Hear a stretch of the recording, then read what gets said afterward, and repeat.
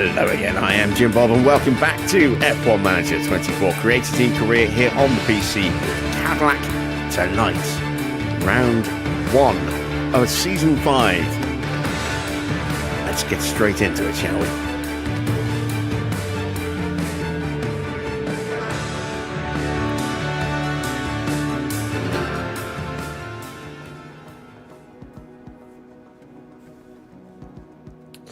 So let's see who we've got in the chat. We've got Adrian, we've got Katz, we've got Wayne, we've got Victor. Good to see you guys. Hello to everyone else who's lurking in the chat. Please do feel free to say hello. If you have any general questions, I'll be happy to try and answer those for you as well. Here we are at the start of Season 5. And somebody has already spotted something a little bit different. Some big things have happened in the off-season. Red Bull have been bought out by Ford. Ford now is in charge of the team in its entirety, and Red Bull are gone.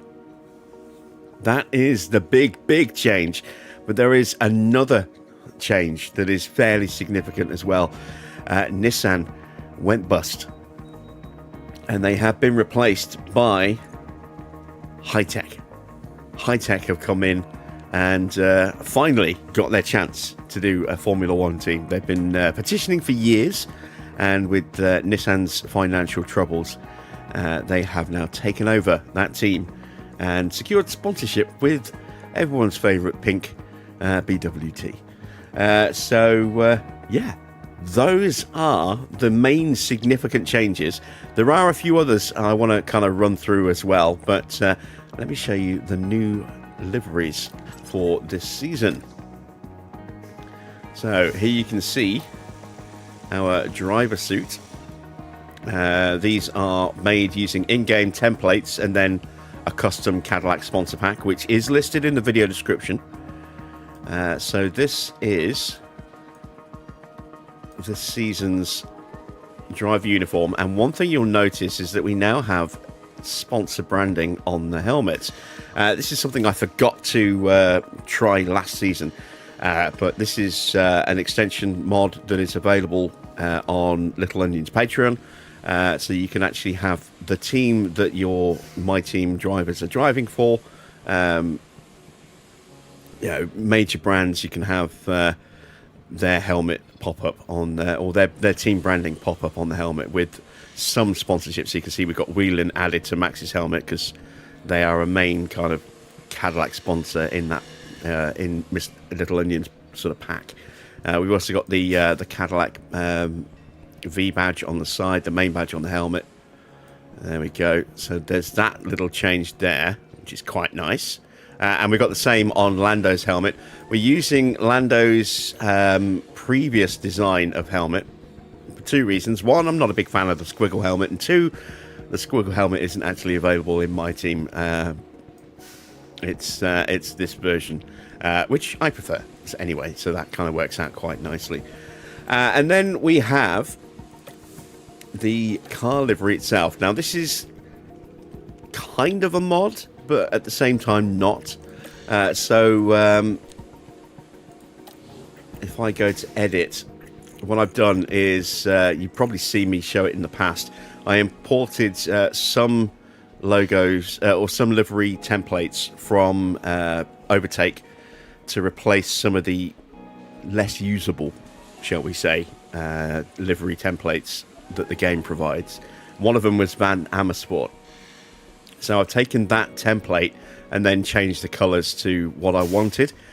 These wheels are actually from JD's Dots livery. So there's the actual livery itself, and that also comes with its own custom wheels. So I'm using those custom wheels with this livery template, which, as you can see, replaces the shark livery. And then I've just coloured it the way I wanted it. And then put in the sponsors from the Cadillac sponsor pack, again, linked. Everything that I'm using is linked in the video description below. Stuck the Cadillac badge on the side of the barge boards. Added the Cadillac and GM to the front nose. DHL is the title sponsor for this car, hence the very big DHL on the side pods in the front wing. And there we go. That is our challenger for this season. Evening, Ingram.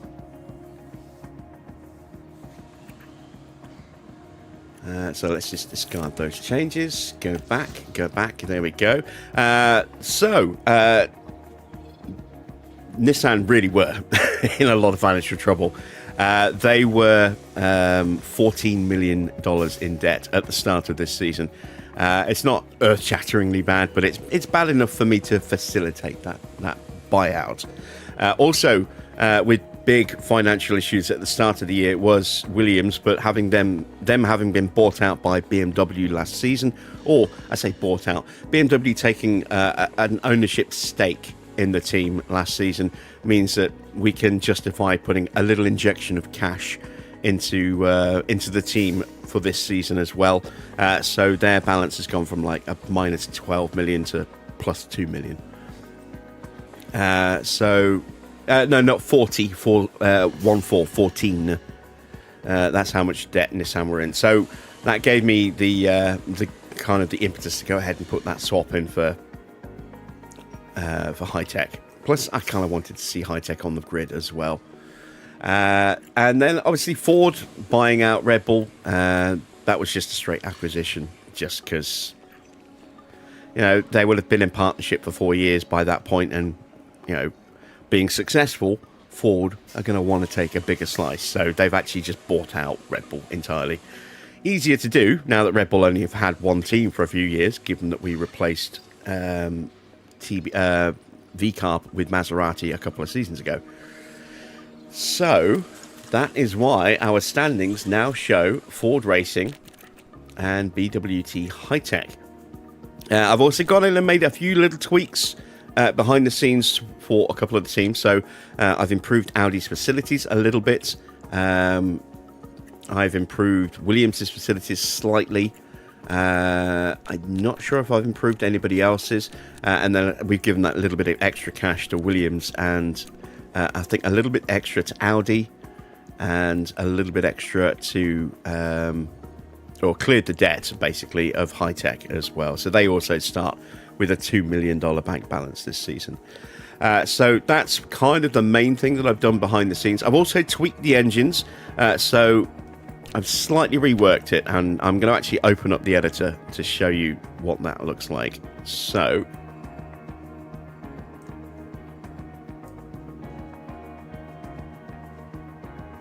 bear with me 2 seconds. All right. Let me go full screen on this for you. So the main engines, what I've done is I've created a point system where every engine has a total of 350 points to spend. The Renault engine is essentially our engine, just so that we have an engine that we can choose off the main four at the start of every season. It's slightly cheaper because it's our own engine rather than paying as a customer engine to one of the other big three. So Ferrari and Mercedes have the most powerful engines. Ford's engine went up by 2.5%, as did ours this season. Everyone's engine has now gone up, apart from Mercedes in terms of power. They were already at 100%. Everyone's has gone up by 2.5%. We go into the custom engines. Honda's now at 95%. Audi's now at 97.5%. This is our engine here at 95%. And then we have the BMW engine, was at 90 last season because it was their first season. They've had a slight power boost now up to 92.5. Again, going up by that 2.5%. And then balancing everything else out so that the total number of points spent on every engine is 350 points. So that creates a nice little balance. It also means that as we improve the power of some of these other engines, we have to take away from other categories, so that we will end up with equally balanced engines in terms of overall spend. And while some might have a slight edge in one department, others will have a slight edge in other departments. So it keeps it a little bit more balanced. So that is that. I have also made a couple of little tweaks to driver contracts, but I'll get to that in a second, because you still don't know who is going to be driving for who this year, and we'll find that out in just a second. So, let's check in with the board. Our objective this year is to finish in third. Oh, that's going to be tough. That's going to be very, very tough. However, we have closed the gap a little bit performance-wise. We're now about 2.5% away from the bottom team and about 4.5% away from the top team, as things currently stand here on day one of 2030. So development could well change that, and probably will change that. But at least we're starting the year relatively close. So let's dive into the inbox, shall we? So this is the improvements and losses that our car has suffered. Now, it was 30% loss to cooling and then 10% to air management and air sensitivity. So you can see our dirty air tolerance has gone down, but because we pumped all of our research into trying to balance out those two things there, in terms of like the big point dumps for our wind tunnel hours, we managed to minimize these losses quite substantially. So this is a 30%, supposed to be losing 30% of that value, but we actually lost very little in the end. We're down 1.5% nearly. Engine cooling, we lost a bit more. We're down about 5% there.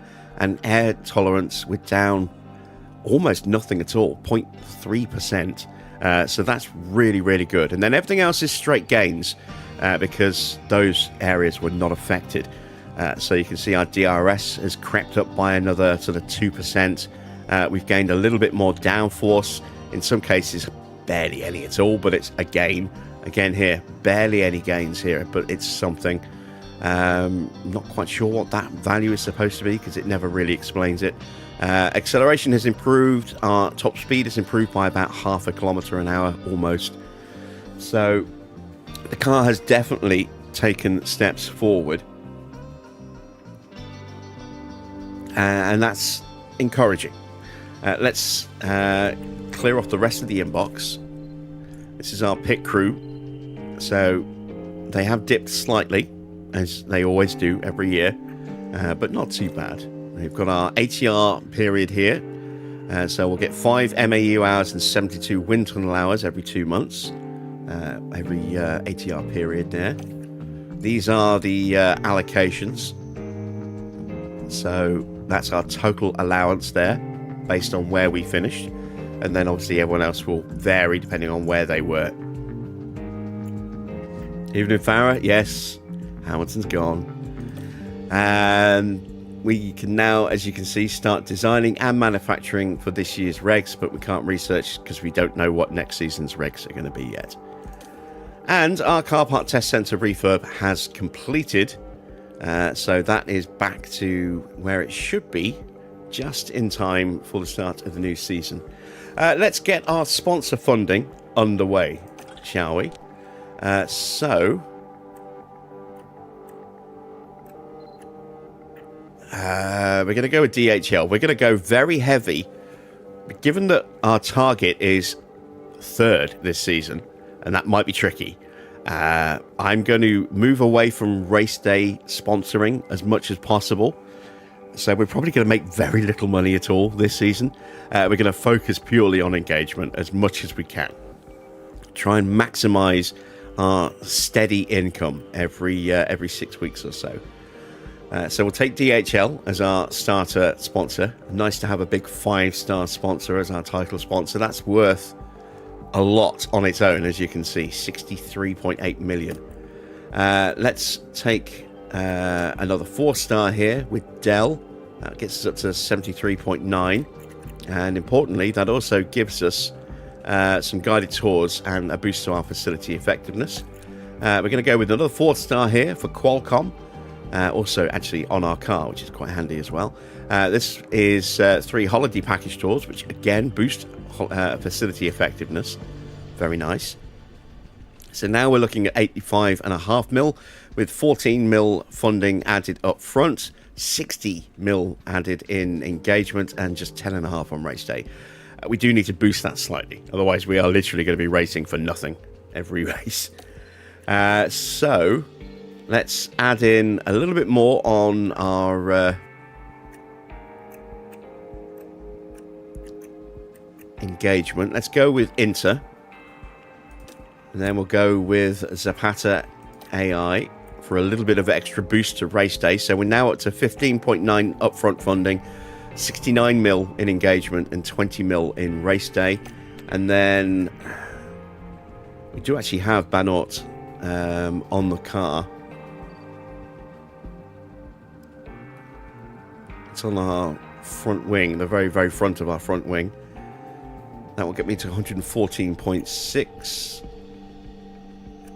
But it comes with no activities. This one has another non-race appearance.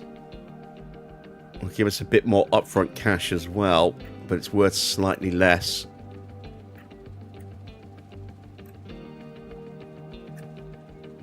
What else do we have?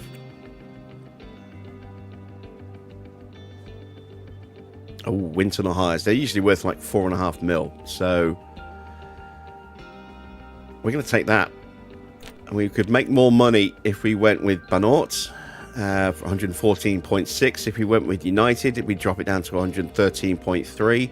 Go here, it's 112.7, but we will get that big facility effectiveness boost, and it will boost our staff development as well, which is already pretty good, but you know, that could really help kick things on again this season. So yeah, executive decision, we'll go with Pirelli. There we go. So a lot of engagement built into our sponsor package this year. Tiny bit of race day, a little bit of upfront funding. These are the figures that we are going to get. So we should have a really, really healthy payment coming from the board, or not from the board, from our sponsors every 6 weeks or so. And then we'll probably be raising, I don't know, maybe $500,000 each for our drivers. It won't be much. It'll be almost non-existent. And we'll get a little bit of upfront cash as well to kickstart our development this year. Their main preference is going to be driver activity. That's good. It's easy to manage. And there we go. So, speaking of drivers, yes, Max has gone. Not Max, sorry. Lewis has gone. Lando is in. I've already pre-swapped our engineers around to make sure that their relationship continues. So Lando gets Javi. Also changes in here. I have released Jack Doohan. And you'll see why in a moment. Giovinazzi has joined us along with Ryo Hirakawa and Zhou Guanyu to supplement our driver pool for commercial and development purposes. And Ugo, I have got him assigned to an F3 category of racing this season with Van Amersfoort, and I chose them simply because we pinched their livery template. Makes sense that we would maybe have a little tie-in in that respect. So let's start allocating these guys their new positions, shall we? So we want him on marketability because he has a 63 marketability. It's not amazing, but we need somebody there who's pretty decent. Ryo Hirakawa is a little bit worse. We're going to put him onto car development. There we go. And Giovinazzi is actually looking pretty good stat-wise for somebody who's at 36 years old. We haven't tweaked these in any way. These are his actual stats, which is quite nice. I can't put him on car development because we've got 3 assigned already. So who's doing what? Let's take Jack off and put him on marketability.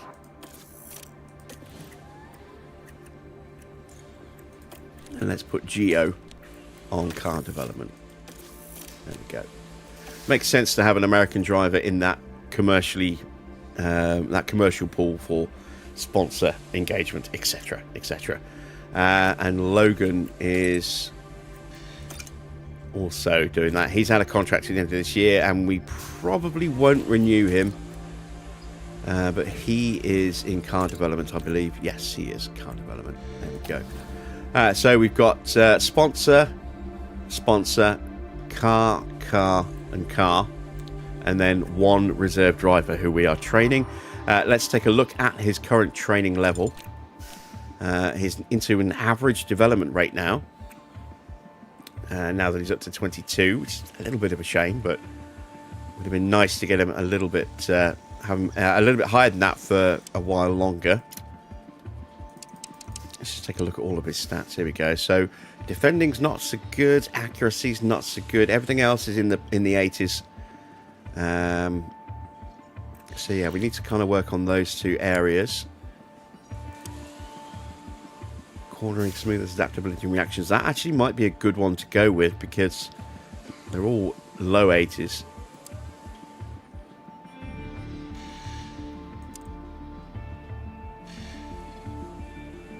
That might be something to consider.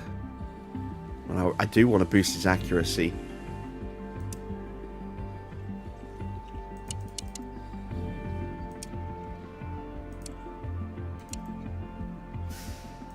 I don't think I'm going to get what I want out of this. So we're going to go with that. We'll go for the accuracy boost. That'll also improve his cornering and his adaptability. And if his braking gets a little bit better as well, that's no bad thing. So we'll get him focusing in that area for the first few months of the season.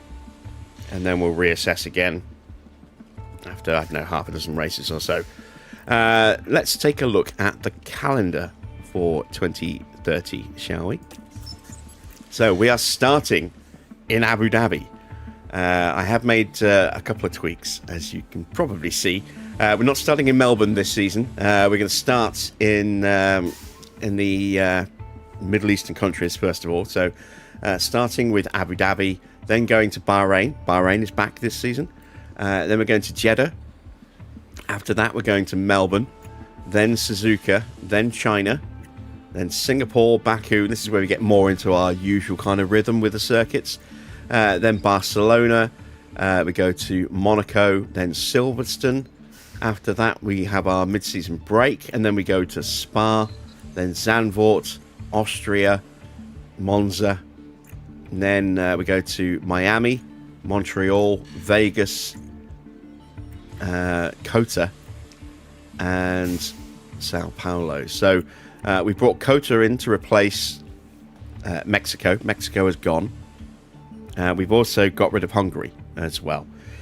So that is our 20 race calendar for this season. There will be 12, I think, 12 Formula 3 races and 15 Formula 2 races on that calendar as well.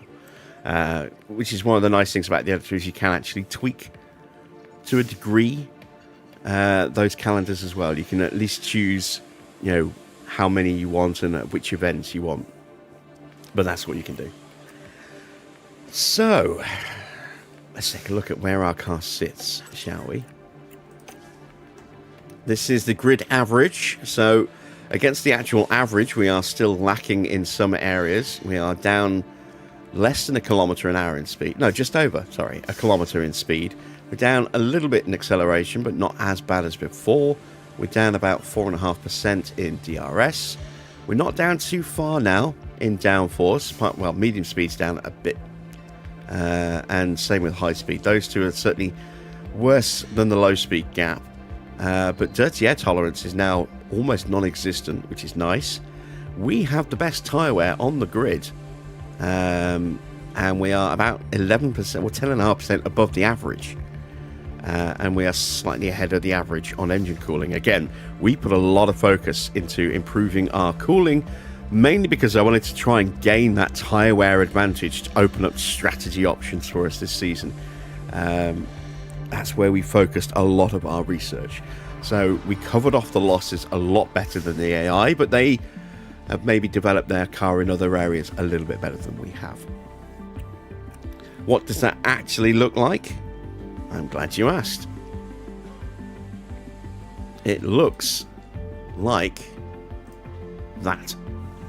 So we have 76.25% as our overall car performance. You can see we are just 2.5% off the back of McLaren now, and they are in 10th place. They're the worst of the rest, so to speak. Top team at the moment, again, this is based on day 1, January 2030, is Aston with a performance index of 80.6%. So we are less than 4.5% away from the top team and just 2.5% away from the team that's next above us. So that gap has come down a bit, but the big question is, what will that gap look like when we actually go back to to racing again in a couple of months' time? That could be very, very different. So we can't necessarily get straight into stuff because we do have some refurbs that we need to get started. Again, it's not going to let me refurb these facilities for some reason, which is a little annoying. We'll go forward a day and see if we can do that then. First things first, though, before we can advance time, we have to do our training for the pits. So, pretty well balanced across the board here. Chance of a mistake currently at 7%, 2 seconds for our pit stop time. That is definitely something we want to improve. So let's go ahead and slap in a whole load of gym training to get us started.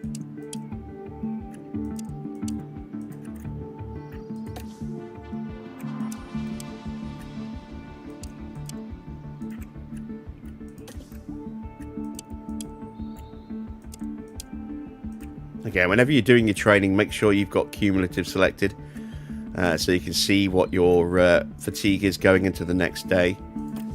Much better than just looking at the total figure, which just works out what your fatigue is from when you finish your training to the end of the month. That's not really very helpful.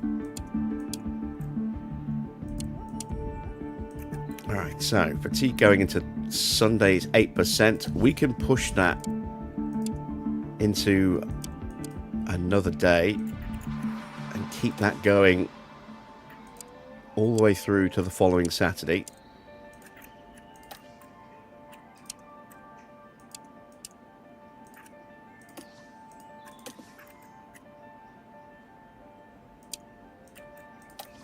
Really kickstart 2030 with some very intense speed training.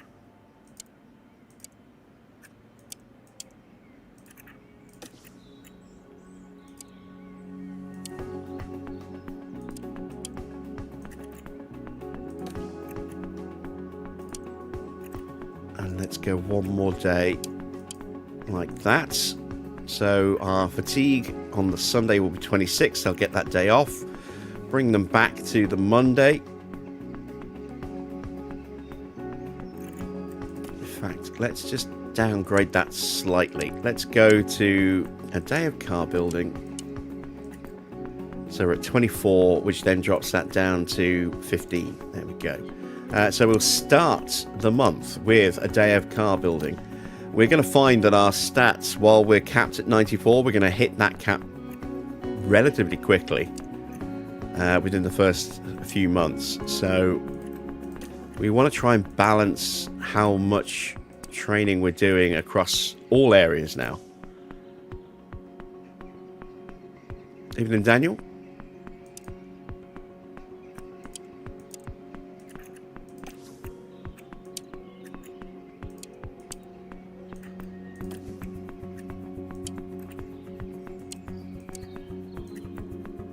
Down to 24%, down to 15 again.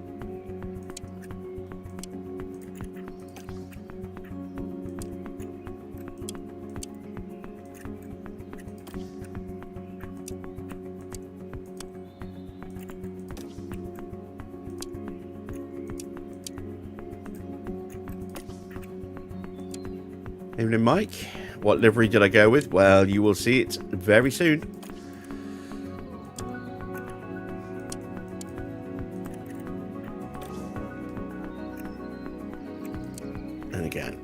just put a day of car building in, and then we're going to go with some more split training.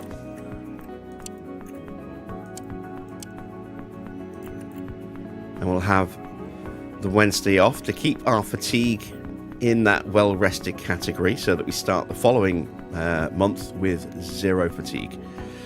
There we go. That is our first month of pit training done.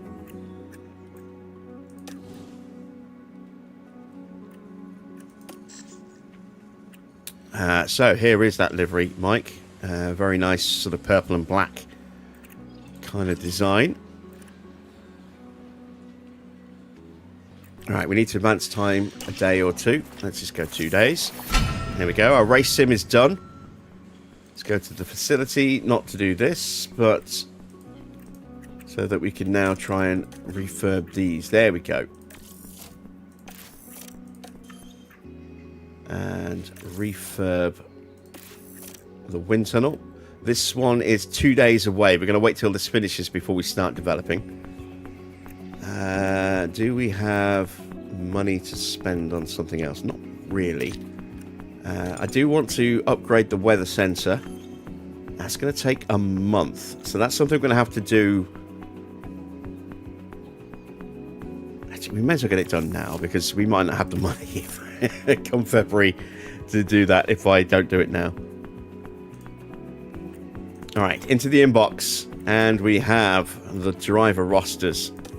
So, starting with F3, these are the team lineups. If we find Van Amersfoort, there we go.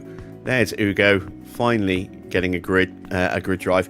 Because I don't have auto contract turned on, that's why Ugo wasn't getting offered a drive in F3. I actually had to go in and manually do that. So, yeah, slight mistake on my part, but at least now I know what to do for next season and beyond as well. Abby Pulling is still racing in F3 at Campos. F2 driver lineups. So we have Tuka and Teresa at Prema. Invicta, Caitlin and Zach. And so on and so forth. There's Jack Crawford racing for ART.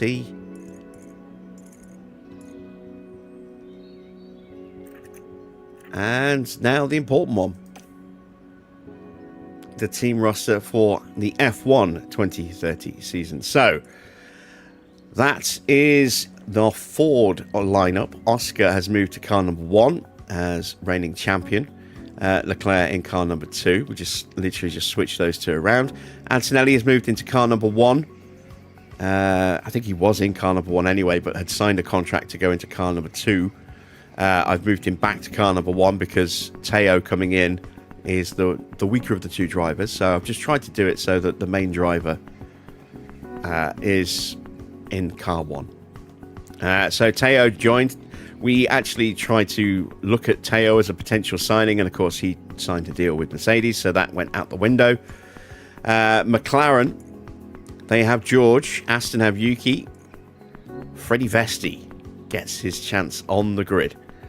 So Freddie, I have given a slight tweak to his stats, just a very slight tweak, and it was actually supposed to be Stoffel, but I wanted Freddie to get a chance because we've seen Stoffel in a lot of our career files, and we never see Freddie get on the grid. So I wanted to give Freddie a chance. So he was a promotion from within the McLaren driving school, which is quite handy.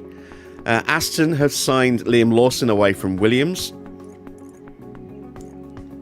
We have obviously replaced Lewis with Lando, and we've moved Max into car 1. No change at Ferrari, still Sainz and Bearman. Moving down to TGR and Maserati.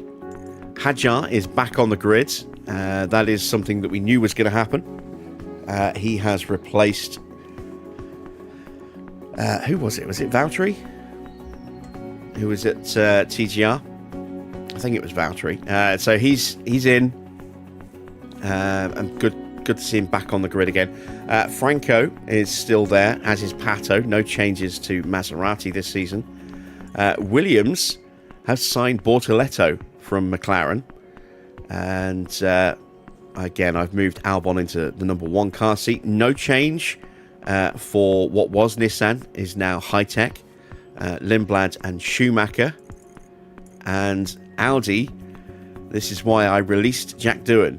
Audi had initially gone for Lance Stroll, because he was still there, and Felipe Drugovich, but I decided that we needed to get rid of Lance Stroll again. So I released Jack Doohan and lined him up alongside Felipe Drugovich to replace Lance Stroll. So Stroll's back in free agency again. And I don't think Audi will be too disappointed in that. So that's the only other manual change that I had to do to the driver lineup. So I released Jack Doohan from our lineup. He still had 1 year left on his contract, but I just cancelled his contract and sent him to Audi. So there we go. That is your 2030 driver lineup.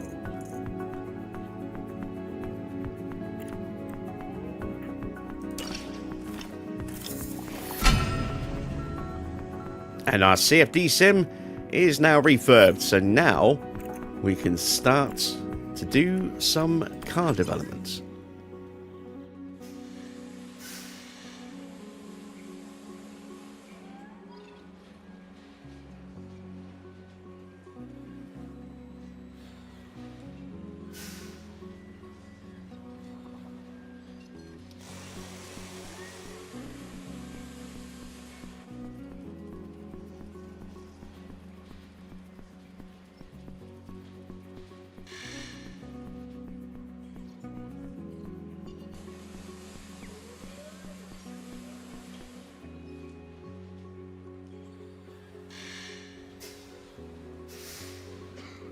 All right, we're going to start, as we always do, going into the warehouse, checking out each part individually to see which is the really, really, really bad parts and which are just the not quite so good parts.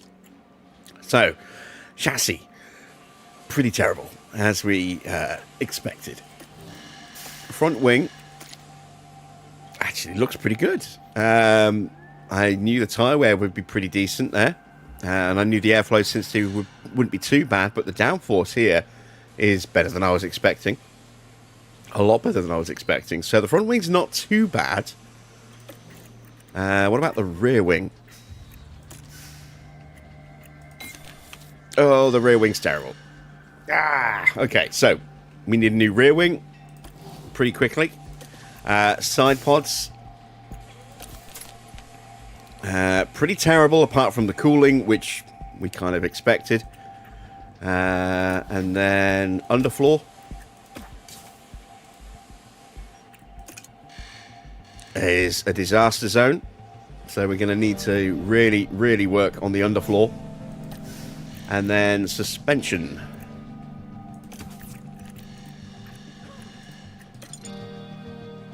And again, I expected this to be very strong.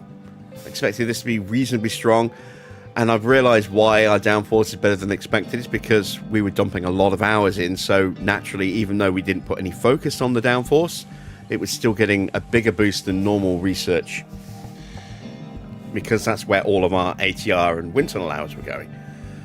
So, okay, we have our clear areas that need improvement. That's the chassis, the side pods, the underfloor, and the rear wing. They're the 4 areas that need the most urgent attention. So, let's start with those. Let's start with a chassis. In fact, actually, let me start with a rear wing. So, one of the things I want to try and do this season is, instead of just doing one round of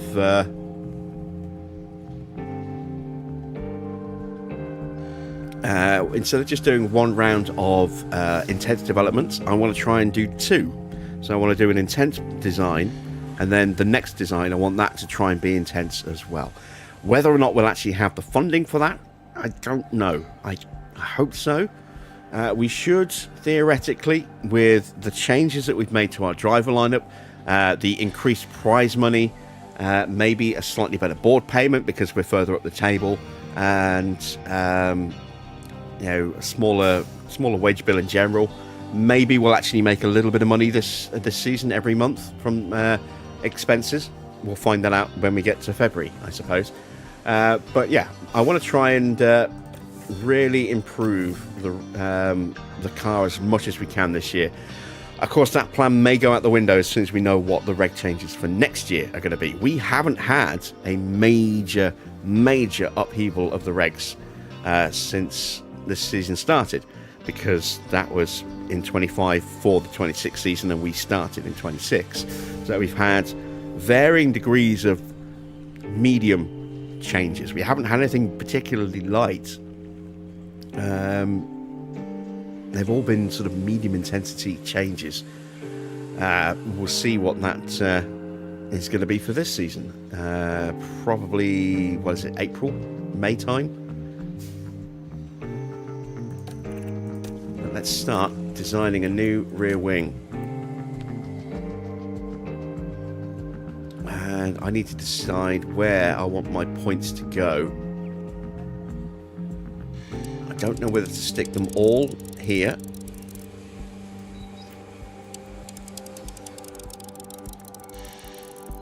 or maybe stick them on the underfloor. I am thinking maybe the underfloor.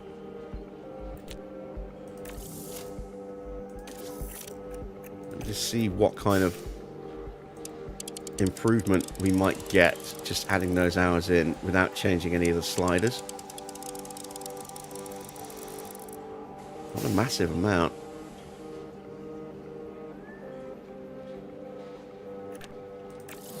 Want the hours to go where they're going to do good. I'm going to put them on the rear wing. I think we'll just get more in general out of the rear wing than we will the underfloor with the additional hours. Okay, so we want to try and improve speeds and DRS. We also want to try and improve our airflow sensitivity just a little bit more. Let's take some weight out of the wing design. Let's go to a 3.5. That'll give us a little bit of extra speed. A couple of percent on the DRS, just about 0.5% on the dirty air. Small gains on the downforce. We'll give that a go. We're going to go intense so that we gain more expertise, and then hopefully the next one will be even better. We're also getting a nice 10% bonus from our active driver development focus, and that is a big chunk of our cash gone for a rear wing. Always expensive. Evening, Arda. Long-term objective, why is it 0? We completed it. I don't know. Is it? Let's go back and have a look. Oh yeah, long-term points contender. Objective points contender. This resets every season if you don't complete it. We didn't complete it last year. We missed it by 1. So it's a new season, so that target resets down to 0 again. So we've got to try and score points in 12 of the 20 races this season. Hopefully we'll get it this year.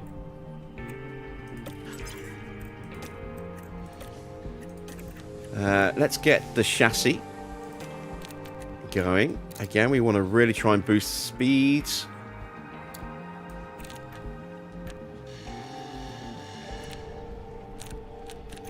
Tiny little tweak. Let's take a little bit of that off, actually.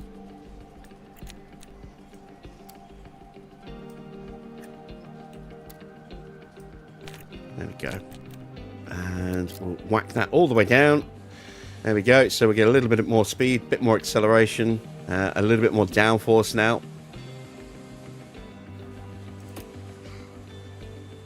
And again, we're going to go intense.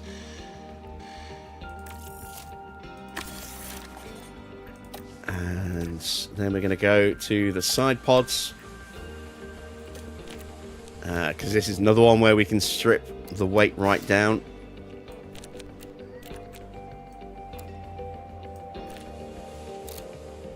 Like so.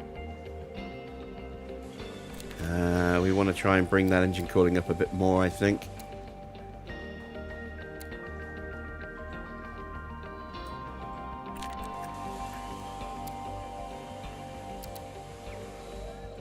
Let's go with that.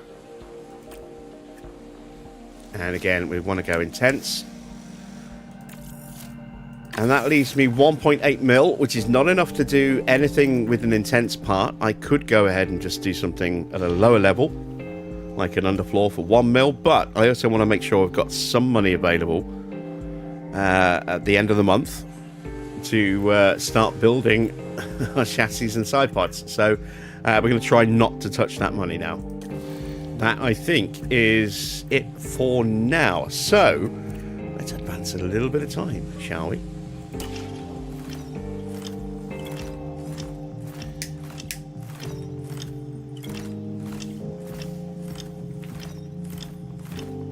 If our factory's going to burn down, now would be an ideal time for that to happen. Somehow I doubt it's going to be that generous to us, though. So, Weather Center is now level 2. So we'll have a little bit of an improvement in forecasting, but, I mean, it's still not going to be great, is it? It would normally be 60%. We boosted it up to 70% because instead of refurbing, we just upgraded. January staff survey results. Ooh, look at this. Nobody is complaining about the car. How long will that continue, I wonder? That is the best staff survey we've ever seen. Everybody's happy. Nobody's grumpy. A couple of people are neutral on their salary. But that's fine. Wow, okay. I was not expecting such a good survey result there. That's very, very good. Our wind tunnel refurb is done. I didn't want to wait a full month before we got development started because that would just put us completely on the back foot. And it's now the end of the month. So we'll find out whether we're going to get some extra cash at the end of the month or we're going to continue losing money every month like we have been for the last year. Start off with the affiliates. So let's see. Jack has gained a point in defending. And it hasn't given me anything on the others. Why is Ugo not showing? He should be. I can understand why some of the others aren't. Because, again, Logan should be, even though he didn't really... he isn't doing any skill training. But the others have just come in. A little annoying, but yeah. A very underbaked email there. We'll see if they pop up again next month. Main drivers. Any changes to their stats? No, not at all. This is a straight comparison. So you can see Max definitely has the edge. Are there any categories where Lando has the edge? Let's have a look. So he's got more control than Max. They're the same on smoothness. Max a much better wet driver. Better overtaker. Slightly better defending for Lando. Reactions is down 10 points. That's quite a bit. Accuracy is the same. Oh, we gained a little bit of money. I think we gained about $900,000. I will take it. Considering we were losing 2.1 mil every month last season, I will take that. Just breaking even would have been nice, but the fact we've actually made a slight little profit, I will take that all day long. So, pit crew training for February. When does the first race start? 35 days. Okay, so we can get everything done in this month, not worry about the next month. So once again, we're going to go to cumulative. Our fatigue at the start of the month, nice and zeroed out, which is good. We're going to do exactly what we did in the previous month. We're going to start with a very heavy focus on speed training.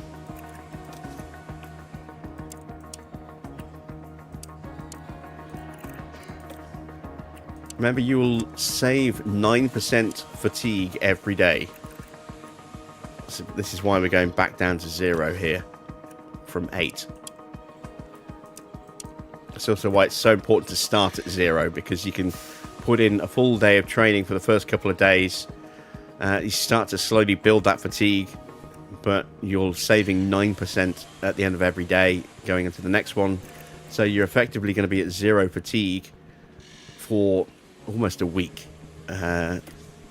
which is why if you want to really focus on that gym training, that's the best time to do it.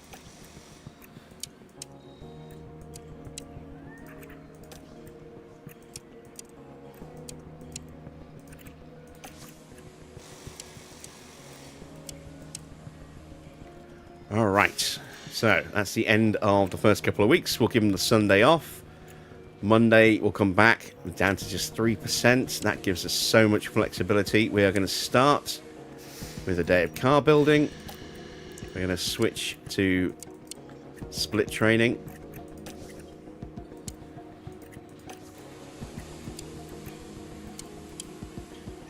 Our stats are all still nicely balanced, so we don't need to focus on any one individual area. We can leave that on balanced.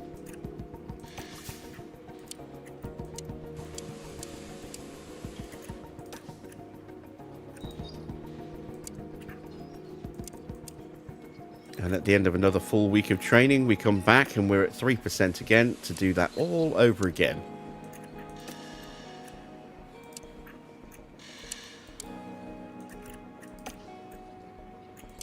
Ideally, I would like to put more speed training in, but I also want to try and just gradually improve our stats back up to where they were, ready for the start of the new season, as well as trying to bring our stop times down. Later in the season, we will be switching our focus away from skill training to try and really get more speed training in, and then just little bits of skill training just to stop our stats from devolving too much.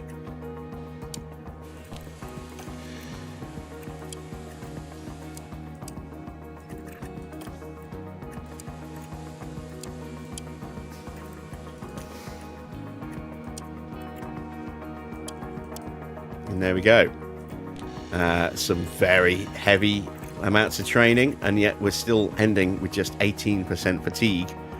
Which means when we go to the next day, we should be at or very, very close to 0.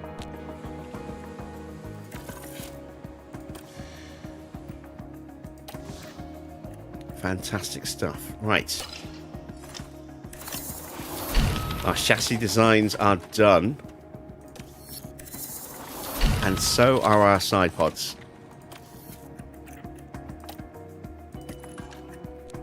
Let's start getting 2 of those done.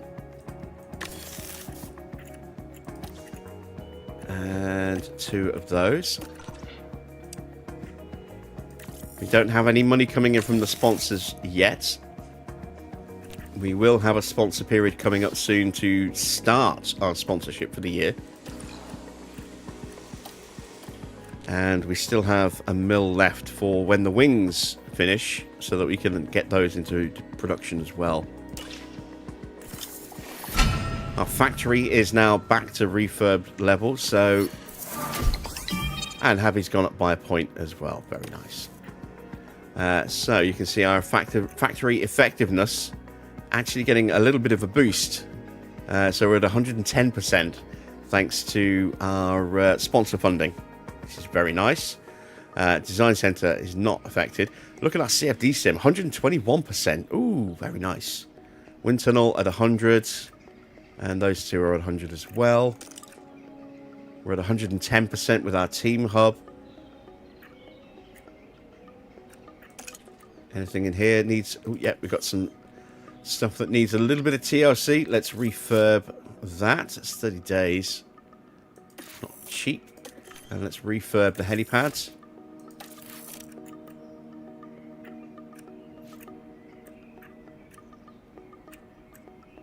Okay.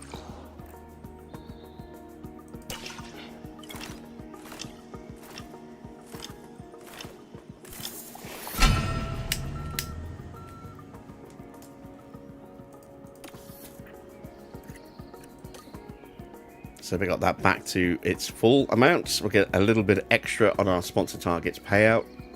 It's going to be negligible. As I say, I think we'll be lucky to break $500,000 per driver. But it does boost our attractiveness, and our marketability gets reset back to 60 as well, which is nice. And now the rear wing is done. So let's build. How much have we got? A mil. Let's build 3 of those. There we go. It would be nice to have a little bit more cash, but it'll come soon enough.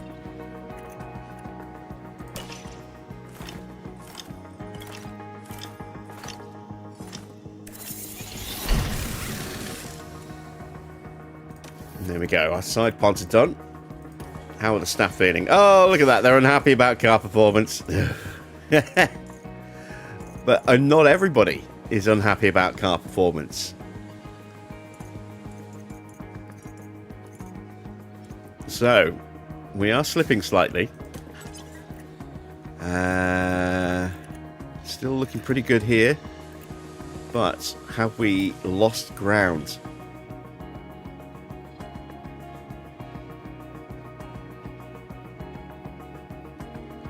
Maybe a tiny little bit. But we haven't put our new parts on yet.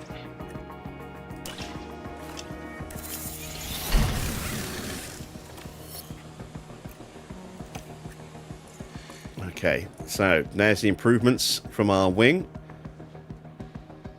Very, very nice.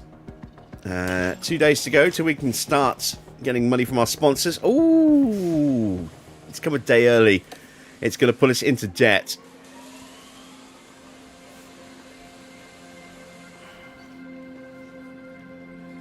I'm not going to have any money for a while. We're going to get some money from the board, but it's not going to be much. Much as I would love to do this, I've got to turn it down because we're not going to be able to actually start any project until it's pretty much run out. So we're going to have to deny it and hope that we get offered that again later this season. We might do, we might not. We might just have to wait till next year. If only that had come a month ago, at the beginning of January, that would have been perfect. Damn it. Because this sponsor plan is to start earning money from the sponsors. We haven't earned anything yet. And we won't until 6 weeks' time. So, and again, that's like that's too far. By that point, that boost in our design center would have finished. So, yeah. It would just be wasting $1 million, effectively. Unfortunately, it came just a little bit too soon or a little bit too late, depending on your point of view on that one. Evening, Army. Evening, Tony. Good to see you. Right, sponsor plan. So, we are starting off with 9 million in engagement. Woo! Okay, we are really going to start rolling in the big bucks this season. 9 million every 6 weeks, and we're getting an extra 5 million from mandatory in this month. Wow. That is awesome. Awesome. Right. We need to really kickstart our engagement because we're going to need to do a lot. And yeah, some of these events aren't going to give us huge boosts. So we're going to have to just throw in the big boys to get the really big engagements. Just to get us started. Once we get past that point, we'll be fine.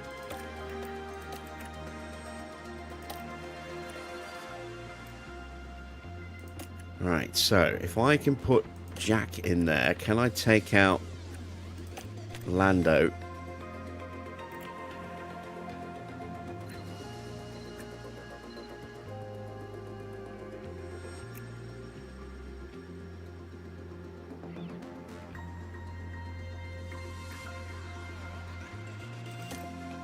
There we go. We'll take out Lando because his stats are a little bit lower than Max, so we can afford to lose the touch off Max for a couple of races. I'd rather not do that to Lando if at all possible. But yeah, look at that. 14.27 mil coming our way in 6 weeks' time. That is awesome.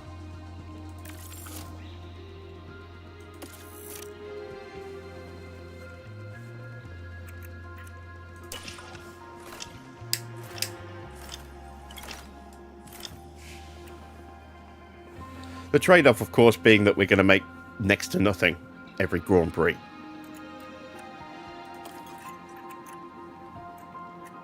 All right, driver development updates. Oh, Max has actually gained a point in adaptability. He's now a 99 rated wet driver. Fantastic. As to what area he didn't really need to improve. It would have been nice to improve his accuracy, but... Is he on basic? Balanced, he is. All right, let's put him on something that's going to improve the one area that he's actually weak. His accuracy. Can we do that without boosting his others as well? No, but let's do him on that. So we'll gain accuracy, hopefully a little bit more smoothness, and boosting the control is never a bad thing. There we go. Did we put Lando on any specific training? No, we didn't. All right, so Lando has excellent control, very good defending.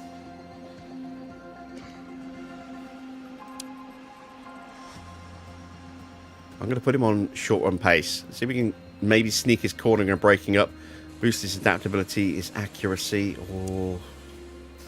You know what? No, let's do this. Cornering, smoothing, adaptability, and reactions. Let's work on that.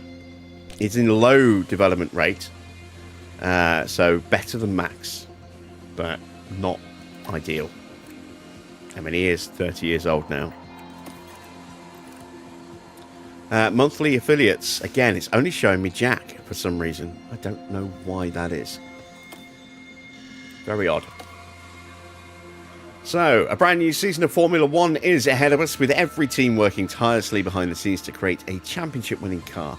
Last year saw Ford, now what was Red Bull, now Ford, taking home the trophy for the Constructors' Championship, with Oscar claiming first place in the Drivers' Championship. But this year is a clean slate, and excitement is at a fever pitch.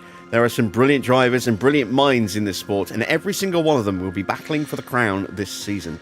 Who will come out on top is anyone's guess, but one thing is for sure, it's set to be one of the greatest years of Formula 1 yet, which I'm pretty sure is exactly what it says every single season.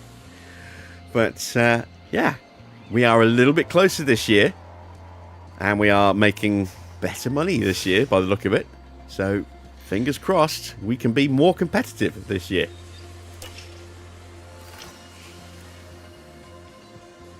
Evening, PR.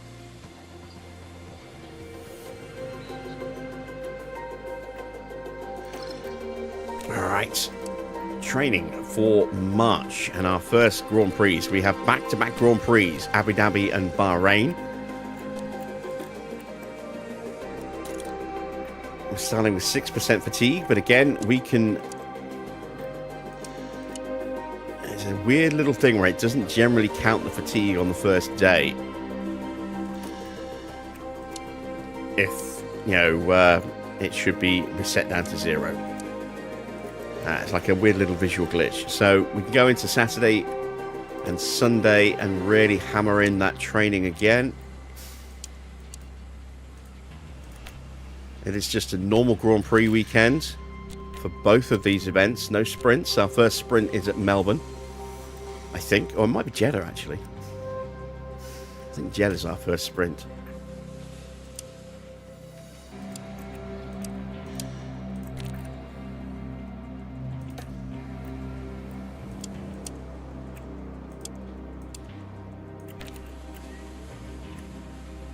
There we go.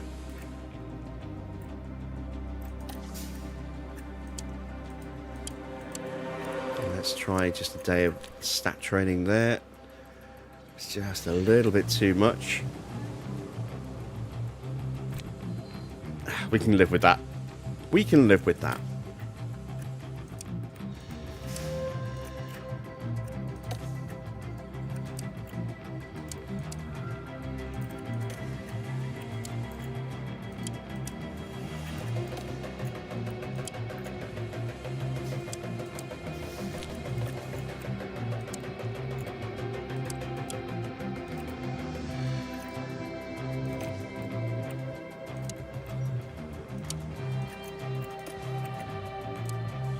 See, our stats have actually devolved slightly to 93 because Will Courtenay's no longer in peak mentality.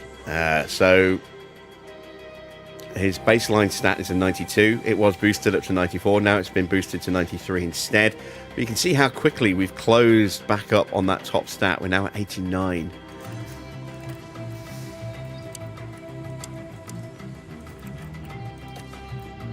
So we're reaching the point where we're going to stop a lot of our skill training coming up soon. Focus a lot more on speed.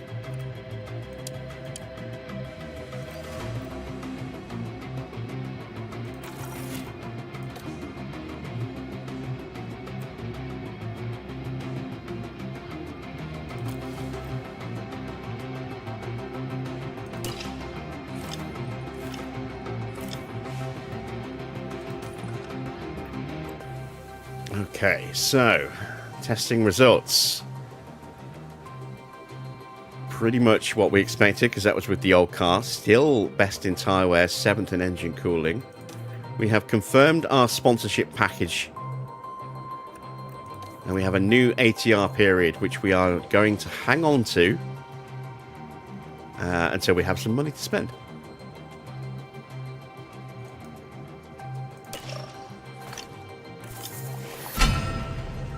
Our hospitality area refurb is done. That's good. So that gets our attractiveness boosted slightly. Boosts our attractiveness there as well. And more importantly, improves our marketability rating again, which will help with future sponsor engagements.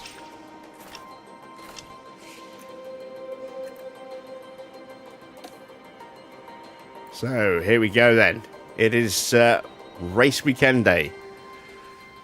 Balanced circuit, hot. It's the beginning of the year. Oh no, it's March, isn't it? Yeah. So it's going to be hot. So there's a chance of tyres. There is a high chance of rain. Ooh, have we got a wet Grand Prix? We have light rain on the Saturday, medium intensity rain on the Sunday. Fantastic stuff. Right, let's see how much we've been able to improve the car from where it was to where it is now.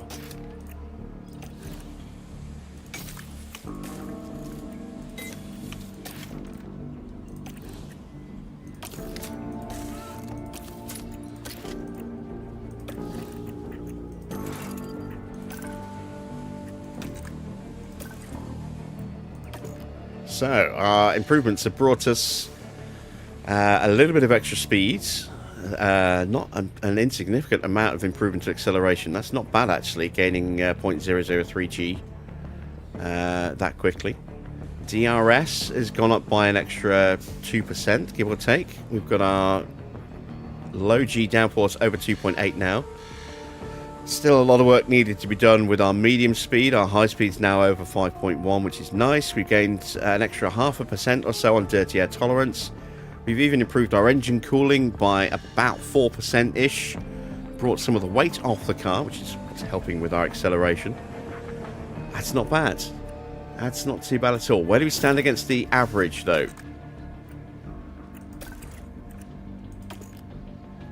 So the average has boosted their speed up to 326 kilometers an hour. But we're within 1 kilometer still of the average, which is really encouraging. Acceleration isn't too bad. We're only down a couple of percent, 3% less than that on DRS. Really close in low speed, not so close in the medium speed, not so close in the high speed. Slightly up in the dirty air tolerance. We're up by 8.5%. Well, not even that. 8.2%, 8.25, 8.3% on the tyre wear.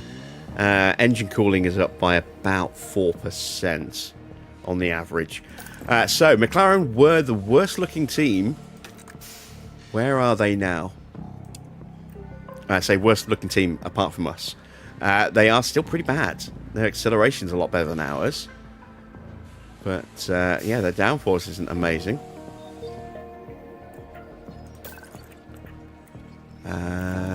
Let's see. Ferrari look to have a pretty decent package.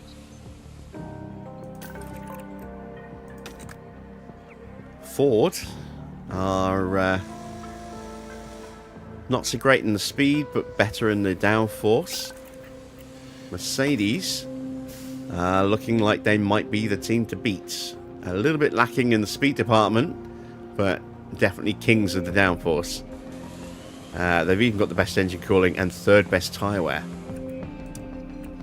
Yeah, so I think Mercedes might be the team to beat here tonight, based off of that. Depends on the drivers, I suppose, doesn't it? HiTech. Oh, wow, HiTech have got the quickest car. I mean, they've got a lot of hours. A lot of development hours from last season. Given that they finished 10th.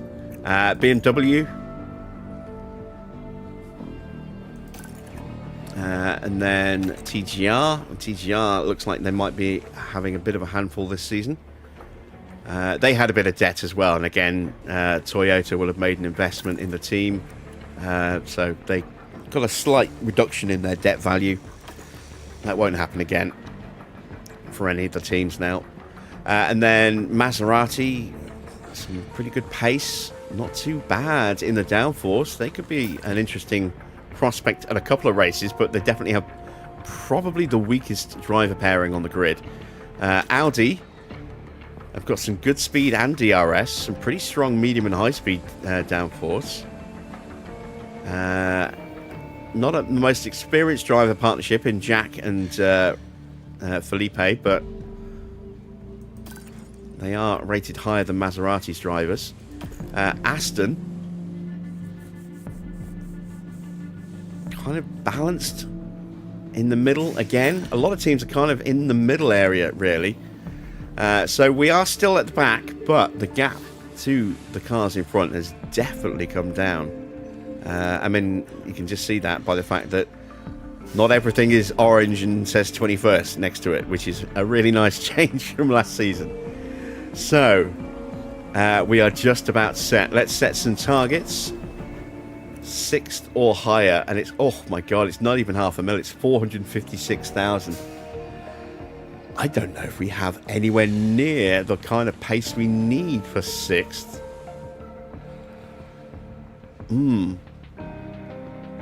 I have no idea where we are in terms of performance. I'm going to go 10th.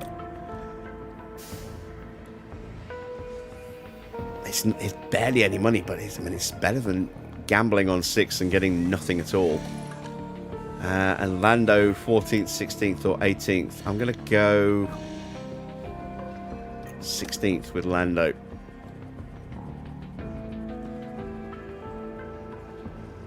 Because the AI obviously, rates Max's chances a lot better than Lando's in equal machinery, given that Max is still just the highest rated driver in the game, very closely followed by Oscar and then Charles. All right, targets are set. Let's head to Abu Dhabi. Welcome along to another exciting weekend of F1 action. The beginning of a brand new Formula One season.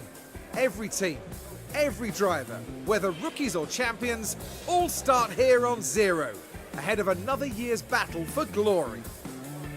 There's now a rookie on the McLaren team, which is both an opportunity and a challenge. Now let's get the weekend underway.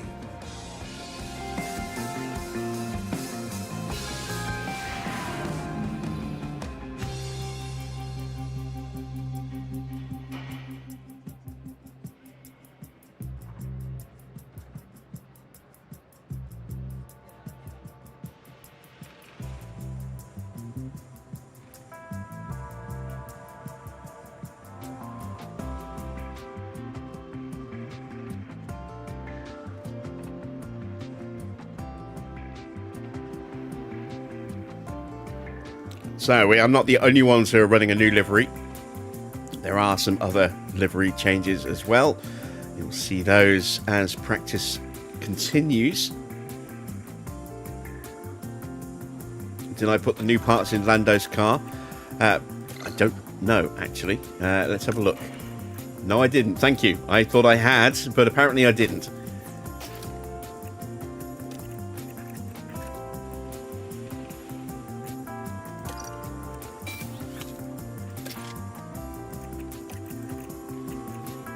Good eyes there in chat. Much appreciated. Oh dear. Right.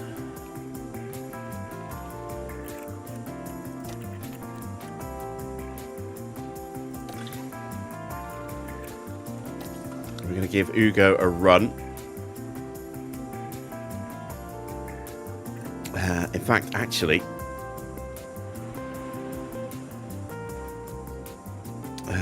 before I go ahead and do that,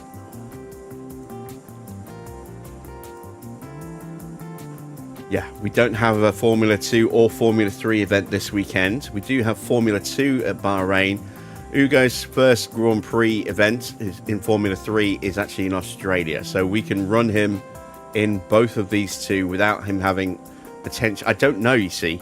Never really given it any thought, but I started thinking about it while I was prepping this season. I was thinking, I wonder if running a rookie that's got an F2 or an F3 drive in the same weekend as an F2 race actually inhibits their prep for their own Grand Prix, and maybe they don't get a great result as a byproduct of that. I don't know if that's the case, but luckily we don't have to think about it for Ugo until Japan at the earliest, because he won't be getting in the car here with a sprint, and I really don't care about F2 with Logan. Jack Crawford, because he is a commercial driver now and is not going to be getting anywhere near our car. So let's give Ugo a run then. We are going to change the run plan. Abu Dhabi is 18 laps. We are going to try and overfuel so we can learn the new car nicely.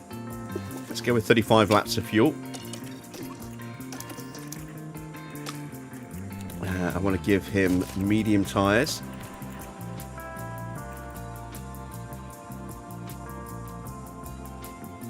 Actually, no, with Ugo, we're going to go with the soft tyres.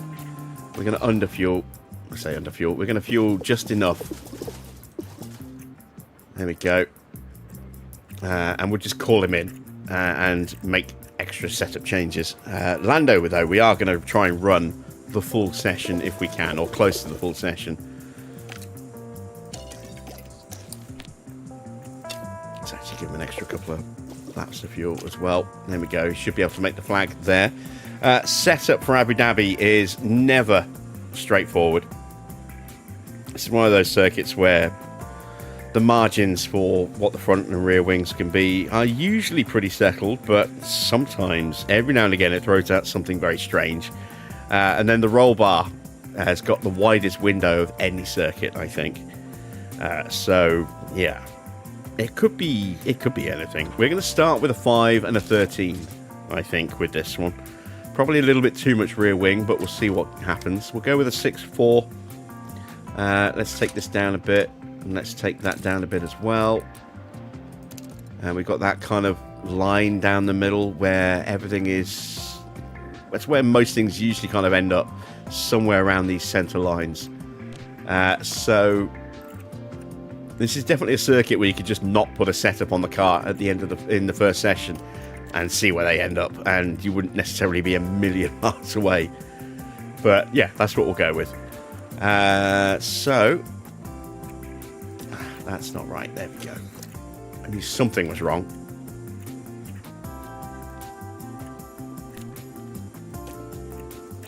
Let's hit the track.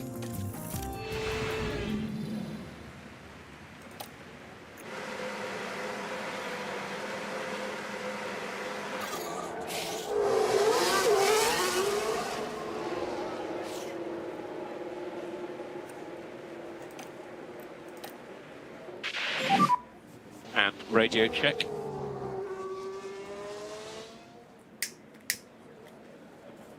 Good for me too. Radio check. Copy, loud and clear.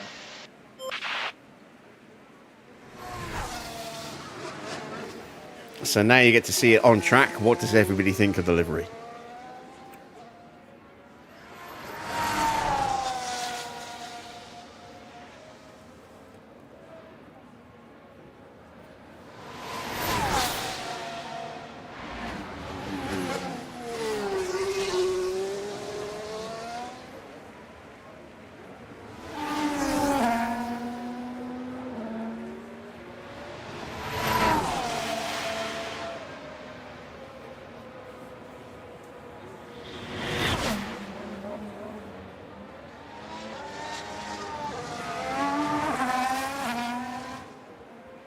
gone with satin paint, so we do get some variations in the tone of the purple, depending on the light conditions. Now you notice that Ford replaced Nissan. No, Ford replaced Red Bull. HiTech replaced Nissan. What's going on with the weather? So full disclosure, I do have to set the weather. It does give me some random weathers, but I do then go in and tweak based on how many wet races and how many dry races. But then I generally do it at 6 o'clock in the morning, so that by the time we actually get the season started, I've forgotten what I've set, and then I don't go back and look at it again. So that it does come as more of a surprise. But that's how we're getting wet weather here, is because I manually set it to wet weather. Because there are some circuits where you just never get it. This is one of them. There is Lando. With the classic Lando helmet.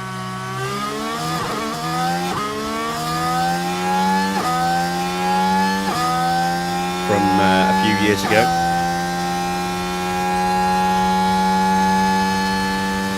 And we do have some other cars on track. So, let's move to Buchanan, who's getting a run out in the Williams. And that has not changed. Williams are still as they were.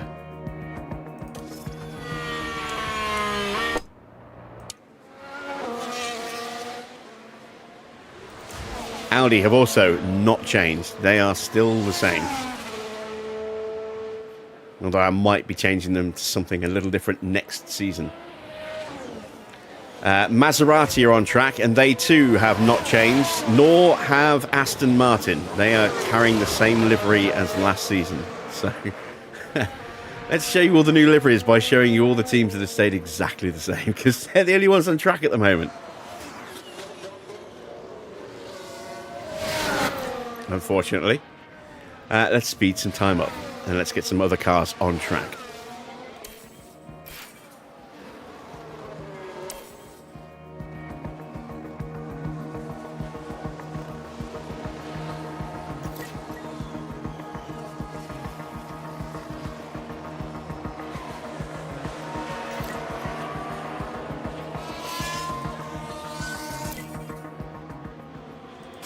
Okay. No change to McLaren either. McLaren are still the same. They're running Golf again this season, just because it's a nice looking livery. But we may see something a little different from McLaren next year. Haven't decided yet.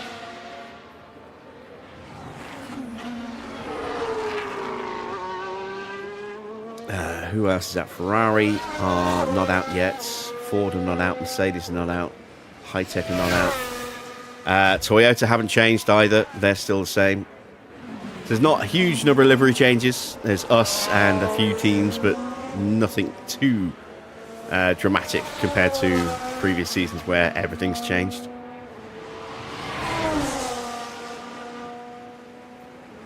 Let's speed them up again.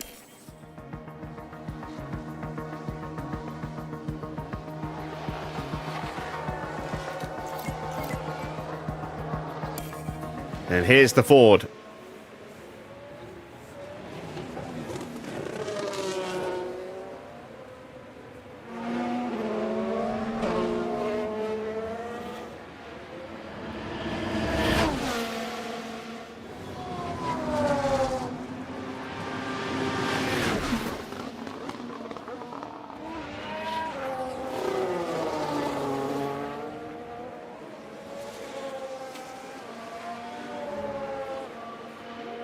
It's a very nice livery. I do like it.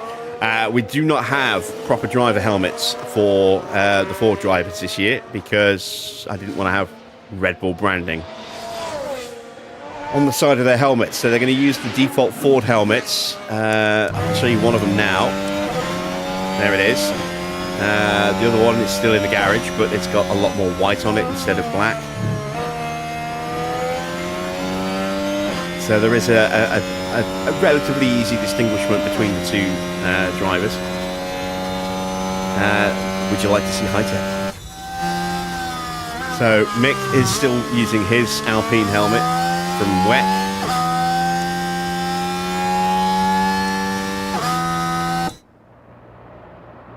Here is the HiTech.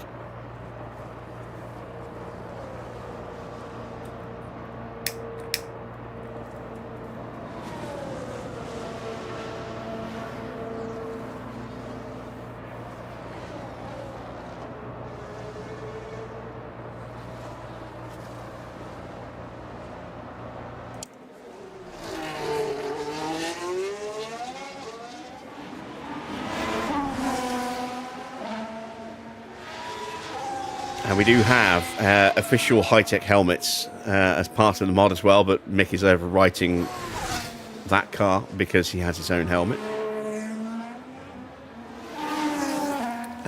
Mercedes are on track. Let me show you the Mercedes. It's kind of a throwback style livery. It's not one I've actually run, at least I don't think so, but it's very heavily inspired by their 22 livery.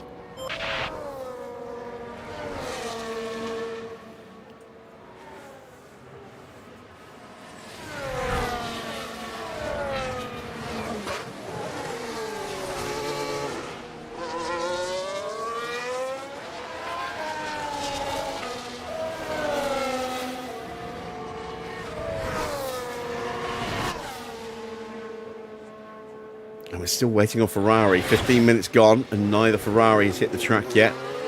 I don't think there's any other teams that have got changes. This is Porsche. He's going to be running the red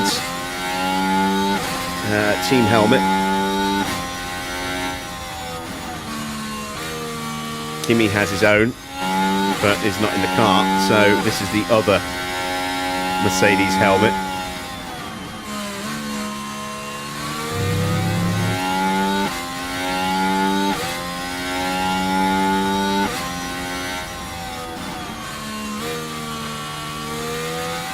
This is the first of the two Nissan helmets.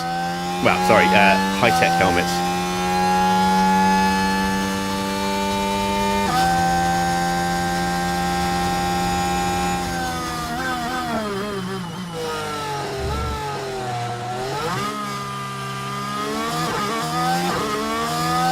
Right, we have a Ferrari on the track.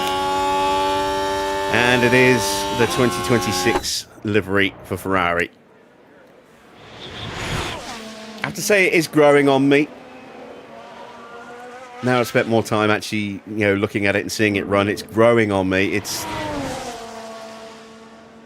is a bit of a weird choice to have kind of done it as a tribute to their early 90s Ferrari, which was one of the worst cars ever. It was so unreliable, it kept breaking down all the time. But is that a portent? Is that foreshadowing? Who knows? But there it is. There is the 2026 livery Ferrari. It made sense. It's just come out. It's not one we've run before. Let's slap it on the car. And it's nice to have Ferrari back with red again.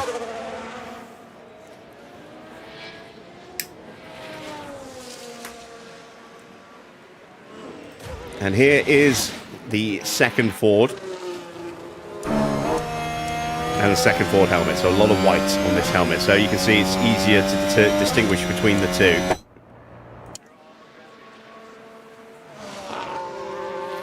You can very clearly see all that white on that helmet compared to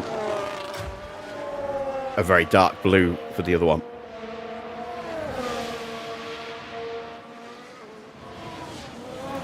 All right, there we go. We have some feedback from Ugo. Let's have a look.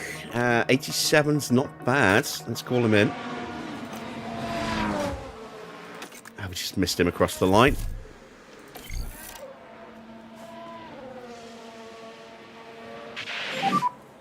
Confirming your box. Tony's having restart again at Vegas. How many retirements, Tony?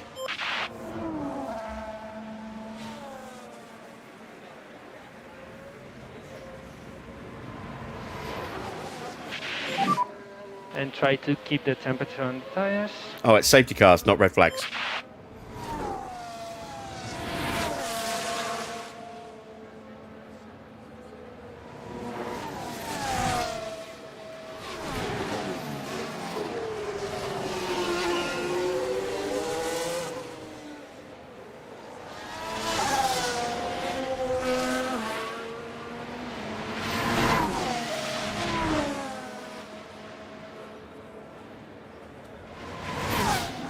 Five retirements. Now you got some catching up to do.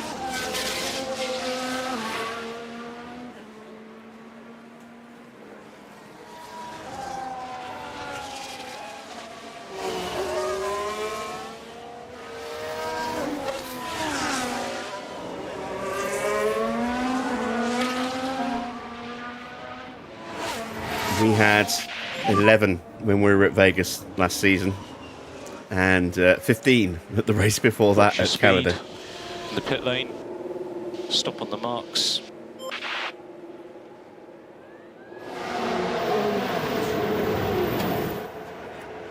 I doubt we'll ever see 15 retirements again. That was utter chaos. So, as you can see, we've got that kind of line down the middle, and it's not far away. It's 87%, and for some reason, it hasn't actually put the changes on. I could have sworn. Oh wait, did I only do car 1? Did I only do max? I think I only did max. All right. What do I change? I need to find 13%. So braking stability is probably going to count for a big chunk of that.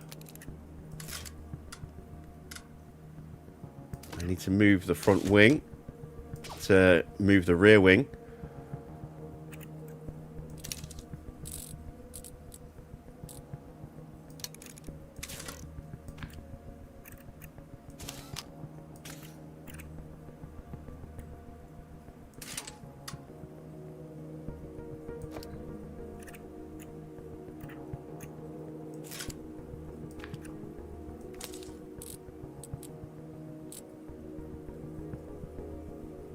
I'm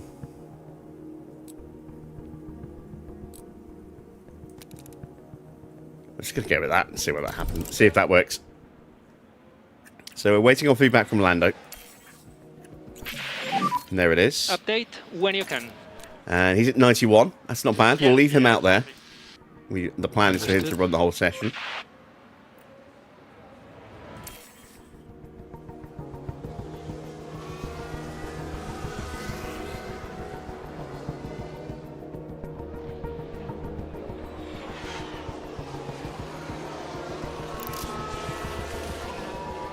And let's get Ugo back on track again.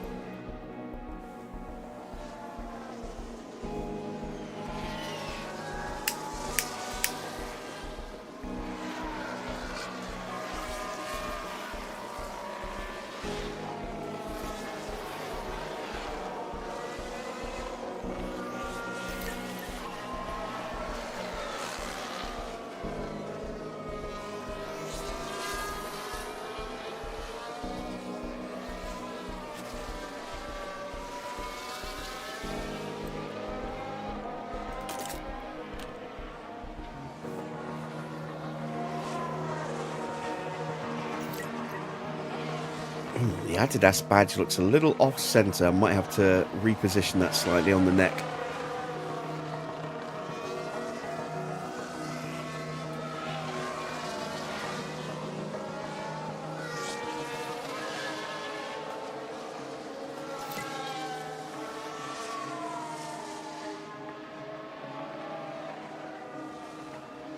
I mean, a brief yellow flag pop up, but it wasn't going to... Oh, there we go. It's a spin for Drugovich. Right, let's follow the action now at turn 7. And the control's lost, and there's not much they can do about that now. So one thing I did discover is that there's actually a head model in this game for Felipe Drugovich as well. I think that's from the 2025 DLC. I know they added a head model for Doohan. I didn't realise that actually added one in for Drugovich as well. So Every driver, apart from Vesti on our grid and Pato O'Ward, has got a head model. It's quite nice.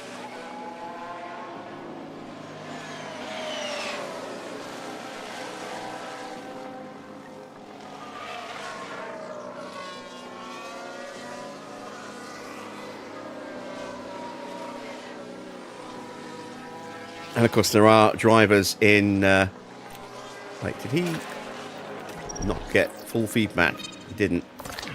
And we went the wrong way and made the car worse.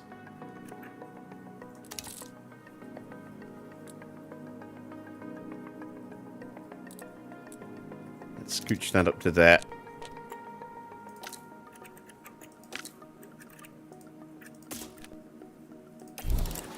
He's not going to get time to go again, but never mind. What was I saying? Yeah, we do have other drivers in reserve, not on the grid, that do have head models. Logan Sargent is one of them. Esteban Ocon is another who's in free agency. He was not picked up after leaving Aston Martin. So it'd be interesting if he reappears on the grid next season. Joe has a head model. Yeah, I only changed Norris' setup. Yeah, I realised as soon as he'd gone out. Every now and again, sometimes the game will do that to you. It just won't save the changes, but that's usually when you make changes at the end of a session and then go into the next session. Sometimes it reverts back to the previous one. That's a pretty rare bug, but it does pop up every now and again. But as soon as I got back and realised it was just straight down the middle like that, I'm like, I must have forgotten to do him. And that is the end of free practice 1. So, initial pace, HiTech are top, with Gasly in second, Lawson third, Sainz fourth, TGR up there again, HiTech up there again. Again, it's practice times, don't read too much into it, but have HiTech managed to have a really good car to start the season with? Again, reminder, the teams who finished bottom have got a substantially boosted amount of hours available for CFD and wind tunnel allocation this season because of the reg changes that came into effect. So Audi and HiTech are going to get big development boosts over teams like Ford and Mercedes.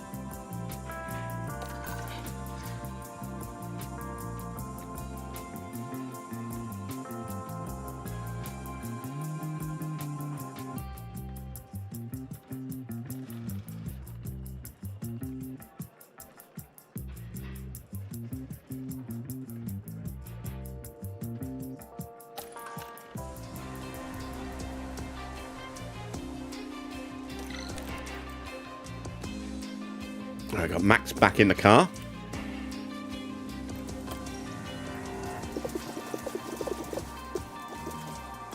He's going to need to run pretty much the whole session. Lando, what's his setup at? 86 overall for his prep. And that's partly down to the setup, partly down to car part knowledge. So he's going to need a decent run. Let's put him down nominally for 30 laps of fuel, but we might call him in if the setup changes that we make go horribly awry. It's possible. So again, look, there's that line. It's kind of just off center down the middle. That's generally what you can expect to see with an Abu Dhabi setup, but it's not always that clear cut.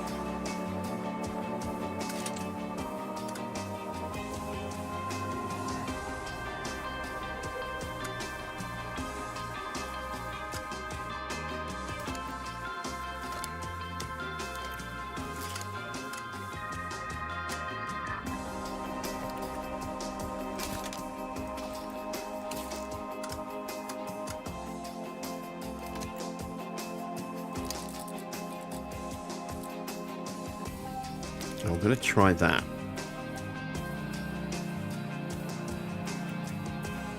We may be way off on that, but we'll give it a go. See what shakes out.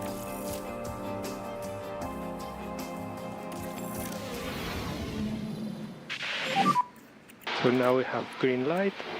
And now I get to see the car in slightly different lighting conditions, so it will look a little bit darker.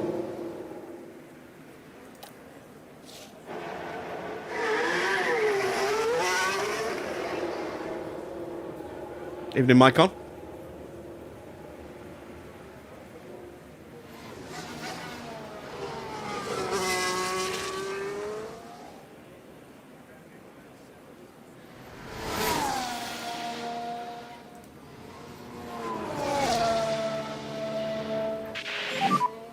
Let's get plenty of brake temperature, if you can, please. Yep.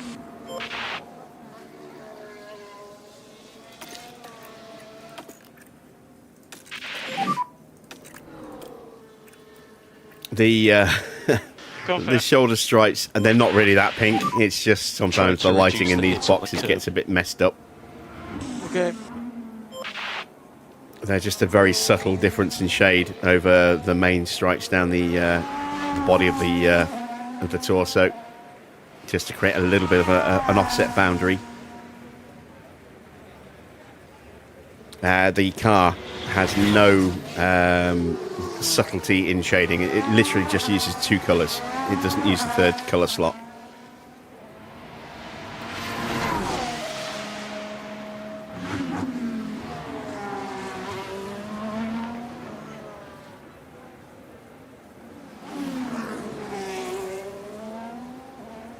You can see that colour looks a little bit more subdued without the bright sunlight.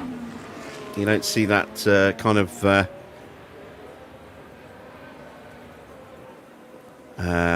subtle brightening in certain parts of it without the direct light source.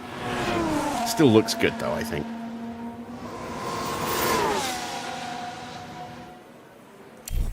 All right, let's speed him up.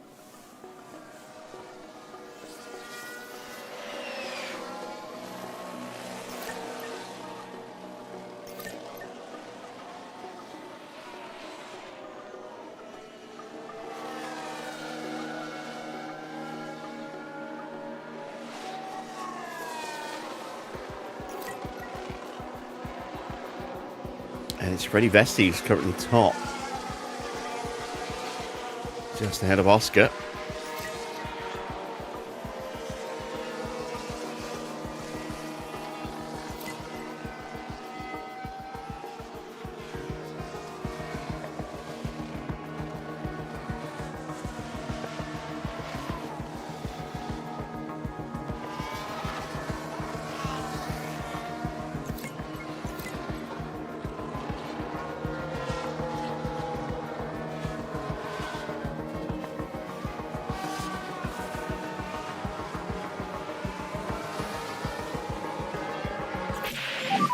And we have optimal feedback from Norris.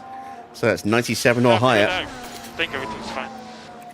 Copy, understood. And it's bang on. It's 100%. That's fantastic. So we kind of gambled a little bit with those changes, and we got it absolutely spot on. Very nice. Very nice indeed. What about Max?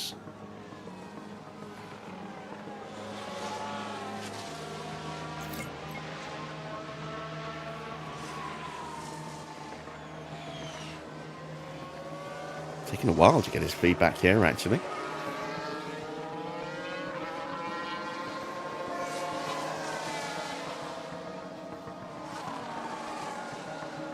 An awful long time. There we go, 85. Ah. Yeah, we made the car a little bit worse, I think. But hopefully will be an easy fix for the final session. He needs the time on track, so we kind of have to leave him out there.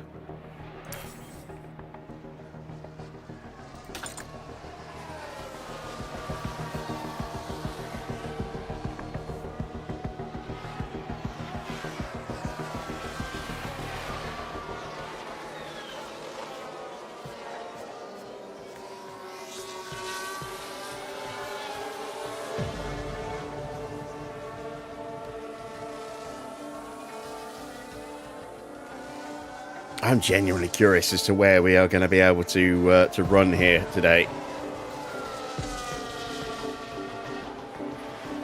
Are we going to be actually able to get comfortably into the points, or is it going to be a real struggle? I mean, we've got a car that is going to be kind to its tyres this year, kinder than most of the grid, if not the whole grid. We're still best on the grid for now.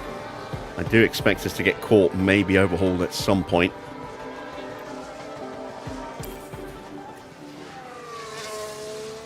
As Norris returns to the pits. And he is now fully prepped. But we will send him out in the next session just so we can help boost that car part knowledge a bit faster. Of course, the real wildcard factor for this Grand Prix is going to be the weather.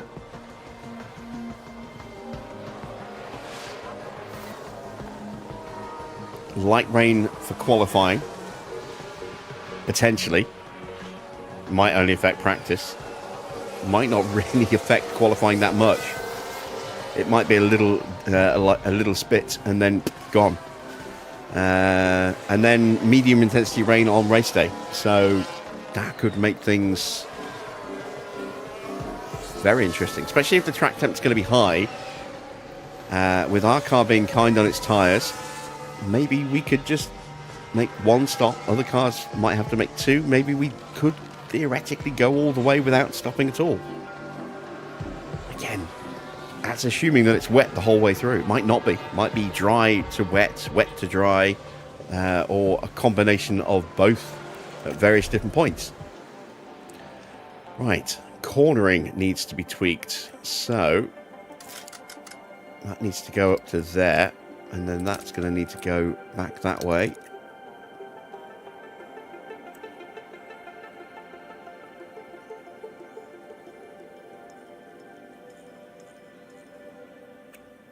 Give it a go.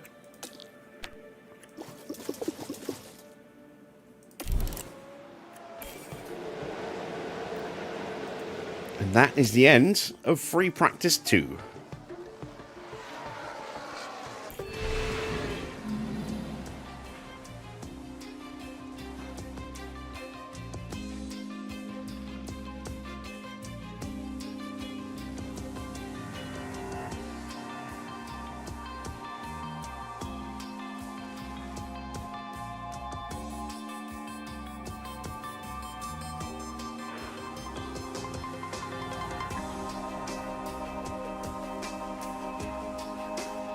Once again, the session is topped by Arvid in the HiTech. Is that a sign of things to come? Have they done a brawn? Have they bought a car at just the right time? Right, changes are made. Medium tyres needed here. We're just going to run soft tyres for Lando.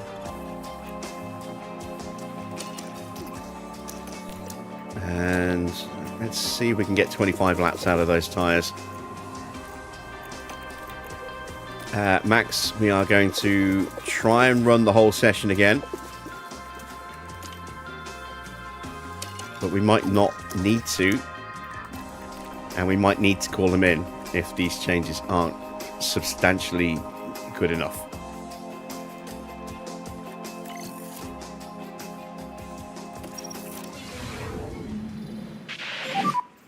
Green light.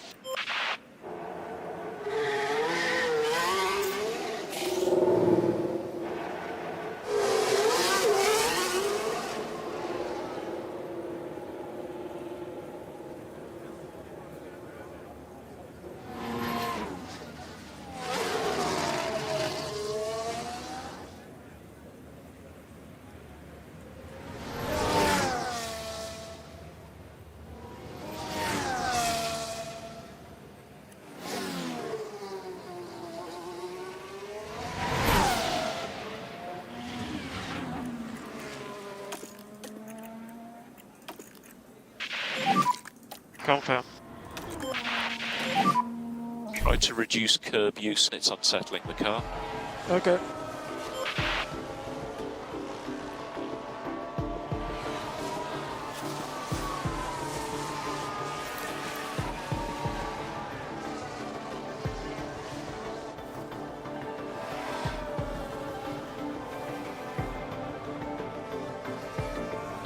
Once again, we have a significant pace difference between our two cars. They're running different tyres and significantly different fuel loads.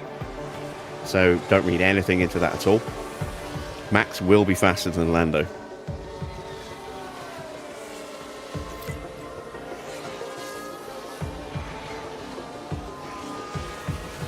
Spin for Freddie Vesti.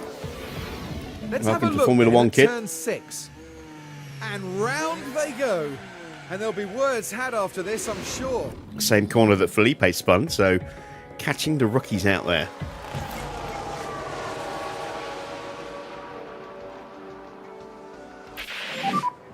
We think there is some rain coming. Yeah, confirm. Right, let's have a look. How wet's it going to get? Oh, it's going to build. It's not going to stay dry enough to stay on these tyres. And Lindblad's up there again, look. I think they might actually have a really strong car. He's giving Mick the hurry up here.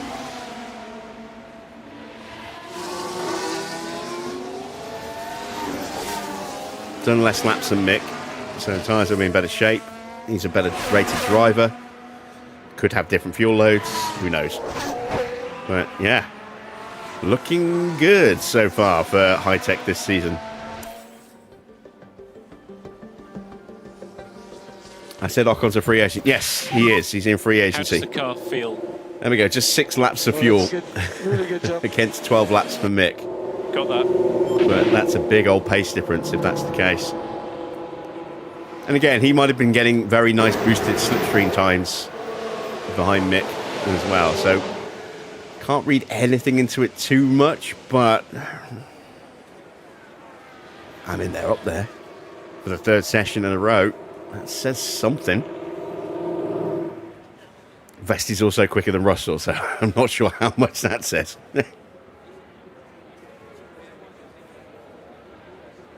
Alright, we have feedback from Max, and the car is not good enough. We need to call him in immediately. Did I catch him in time? Yes.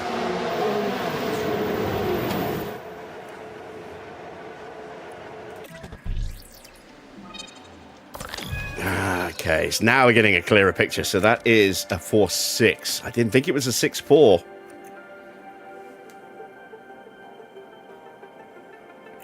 Front wing is also significantly off as well.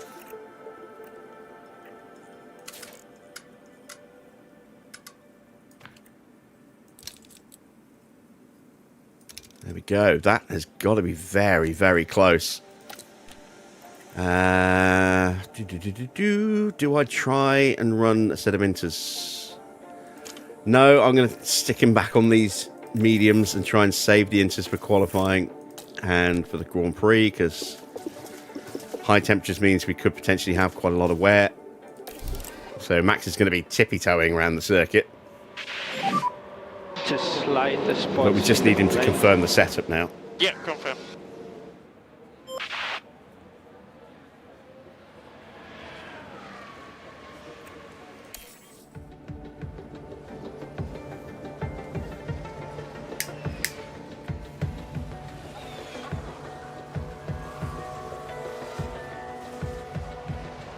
Yes, it was.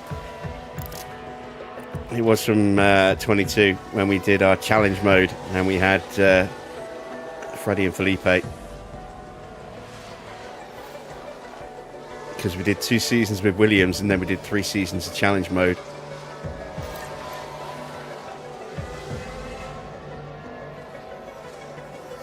And still won the title in the 3rd season. With a terrible Aston to start with and 2 rookies who were comfortably the worst drivers on the grid.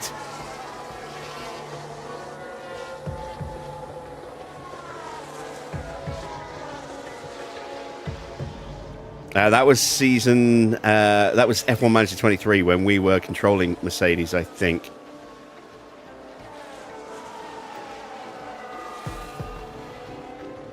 And that was Paul Ricard circuit.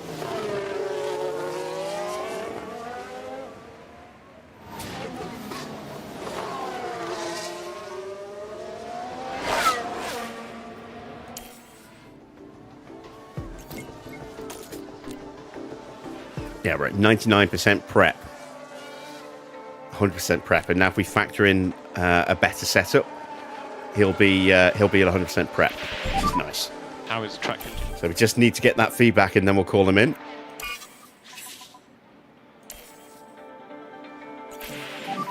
And there it is. We nailed the setup. Fantastic stuff.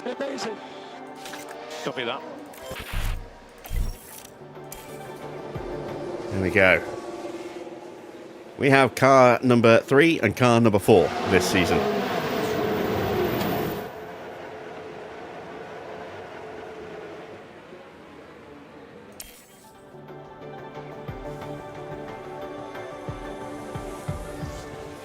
I can quite honestly say that if Farah outlasts Lewis, he'll have like I lasted longer than Lewis, or at least I beat Lewis in the end on his tombstone.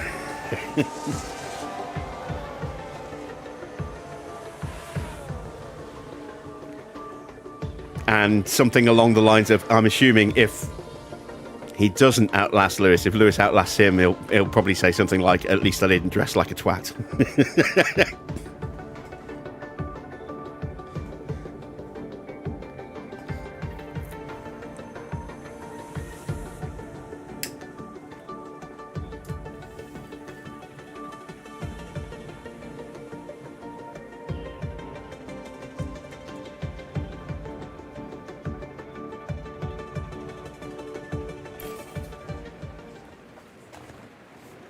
There we go. That is it for practice.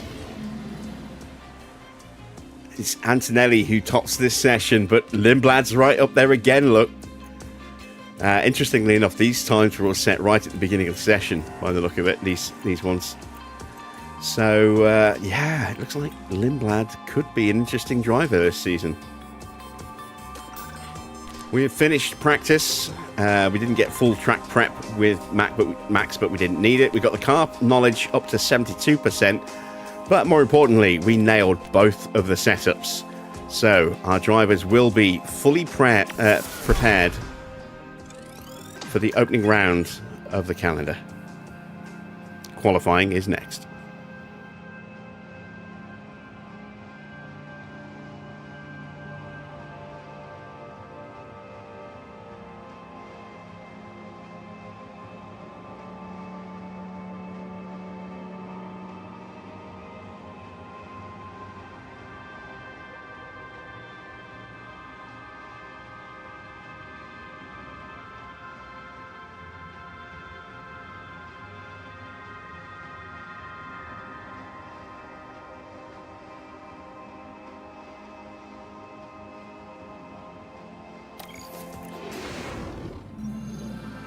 Let's hope the teams took full advantage of practice. It's time for qualifying.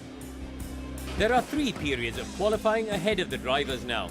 Remember, only the fastest 10 will make it through to Q3 for a shot at pole position. Now, Karun, you and I were actually just talking about that man there, Max Verstappen. How do you think he'll be feeling today? Now this is a driver with confidence, and that's clear from their performance today. But will that confidence pay off? We'll have to wait and see. Good point, Karun. Let's get on with qualifying.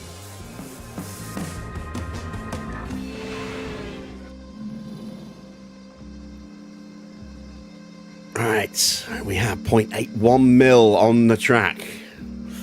That is just favouring Inters. But it's borderline. All depends on which way that wet's going to go as the session progresses. So we'll be pausing the second we hit the track just to check and see which way it's going to go. Our drivers are pre-selected Inters. We are good to go, so let's get straight into the session, shall we?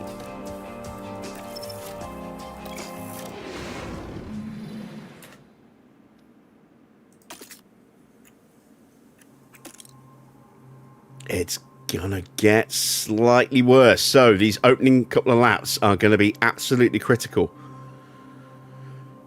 I think we have to stay on the Inters. I was toying with the idea of putting Max on a set of softs and gambling because he is supremely good in these sort of either or conditions, but yeah, let's go with Inters.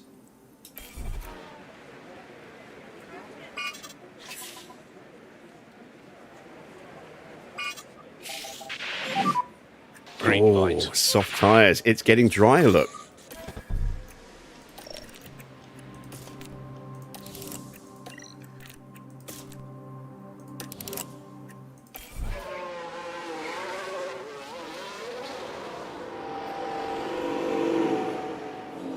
Feels kind of weird being this high up the grid in the pit box. We're in front of Ferrari.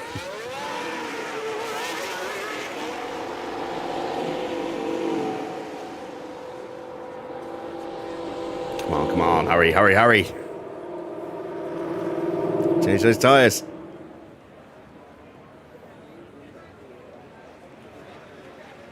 Come on. I want to send Max out in front of Norris for the slipstream.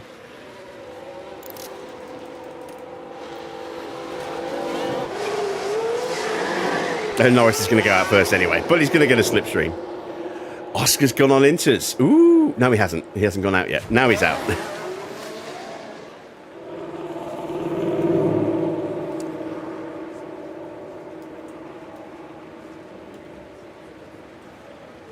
Can't help but turn it to Arnie when I do my command. Come on! I'm here, kill me! Just work on your tyres. Yeah.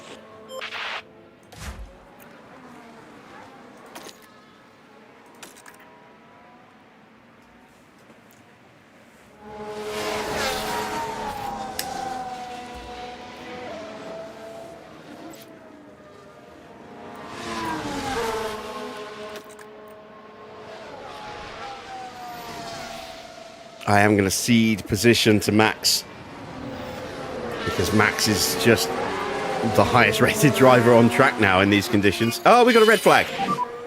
Red flag. Okay, well, that's it then for the softs. It'll be Inters. Who has crashed? Here's the replay. Now, this is where the RB driver. Oh, it's Pato. The car makes contact, and that won't do. He just went straight on at the end of the lap there.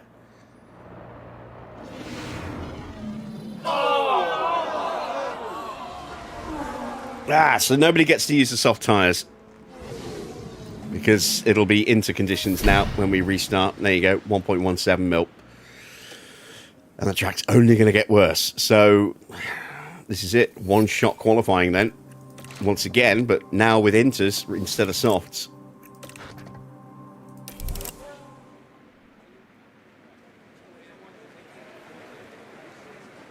And this time we're going to be the first ones out the garage. At least we're going to try and be first ones out the garage.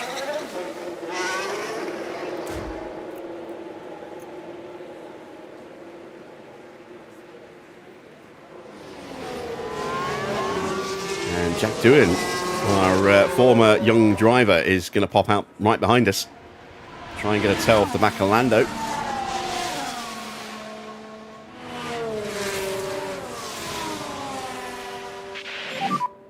Reminder full brake temperature. Yeah, okay. And if possible, some full throttle will help for tire temps. It's like pretty much the whole grid's coming out.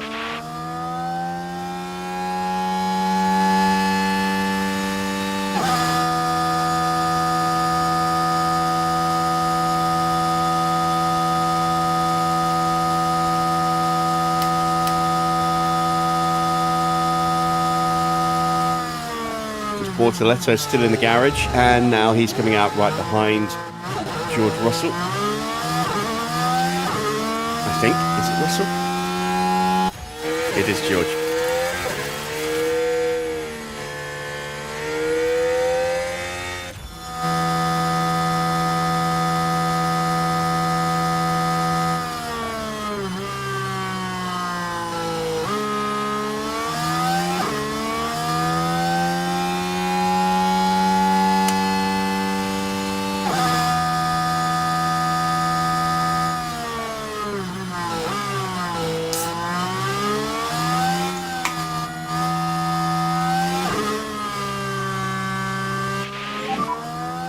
No track issues. Good to go. Track is clear. Track is clear. Start the lap. Here we go.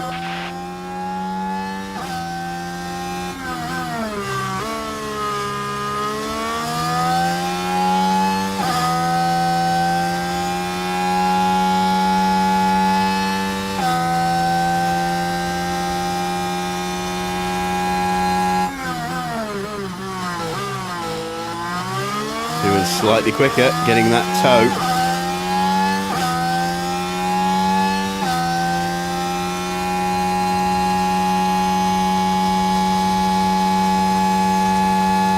Nine for Mick.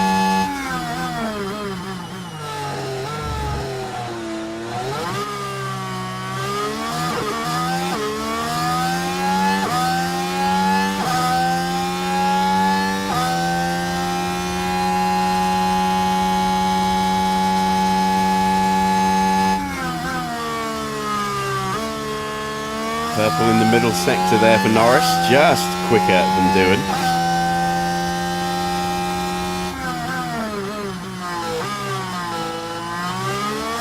Definitely closer to Max than he was at the start of the lap.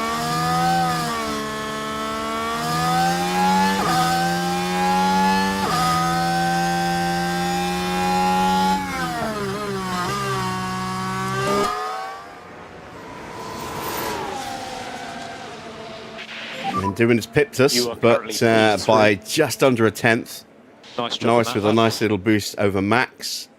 Then we will go mode in and cool the car. Okay.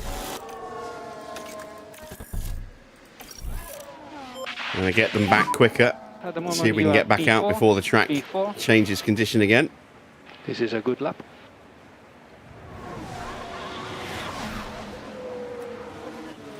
Schumacher is top in the HiTech, ahead of the two Ford drivers of Leclerc and Piastri.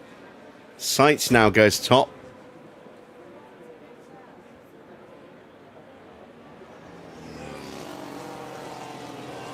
Freddie Vesti goes P11. What about George? Max is in the drop zone. We have a yellow flag out there.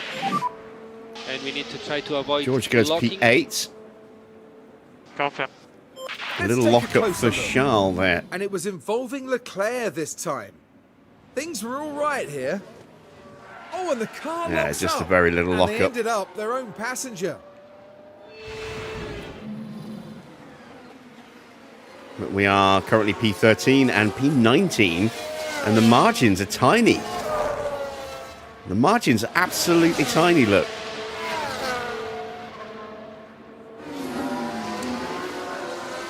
Look at these intervals. Most of them are in the thousands rather than the hundreds.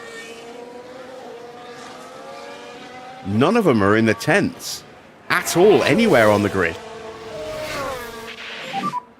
I'm in. That's crazy. Box area is very slippery.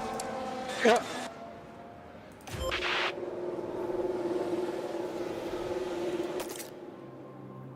Yeah, track is going to get slightly worse. This is why we want to get straight out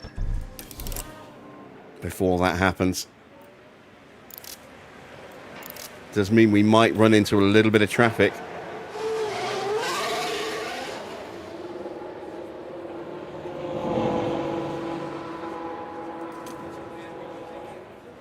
We're going to give our drivers some clear air between them this time round.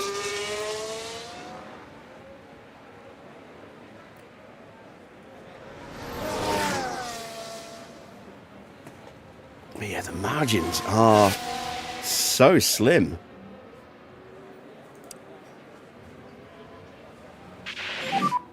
So you're in a good position.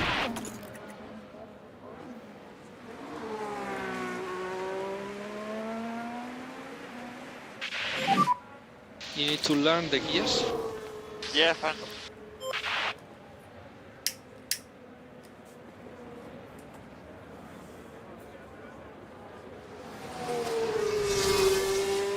Gotta learn the gears. 1 is for first gear, 2 is for second, 3 is for third gear, 4 is for fourth. It's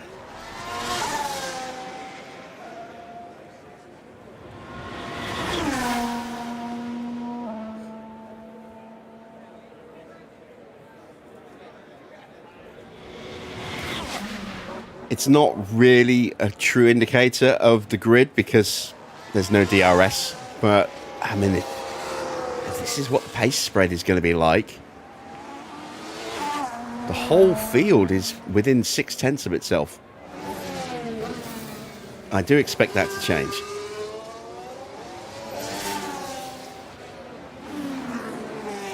But yeah, we are going to get some traffic. Look, maybe we could have waited a little bit longer. And good to go.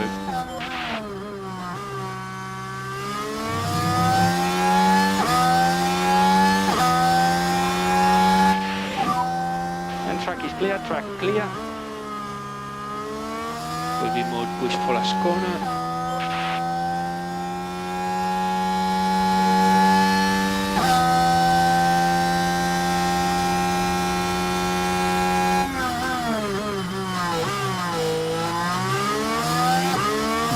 Gonna miss the worst of it with Max.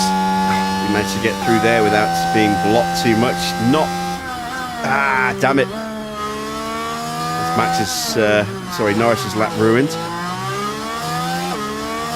Not just compromised into turn 5 to end the sector, but also compromised at the beginning of the next sector as well.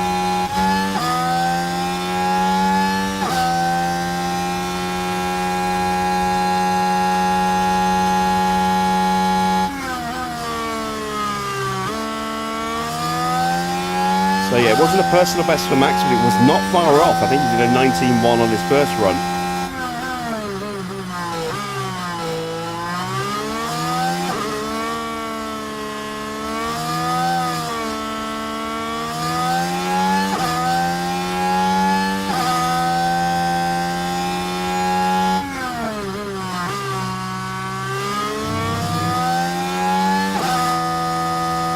Max improves, but only to 17th. He's only 3.5 tenths away, and it's still only good enough for 17th.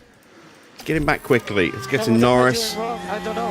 Yeah, Norris lost 8 tenths in that middle sector, so this is not going to be an improvement for Norris. He's just 2.5 tenths away from being top, and yet he's down in 13th place. Qualifying is going to be very tight, insanely tight.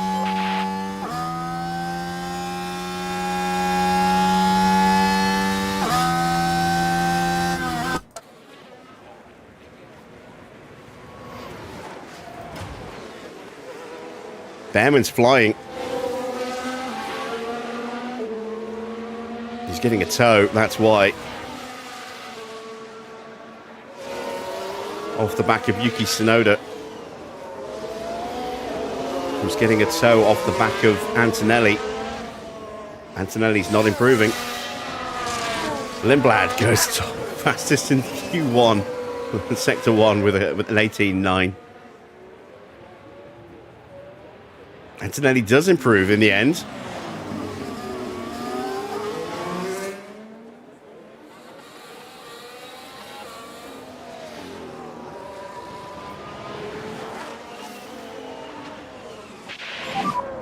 I'm in. Box there is very slippery. Yep.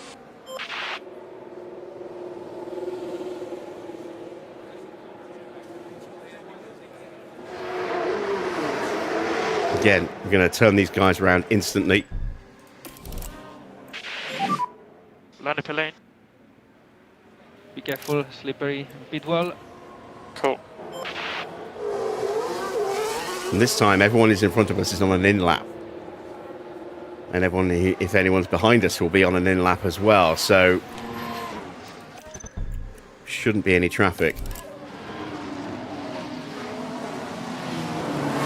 Shouldn't be the operative word there.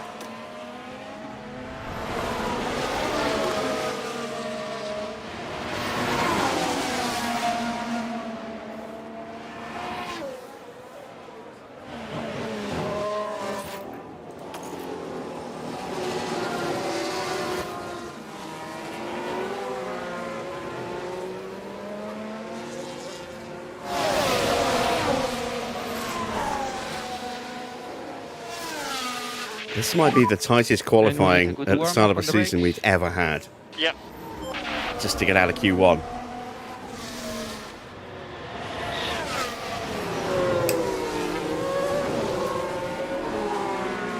Norris is only 3/10 away from getting through, well, going top, and yet he's barely in the session at the moment in P15.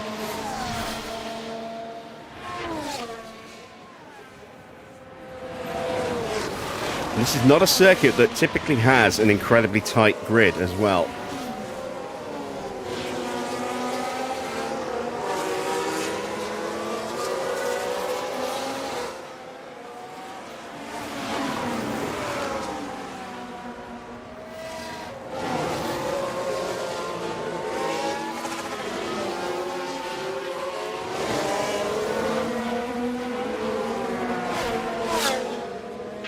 All right, here goes Max. Mode push, you're good to go. The third time the charm, maybe?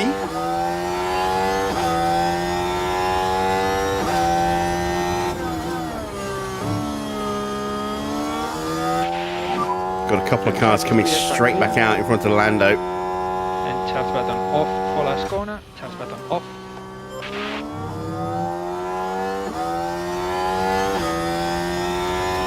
Literally just a couple at the moment, Antonelli and Tsunoda.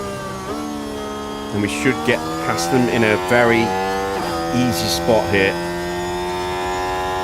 on the run to turn 6. 19-1 again for Max, 19-0 for Norris.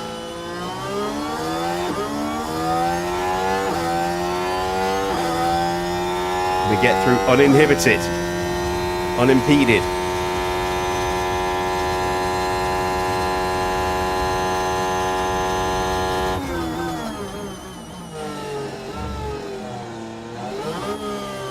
I don't think anyone else is coming out.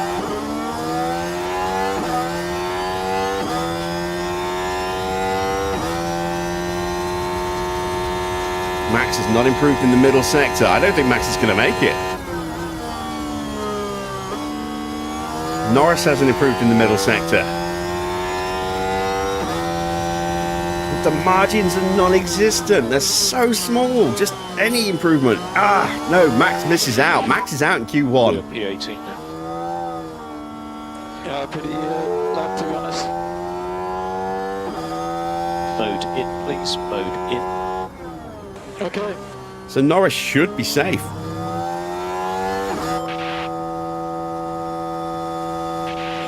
He does not improve his overall time. Middle sector let him down, but he improved in the opening sector and the final sector. Norris will get through. Yeah. But Max is out of qualifying in Q1, which I really did not expect. I figured if either of the two drivers would miss out, it would be Norris. Okay. Maybe we needed to do a slipstream run.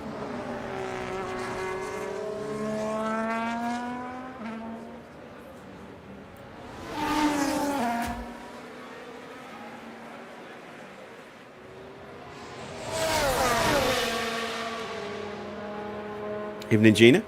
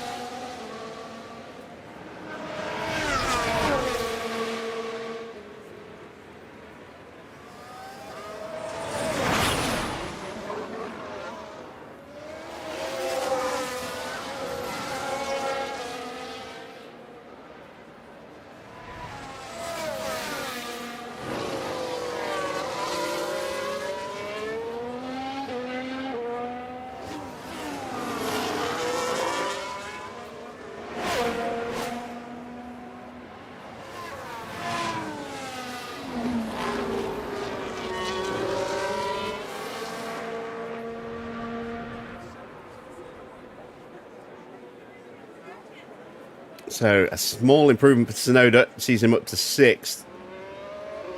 No improvement for Antonelli, but we are out. and the margin, well, Max is out, and the margin's non-existent. So small. Look at these gaps.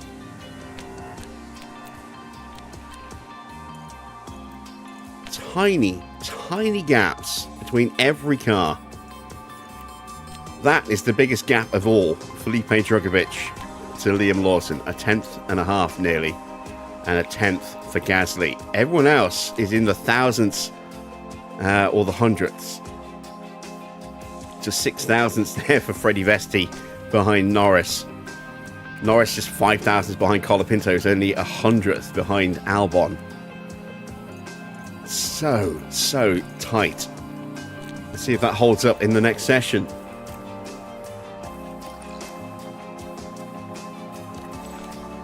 Can we get Lando through? What's the water level? 1.34. Good to know. We're going to start with those tyres. Let's see if we can actually get a second driver through. We'll get our driver through into Q3.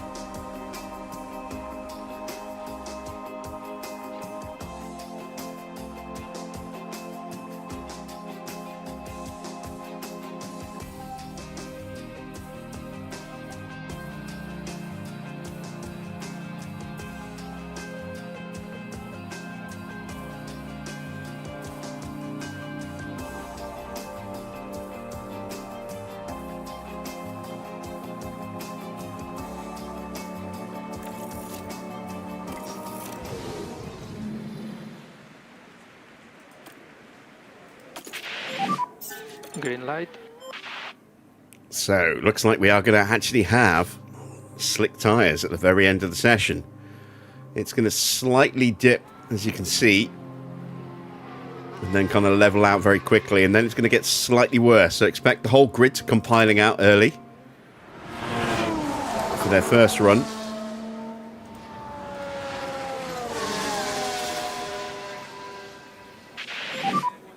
And we need you to push this out lap. And then we'll see what happens throughout the session after that. Yeah, most of the grid is lining up, look. Oh, and there goes Mick. Some things never change. But it means he won't get a slipstream off the back of us. And we have single yellow. Go for it. Actually, he's still pretty close by the look of it.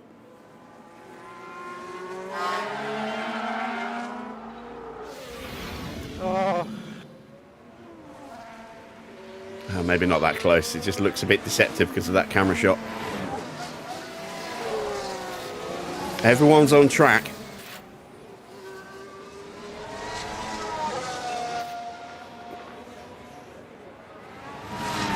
Yeah, Mick is definitely not close enough for a tow. Unless he has an absolute barnstormer of a lap and closes up significantly in the first sector.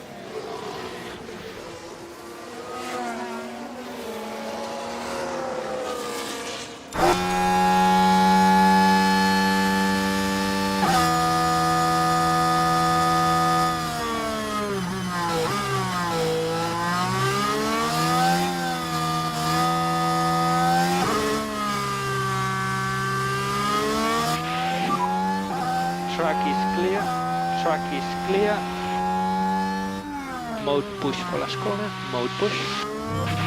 Off we go. Time to push.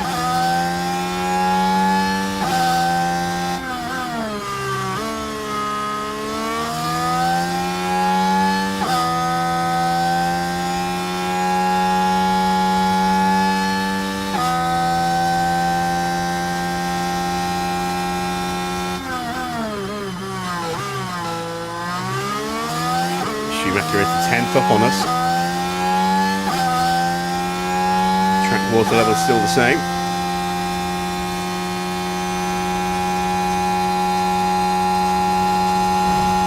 Oh, someone's in the wall. And that is a Mercedes starting its lap. Is that Antonelli? It must be because Porsche's out. Antonelli in the wall.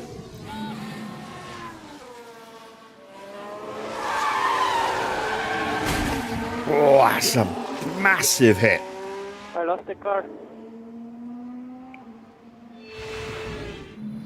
And not much that the team can do about that one. And that means we might get 2 runs on slicks now.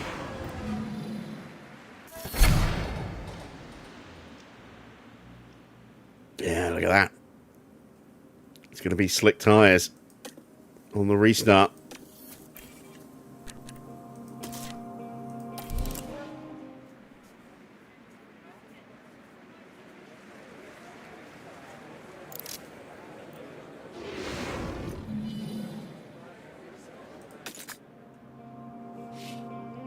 It should stay at this level as well.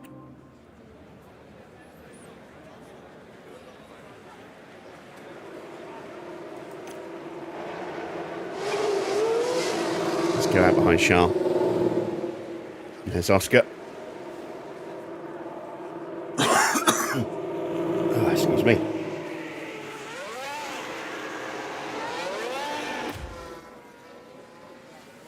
Evening, Clark. You're hyped for the new season?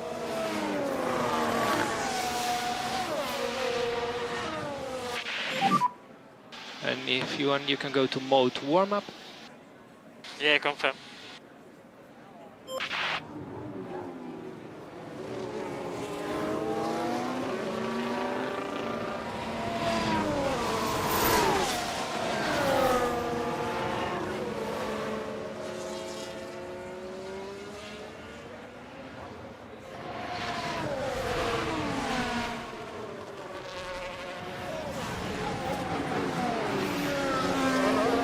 Yeah, the new livery for this season proving popular with the audience. Avoid locking. Yeah, confirm. Lock up for Bearman at Now, turn we can 0. see what happened. Now this was at turn 3. Well, you can see the lockup. What caused that, I wonder? I couldn't see any lockup.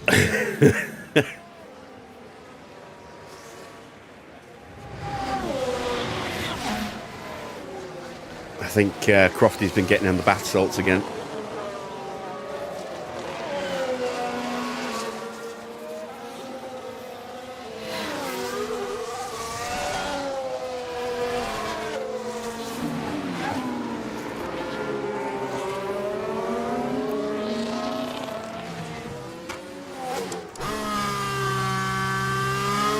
All right, then, Norris, show me what you can do. Track is clear, track clear.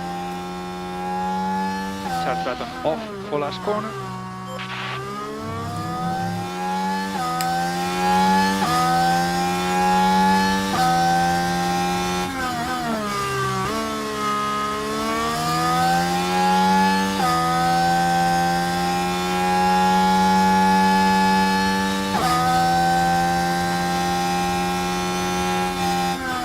Oh, come on! Red flag.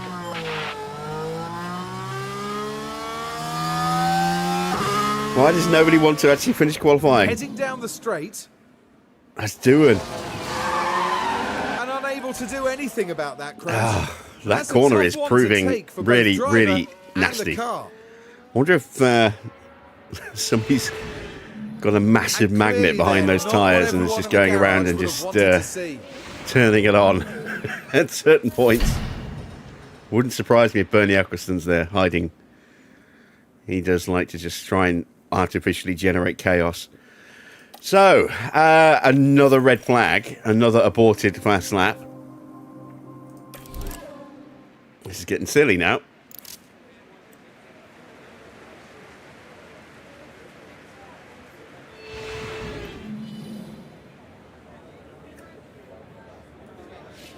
This was a 15-minute session. We're down to 9.5 minutes and nobody's set a time yet. Because every time someone tries, someone goes in the wall.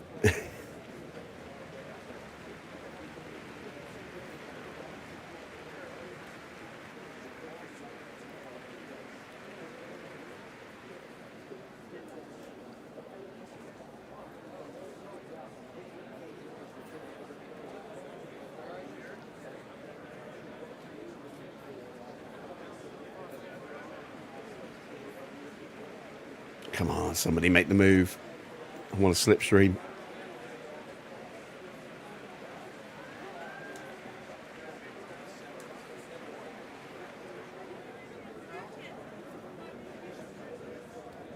We only have 4 teams ahead of us in the garage now. We've got Aston, McLaren, Mercedes, and then Ford.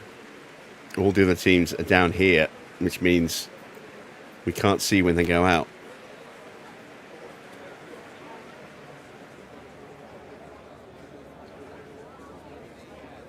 It's going to get to a point where I'm going to go, screw it, let's go out. And then immediately someone's going to pop out right behind me and trigger a wave of people getting slipstreams off us.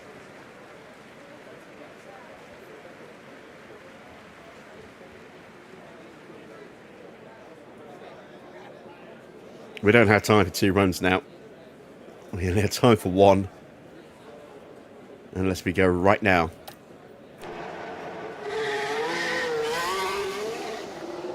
Let's watch them all pour out behind me like vultures. Ah, no. We're staying in the garage. Okay. So we're going to have to do a quick in-lap to get back round for another run. But it will give us that little extra layer of security on our chances of getting out of this session.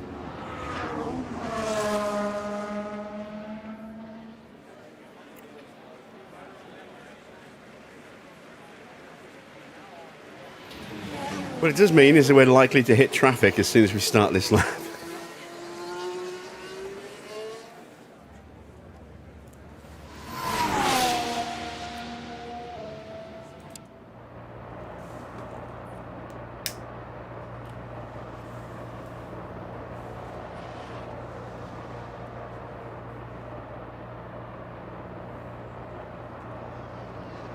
But by going for 2 runs, we are sacrificing a guaranteed slipstream.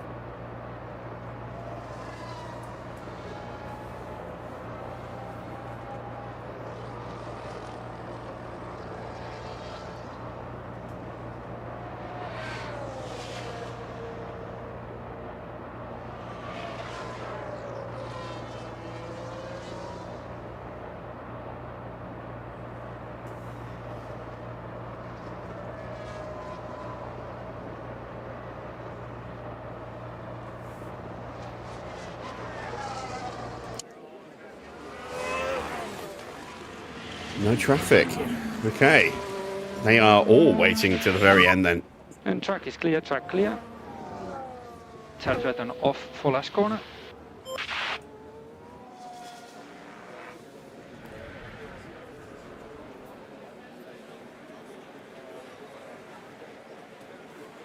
At least we're guaranteed to go top. Whether we stay there is another matter.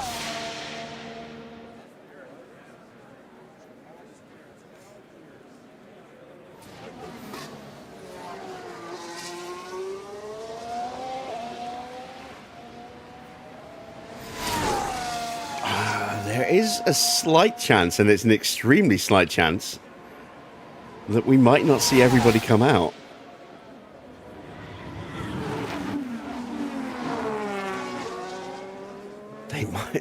We might see a couple of cars stay in the pits. Which would pretty much guarantee us getting through if just 4 cars stay in the pits. We are guaranteed to get through because 2 are already out.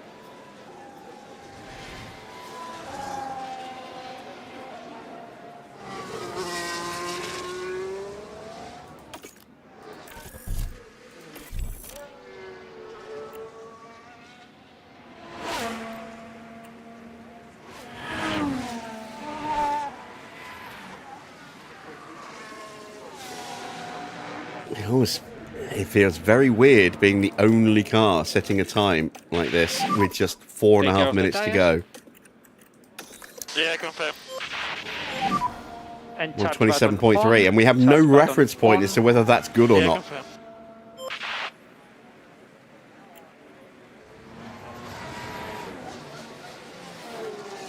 If cars are going to start coming out, it's going to happen in the next minute or so.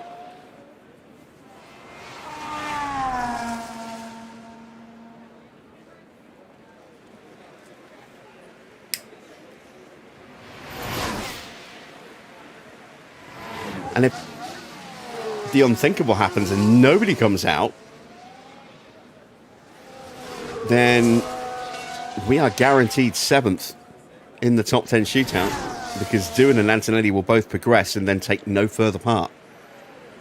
Sorry, 8th. We'll be guaranteed 8th, no matter what.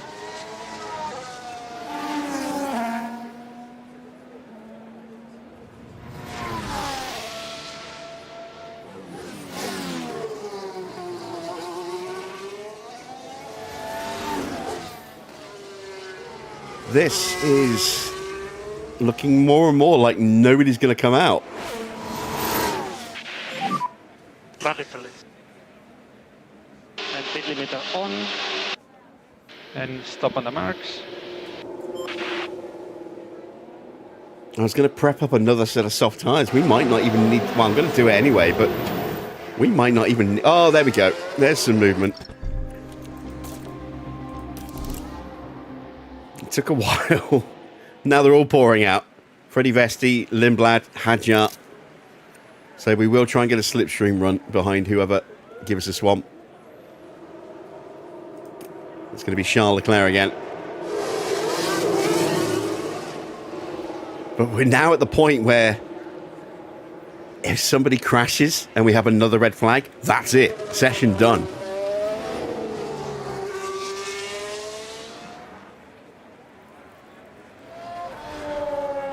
Because there won't be time to do an outlap and then set a time. I think we are going to see a few cars stay in the pits. I think Bearman and Sainz are staying in the pits. Tsunoda, Russell, Colapinto, Piastri. Looks like they're all staying in the pits. So someone's getting eliminated. It probably won't be, let's see, who will it probably be? We put Doohan and Antonelli down the bottom, and then we need 4 more cars. So Colapinto, Russell, Tsunoda, and Piastri. The Ferraris will be safe. Oscar isn't safe. All these guys have to do is cross the line.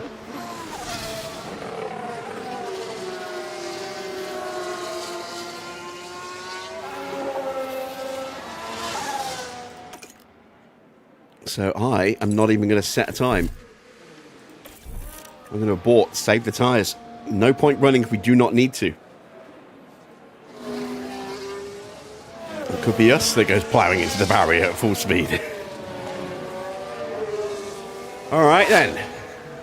Let's focus in on the drivers that are actually out there. So, Rally police. Schumacher, And we need speed limiter Lindblad. on. Speed limiter on. Goes purple. And stop on the marks.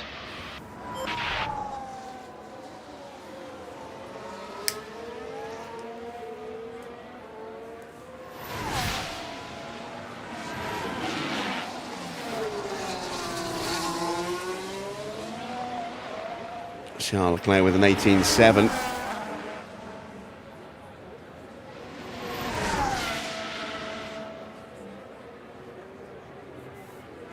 Can't believe we're gonna see a load of drivers not set a time when they had all that time to go out.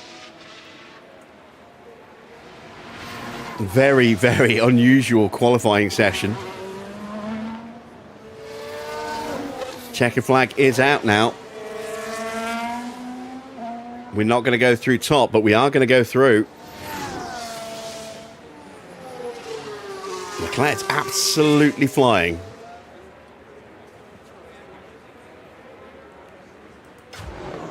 So Lindblad, 7/10 quicker than us.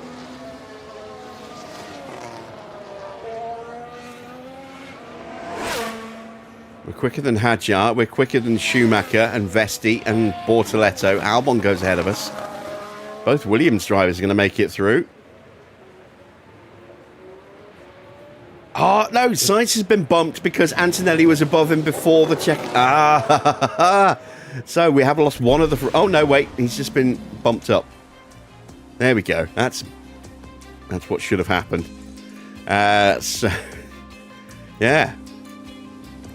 We are saying goodbye to Sonoda, Doohan, Colapinto, Antonelli, Piastri, and George. In the end of Q2, the Ferraris do get through just by staying in the garage. We went through in 4th place in the end. We're a long way off in the top times, but we're in the top 10. So let's see what we can do.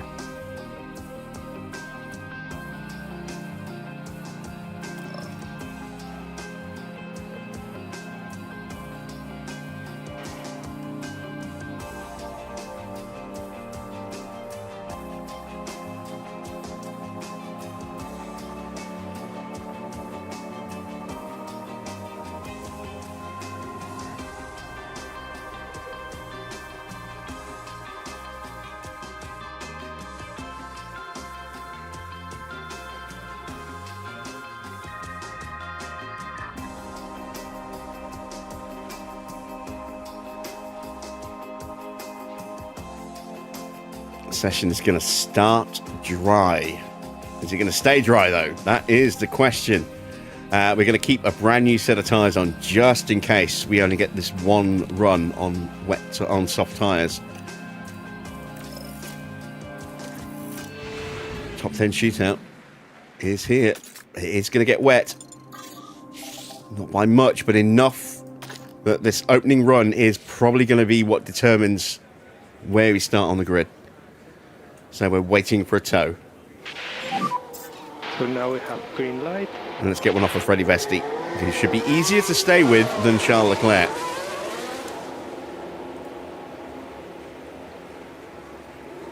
Evening, George.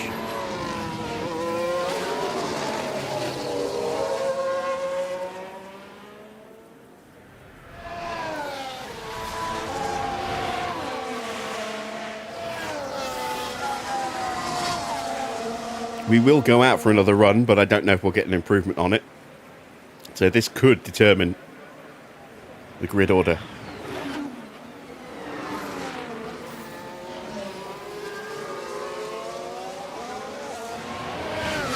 Remember, it only takes a little bit of rain to have a significant impact on tyre pace. And we have got a little bit of rain coming. Not enough to push us up to winter conditions, but certainly enough to slow the track down. Some very creative cornering there from both Norris and Hadjar. It's the Cadillac way. He had that season with us. He's learnt the Cadillac way of cornering. I.e., just drive straight on. It's the American philosophy. What are corners? We don't know. All our roads are straight. Is this game worth playing in 2026? With mods? Absolutely.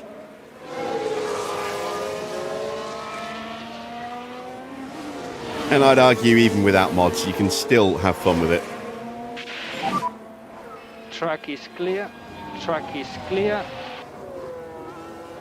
It will be mode push for last corner. But that would depend on how much you played it in before. Yeah, if you put the thousands of hours in that I had, maybe not so much.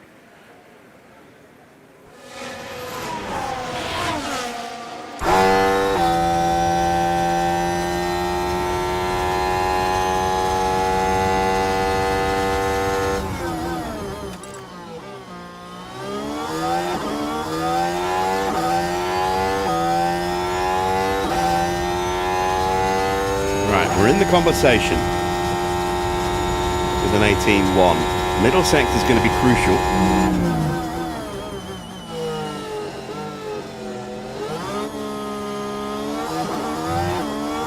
But I'd argue the final sector is what's going to make or break our lap.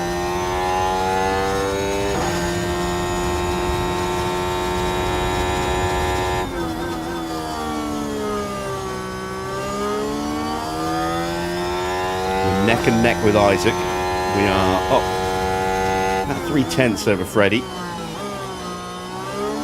We're kind of matching Charles Leclerc. Slower than Mick, quicker than Lindblad. quicker than the Ferrari drivers.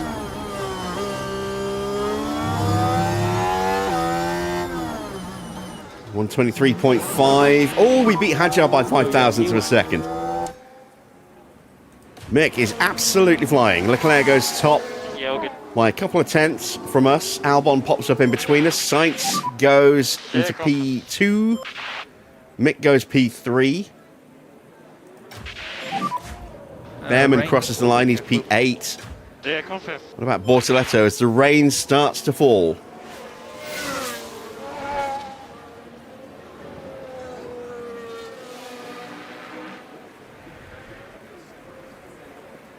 He goes P5, just ahead of us. So, P6, that's a pretty good starting spot. We will have another run and see if we can improve.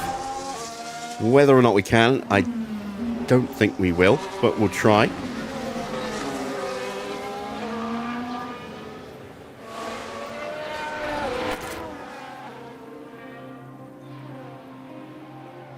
You can see just that tiny little bit of water that's going to be there for the rest of the session. But we're going to need a slipstream again. And we've got a yellow flag. Someone running wide. Single yellow. Oh no, a spin for Mick.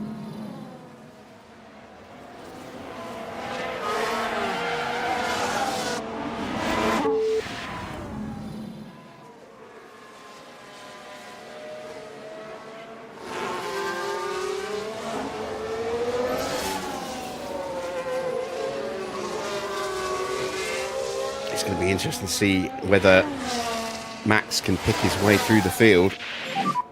Flat filling. Speed limiter on. And stop in front of the garage.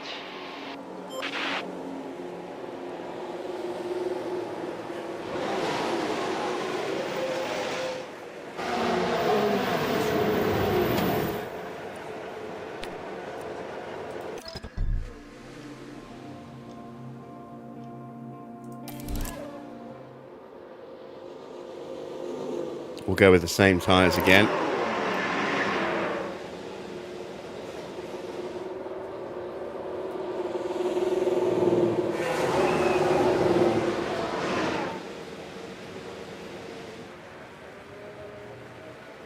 Still, I think we're going to need that toe, but the longer everyone sits and waits, the lower our chances of getting any kind of improvement are going to be. And we've waited so long that we kind of have to wait now, because without the slipstream, we've got no chance of improving. So I need someone to come out soon.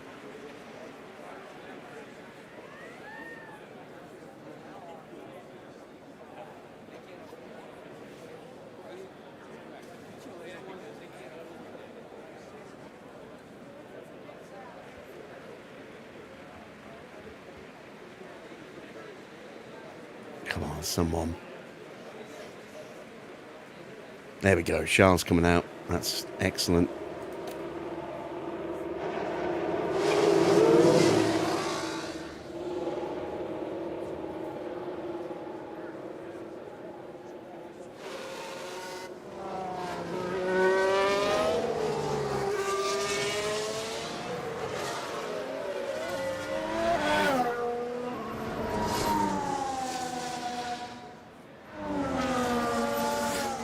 Look at the track water level. I think these tyres are going to be significantly slower.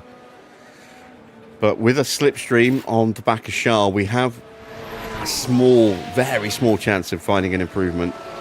But the field is so tight. I mean, look at these intervals. They're tiny. I just don't think it's there.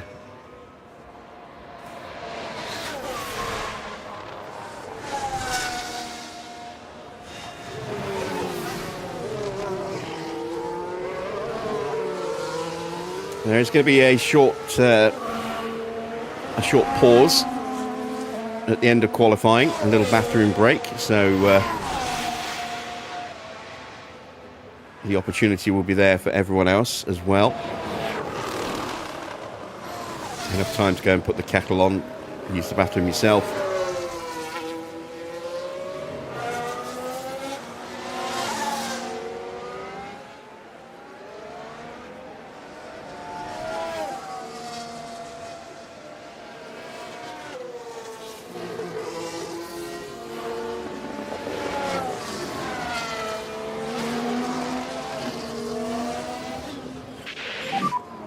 And track is clear, track And clear. here we go. The track water level 0.35 mil. Yeah, I think there's no chance now of an improvement.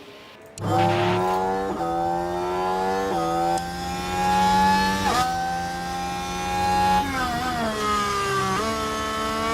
fact, most of the grid hasn't even bothered coming out. And I don't know if they will now.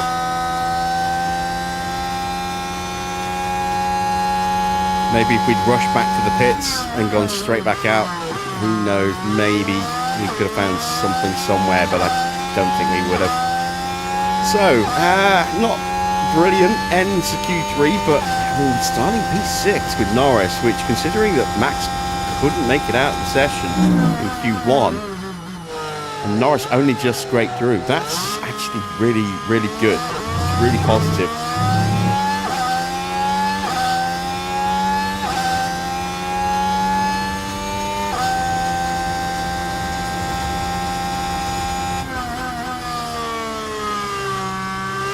We're not improving. We're quicker than Charles, but that's because we've been getting a tow.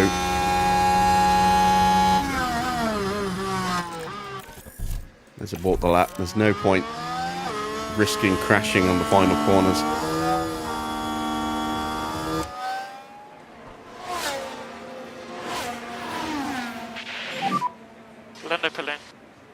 There we go. So no one's improving, so we'll speed time up. Stop in front of the garage. A little lock-up for Sainz. Let's see what happened there. Now we're watching Carlos Sainz here. Nothing at this point.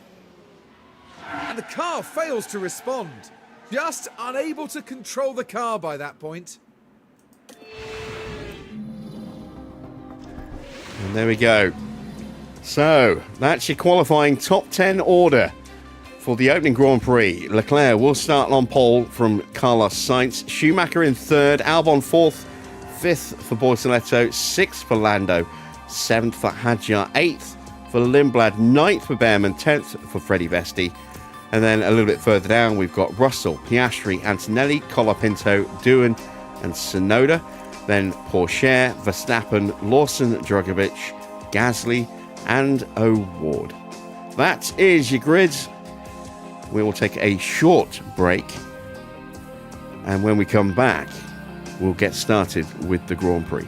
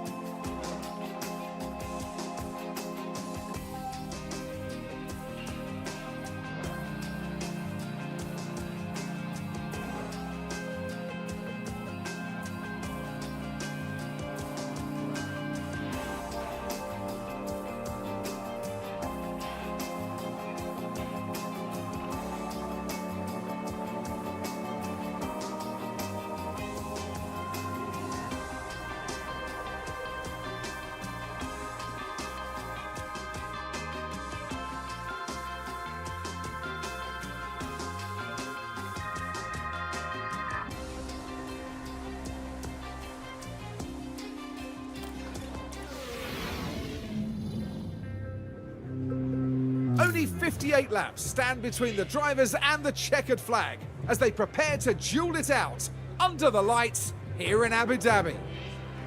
Yas Marina has played host to a fair few title-deciding races, such as 2016 when Lewis Hamilton secured the top podium spot, only for Mercedes teammate Nico Rosberg to claim second and secure his maiden World Championship.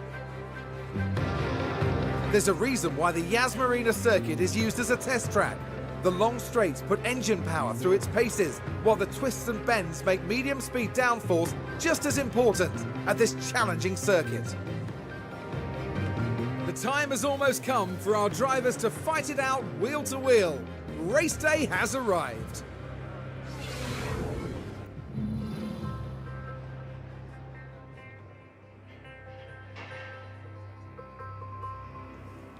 Race day has arrived indeed, and we have no track water to start. So we're going to be starting dry. Let's just double check. See if anyone's starting from the pit lane. No, they're not. Okay. It's going to be a very short stint on dries. 11 laps, thinks Lando. 10, thinks Max. Let's take a look, shall we, at the track graph. Yeah, I think around 9, 10. And then can probably go the distance on the inters, but may need to potentially box for a second set. We are going to put an extra lap of fuel in for the little spell on dry tyres. We're going to go absolutely gung-ho off the line, as we usually do. And we're probably going to keep the tyres turned up pretty high all the way through the stint. We're going to try and use the battery carefully in the opening stints, because we want to have something available for when we go on to the inters. And it's going to be very hard to rebuild the battery in such a short period of time if we burn it all. So, we are prepped and ready. The start of the opening Grand Prix of 2030 is now. Final checks are being carried out by the teams, and it won't be long until we get this race underway. Could this be a big race for that man, Alexander Albon? Not many expected to see them on the second row, but they could convert this P4 start into a great points finish. But just what will happen here, your guess is as good as mine. Hold on tight, it's the Abu Dhabi Grand Prix.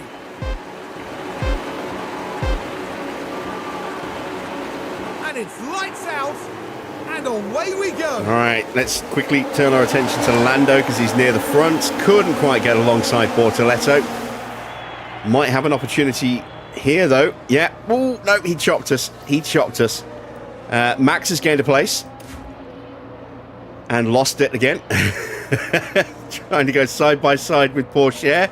We have the inside line into the hairpin. What am I doing wrong? I don't know. Yes, we will. Just do your best. And we might possibly get a run on doing here as well.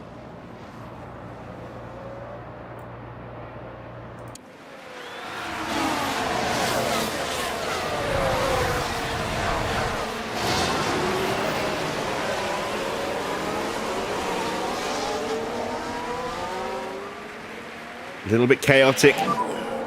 We've lost the position to doing again. Can we get him back into the banked curve? No worries, man. No, we can't. All right, let's turn the batteries down now. Farah says good luck, and this time I mean it. Ah, gee. Like I said, it's so nice to know that your support is unconditional there. Yeah.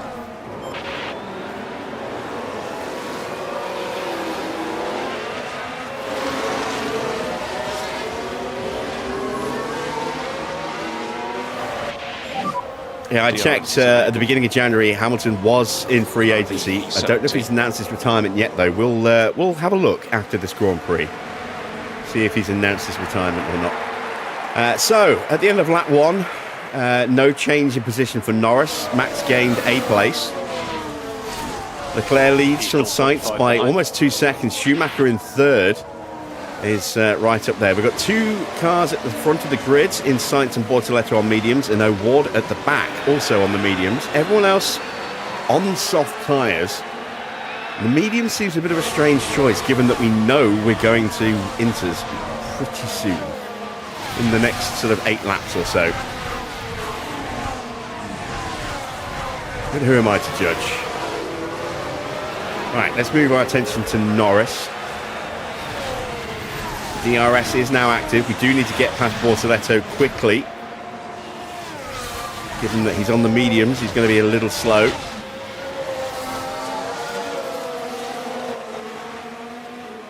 And also, given that we're under pressure from Lindblad, who we know is quick.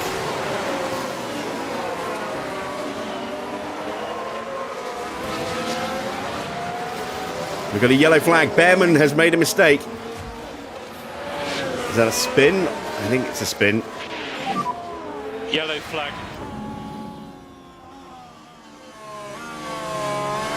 Yeah, round he goes.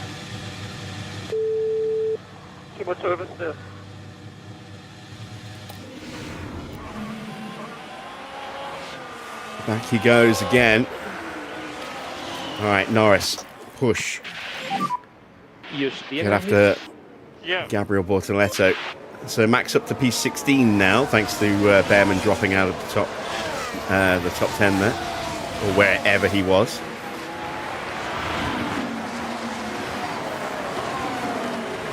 Did we get the DRS? It's going to be tight. We might just have got it. We might just have lost it. We lost it. Ah, damn it. We're going to slipstream, but Lindblad behind has got the DRS. He might have a lunge. Porsche gets past Verstappen. Let's see if we can retake that place. It's nearly impossible to race like this. Checking with Norris. Still everything's played for. He thought about a look, couldn't make it stick. What about Max? Not close enough. Okay, ramp mode push. Going to go into high attack now. Touch button on. We probably need to try and save what's left of the Do battery. this. Yeah.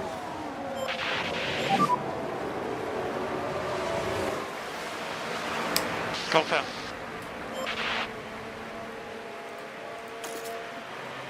We can be slightly more aggressive with our tyres than the AI as well, because we have the best tyre wear this season. We are 12 minutes away from going to Inters in terms of the track going to 1 mil, but it's going to happen somewhere around here, I think. So we're probably looking about 8-9 minutes. Maybe 10 at push. Norris should get past Bortoletto here.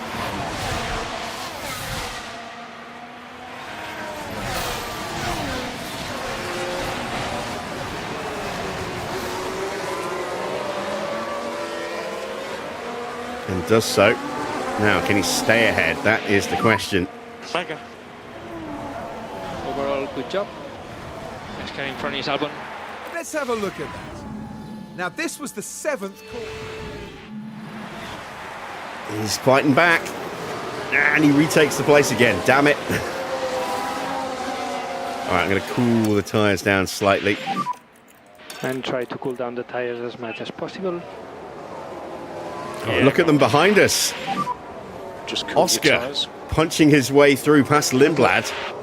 The reigning world champion now tucked up on our gearbox. We've got another yellow flag. Antonelli has made a mistake. Has he spun? Well, I think he's gone Yellow wide, flag. locked up. Now, we should be able to take a look here. Here we are then, reaching turn 13. Oh, we've seen a few go off the track there. Yeah, he That has won't do to the floor wait of the for car everyone to any come good through, at because he all. can't safely rejoin there.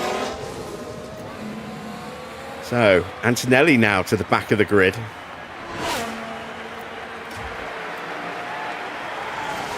But Drogovic has got past Verstappen.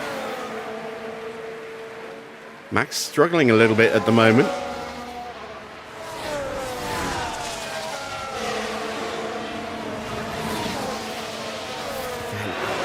Piastri's got us. Dived up our inside. We still have DRS though. I'm just so slow. Continue like this. Right, we're down at turn 5. The gap opens up for them.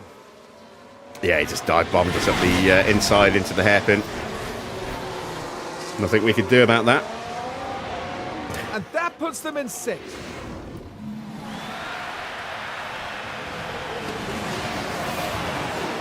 And look at Lindblad all over us.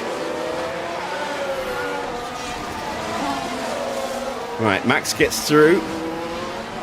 Can he stay ahead? Porsche has scurried off into the distance a little bit. High-speed management is very good. Yeah. He's got the inside line. Can Max hold him off around the outside? Come on, Max. Please don't make me use your battery. This Focus is a long I race. think he's got us. Car behind you at the moment is Gasly. Yeah, he's got us. Damn it. All right, back to Norris. Oscar's flying. He's already dropped Bortoletto, so hopefully we'll get past this lap. Let's save a little bit of battery here at the start. Charge button on. Oh, someone's off. We saw that in the background. Freddie Vesti went straight on at turn 1, and we have a VSC. Virtual safety car deployed. Stay as close as possible to the delta. Confirm. There's a yellow flag now. Right then, we can take a look now. Look at the McLaren driver here. So one rookie's race is over already. Following a crash like that, it'll be important now to ensure that any debris is cleared from the scene. And how long is this VSC going to last? Is it going to last long enough to make the switch to Inters a viable option?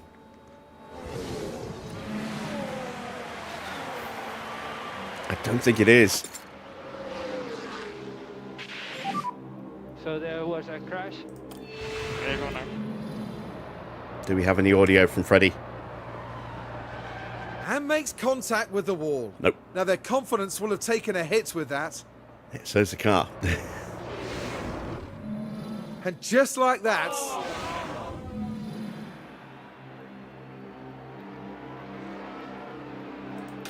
Crofty really needs to work on his Tommy Cooper impression.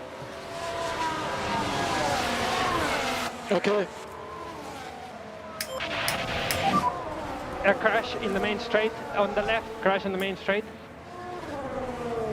Is everyone all right? Everything is okay. So watch for debris. Rain in 10 minutes. Yeah, it's not quite there, is it?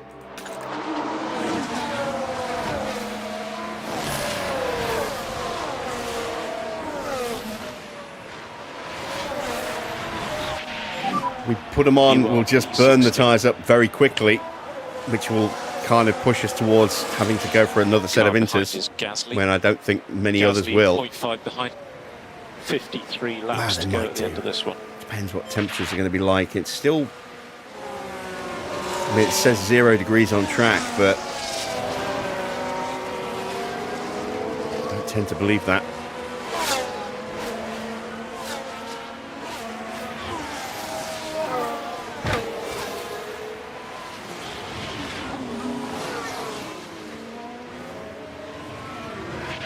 This is really good for getting Norris's battery back up, but it also means that I'm a little miffed that we never really pushed with Max's battery, because we could have and then rebuilt it a bit. What about tyres?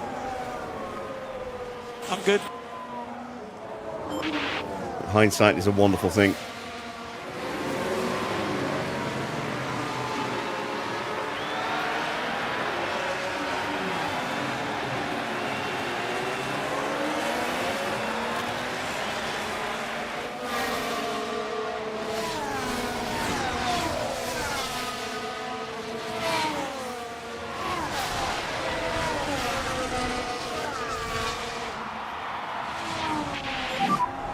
energies are good.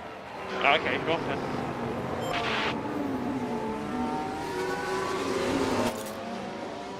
Oh, we're right on the cusp of that rain starting to fall.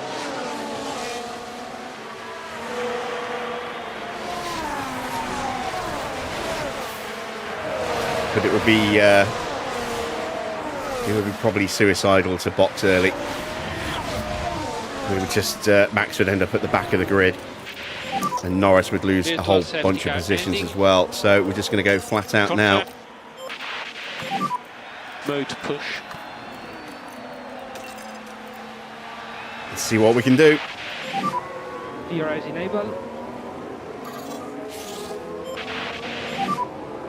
Hopefully we can catch out somebody. And you can use all the boost back. We've got another yellow flag. Schumacher's out. He's done the same. He's gone off at turn 1. That's a spin rather than a lockup. Okay, at the moment. And now we are going to box.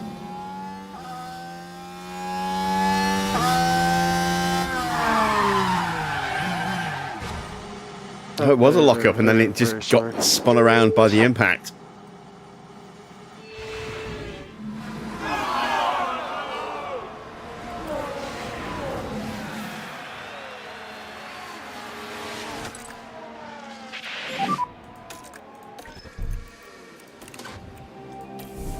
Look out for debris. Let's see that again.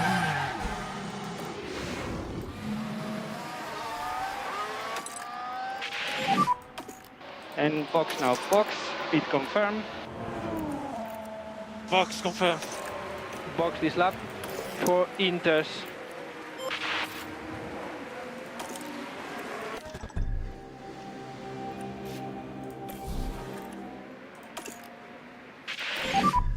Box now. Box.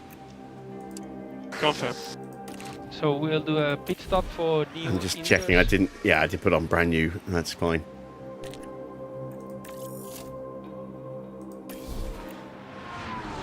So we're going to try and stagger the drivers. Here comes the rain. We're going to stagger them in the pits. Oh, Mick's still going.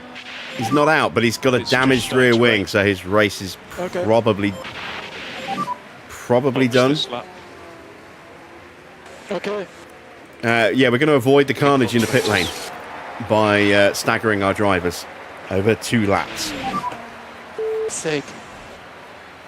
A long way to go. Oh wait, are we running again? It was just a yellow flag. Ah! Damn it. In that case...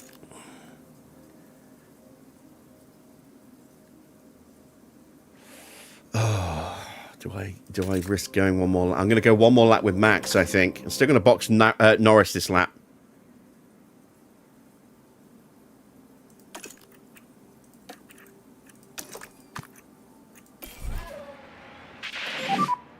Mode push. Alright, gets past Gasly. Landing pit lane.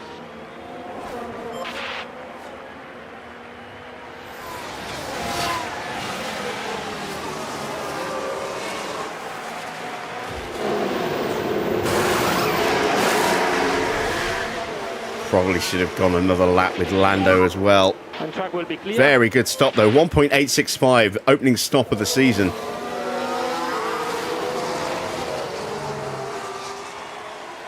No, I think we made the right call stopping Norris on this lap. I think by the end of the lap, we'll be quicker than the cars in front of us.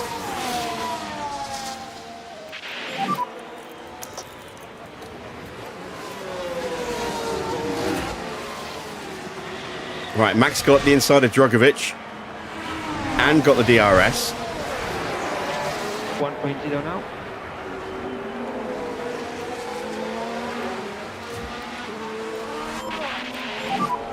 And is boxing more for energy Inters available. this lap. Confirm. Norris has got ahead of Bortoletto.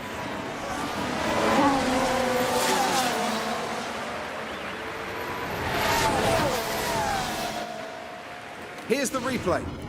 Here we are down at turn 7. Can they squeeze by? So that was important, getting that move done. That's That sees them move up into 18th. Can we stay ahead, though, into the banking?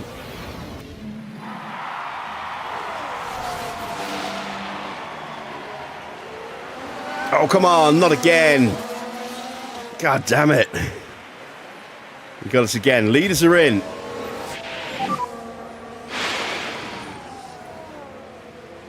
Race is long. In comes Verstappen. Yeah, I'm in. Box area is very slippery. Yeah. Now, there's been an issue in the pits. Oh, another beautiful stop. Right, we've got For Sainz Verstappen making this the pit time. stop, What happened to Sainz? but there's a problem jacking up the car. I think we're right in front of him. You're in clearer. Nah, we're not. All right, Norris. Where's he going to come out? Gets out in P7 again.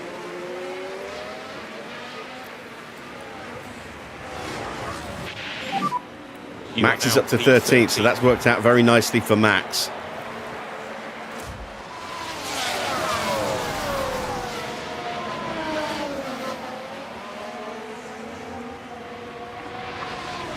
We've lost the DRS now. 2.7 seconds. That has gone.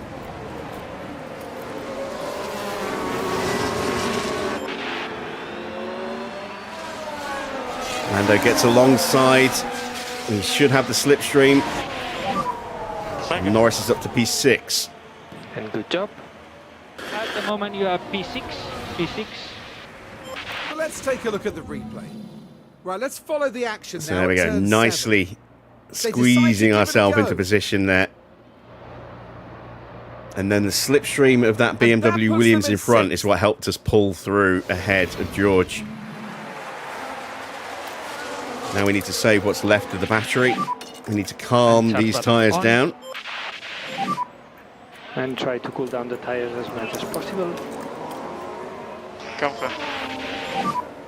Charge on. Okay. And Max has taken a big old bite out of Jack Doohan.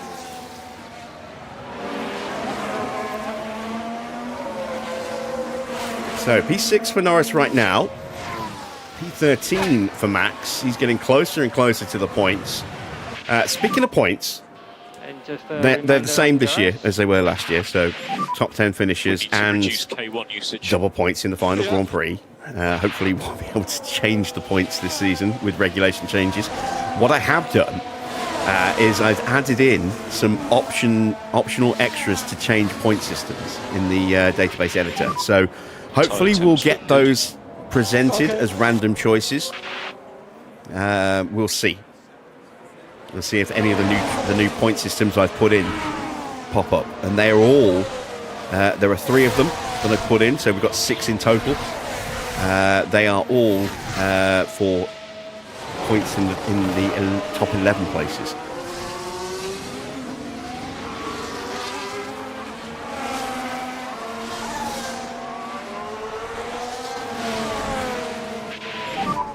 P13.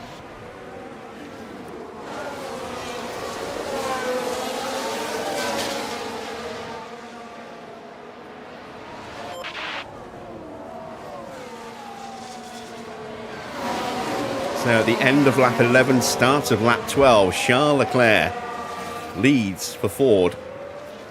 Alex Albon in second, with Leclerc's teammate Piastri and reigning champion right up behind him. Then there's a big gap back to Sainz in P4, 6 seconds off them. Bortoletto tucked up behind him. Then we have Norris ahead of George Russell. Tsunoda, Lindblad, Colapinto, Hadjar, Doohan. Max in 13th place, about second-ish, second and a half off the back of Doohan.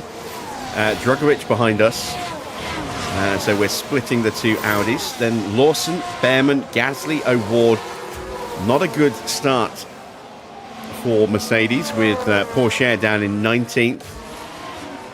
Antonelli down in 20th. And Schumacher all on his lonesome at the back of the grid with that wing damage. Has basically now running a test session for HiTech. George having a look at us. Let's turn the tyres back up again now that we've So we need to push. cooled them down. We will approach this with a view to trying to go the distance on these tyres because we have better tyre wear than the rest of the grid. Some teams are closer to us than others, so we might see some others go one stop. We might see some go two stop.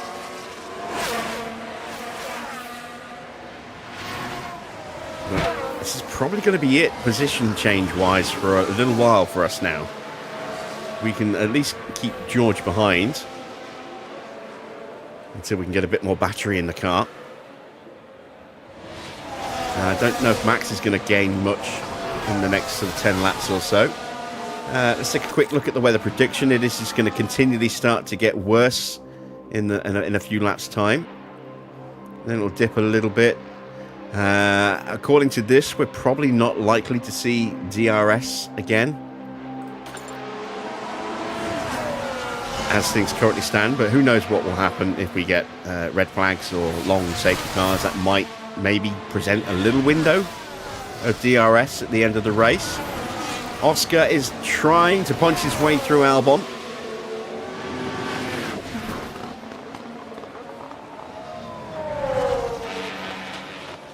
Can he hold the inside line? He can. And that's a 1-2 for Ford on their full team debut.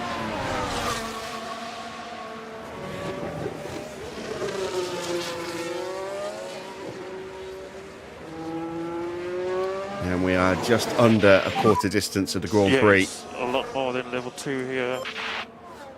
Norris is slipping further back, but again, having to drive defensively from Russell. Hopefully Tsunoda will start to put a little bit of pressure on George and give us a bit of breathing space. Max keeping that distance about the same to Doohan, but Drugovich is closing in.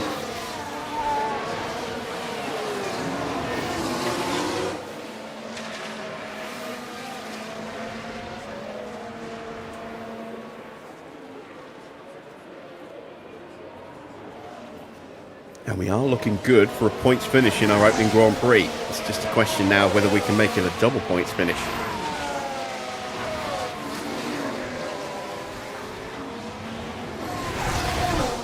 Looking at some of the drivers in front of us: Doohan, Colapinto, Hadjar, Lindblad, Tsunoda, Bortoletto. They're drivers who are not known for amazing car control.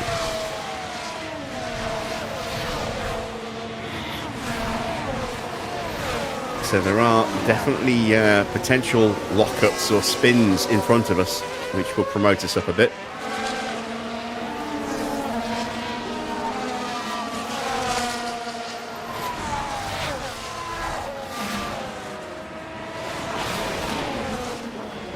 Schumacher's just falling further and further behind. Let's take a look at lap times.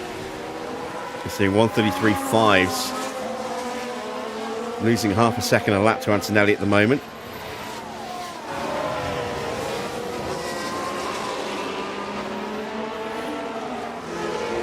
It's the beginning of a season. We always get increased views at the start of a season. Hopefully, those of you who are not regular viewers will stick around for the rest of the year, but time will tell, I suppose.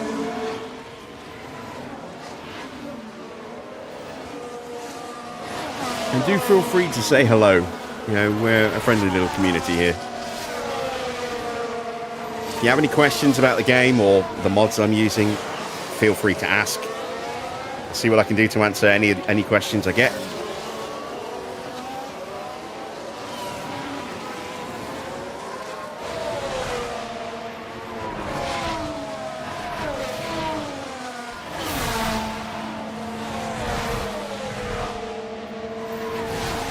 Right, Russell is trying to punch his way past Norris.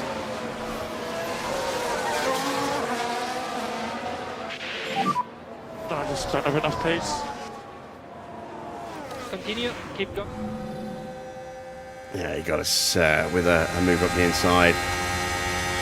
That's where most overtakes tend to happen here.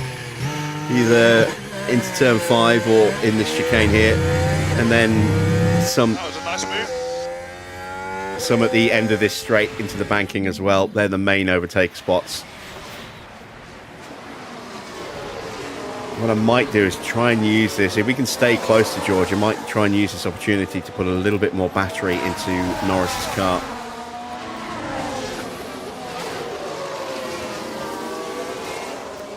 I am going to give Max a little splurge with whatever he's got left, just to try and Mode push. put some pressure on his doing.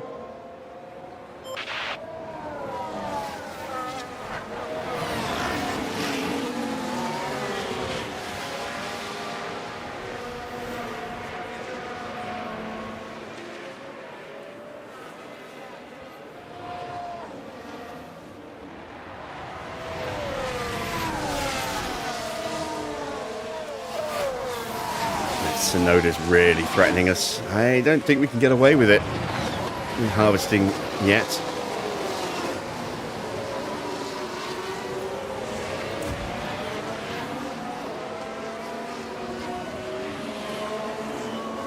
Not really closing in on doing. We are now into slipstream range. And with Colapinto and Hadjar having broken out of that slipstream for reasons, trying to make overtakes of their own, that's allowed us to actually get really close here. I don't know if it's going to be close enough for an overtake. Let's give him some extra tyre into the banking. Let's get after these cars in front. Let's give him license to have a look at the inside. Nope. Okay. And now we're out of battery. All right, let's just hope we don't lose too much time over the last bit of the lap. We need to do the full. We are management on this just set. about, yeah, we're not even that. We're not even really hanging on to George.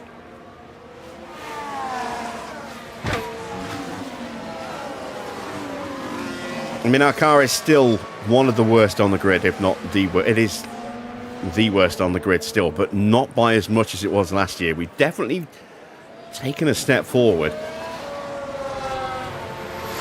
We've only got 3 upgrades on the car as well. I'm sure some teams will have more, but we've gone with a different approach. Rather than just getting as many upgrades on the car as quickly as possible, we've gone for less quantity, more quality. We've invested into high XP gain parts, and we're going to try and do that with the next round, especially with that $14 million that's coming in a few weeks from our sponsors. That's going to allow us to really push car development. It's also potentially going to allow us to really fuel investment in the next tier of facilities as well.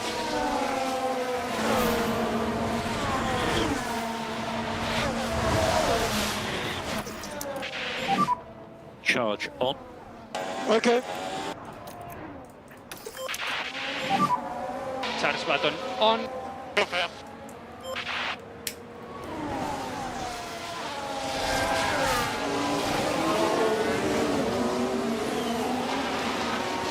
I do wish I'd been a little bit more proactive with Norris, but we didn't really know where the car was, and it didn't look great after Q1 with Max going out in 18th. But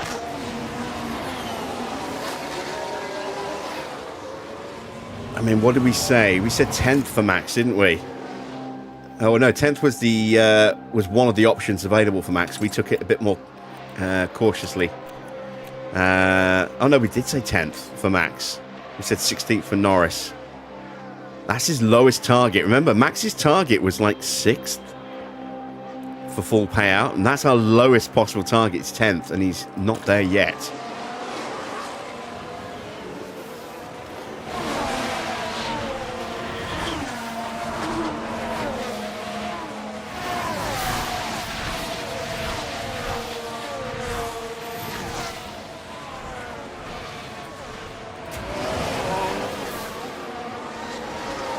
So they're just trying to find that way through. Probably enough battery saving for Norris for a little while. Confirm.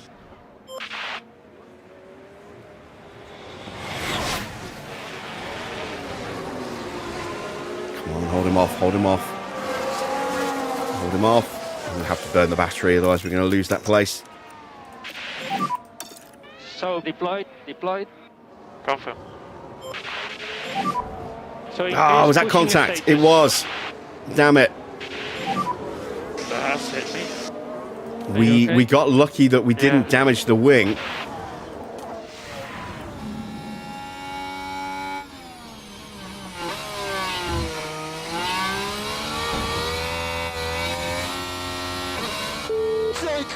Sonoda just turned in a little early than expected. It's like he just assumed we wouldn't be there.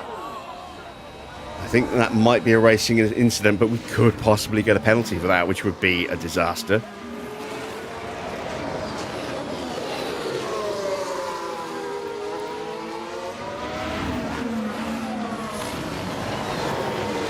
Yeah, very lucky to have no damage to our car. No damage to Sonoda's car either, I believe.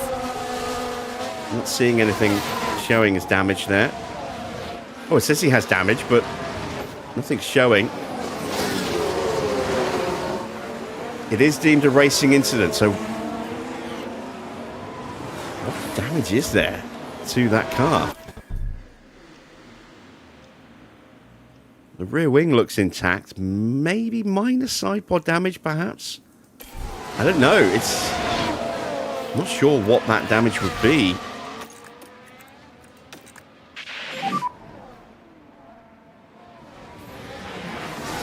Yep. Yep, all good. Oh, we got a bad exit through the chicane there.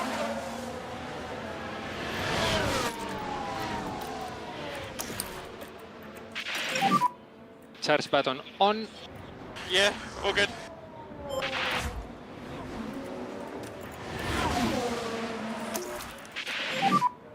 Charge on. Yeah. Alright, let's stop saving with Max for a little while as well. See if we can just ease our way back up to Doohan and then push hard to try and get past him and move on to Colapinto, who is all over Hadjar at the moment.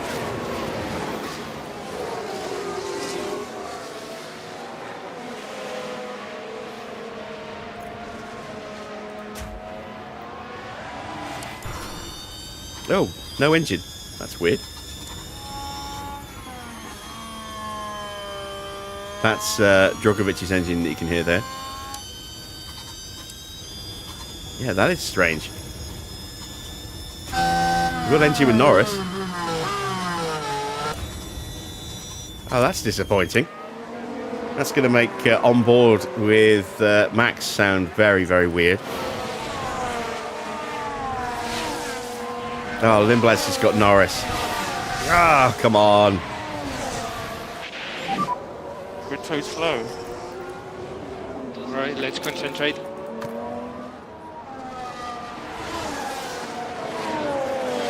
Gap to him 1.7. We are just too slow. We don't have the pace. Confirm. These conditions are not helping us. Confirm.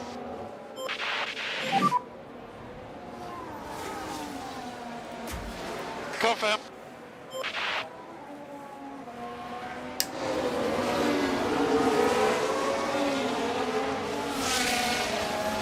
That's a 2.5 mil on track. It may well be that one of the reasons we're not quite quick enough is just because everyone's pushing their inters a little bit harder than us. We're respecting our tyres for the moment. We will start to look at turning them up at various points. We are P13. But I have no intention of running them at full, at a higher push level for the rest of the Grand Prix. At least not yet, anyway.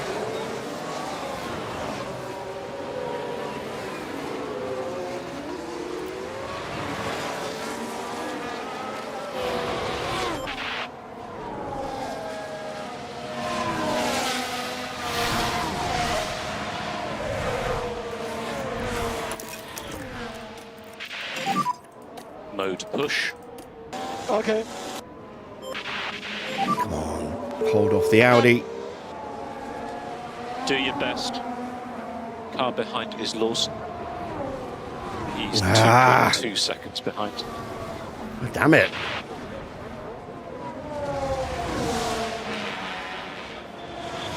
Go on, around the outside with all that extra tyre pace. There you go. Bearman gets past Lawson. And Gasly's lurking there as well. Mick now 17.5 seconds off the back of Antonelli. Now we're down at turn 9.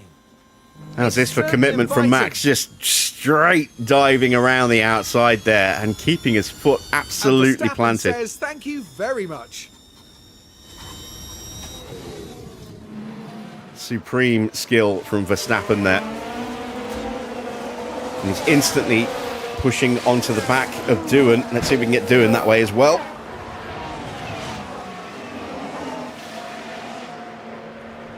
And this is going to be, I think, how we make our positions. Just these little short bursts of intense activity like this, and intense pushing, and then easing things down again. Evening, Nigel. Which one's my car? That one. Oh, Mick's punctured. A random puncture for Mick, perhaps. Do I have a puncture or something? Yes, you do. All right, just before he dives into the pits. Let's see, is that a random puncture? It is. Look at that, look. His tyres were 86% and a random puncture. So they are definitely going to be a thing this season as well.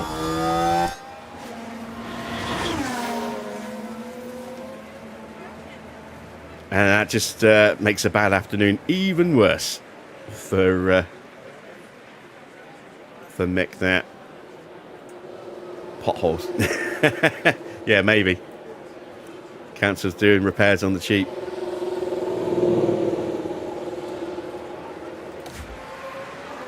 All right, chance for Max.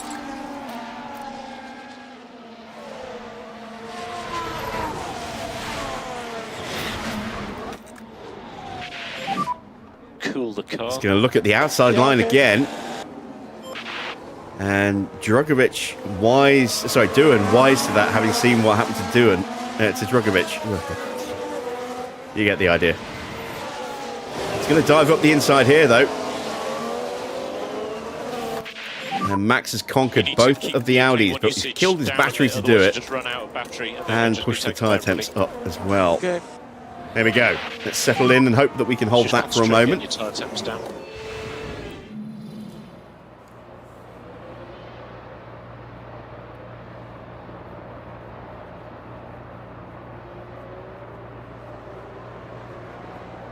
Not too bad, then. Oh, God, what is it with all the conditional support I'm getting here in the chat? Can't support you, you've got Hamilton. Hamilton's gone. Can't support you, you've got purple.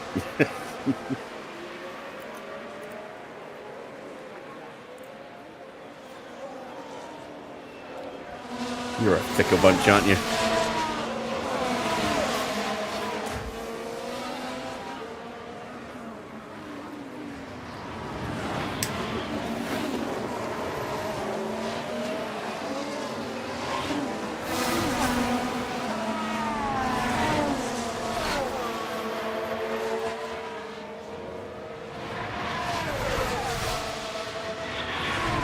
Norris is going to lose out another position here.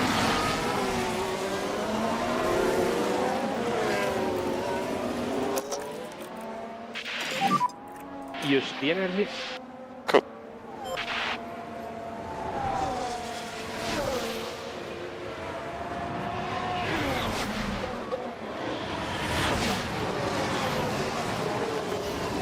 Oh my God. Lando. Killing me here. Look after the Down to 10th. Yeah, confirm. And that's Hadjar, our former teammate, getting through. Well, Max's former teammate, not Norris's former teammate. One of our drivers, ex-drivers.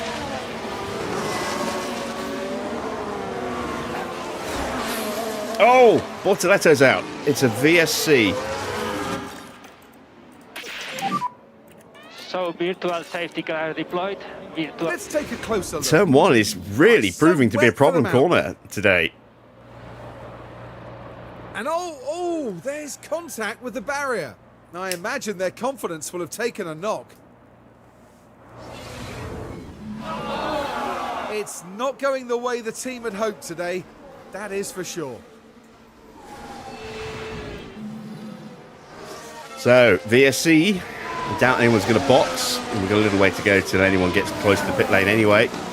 That is a retirement for Bortoletto and an advert break for Russ.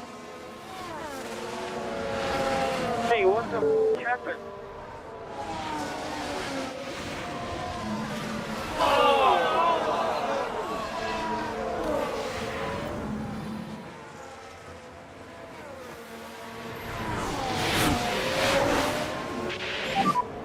So there was a crash. Everyone alright? Everyone is okay. Watch for debris. Confirm. Cool the car as much as you can. Yep.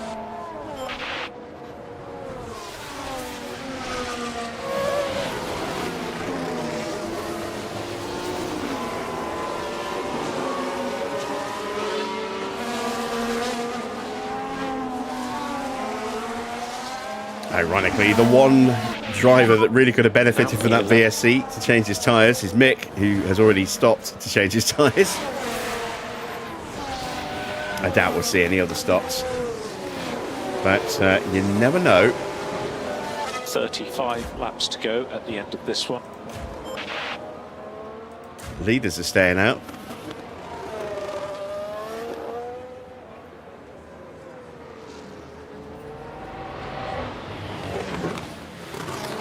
We are approaching the halfway point.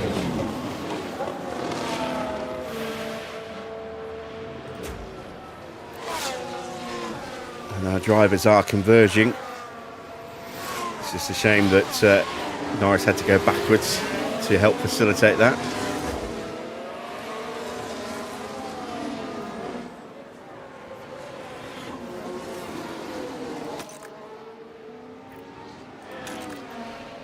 Getting the tyre temps down and a bit more battery saved, but we are picking up a lot of extra fuel again.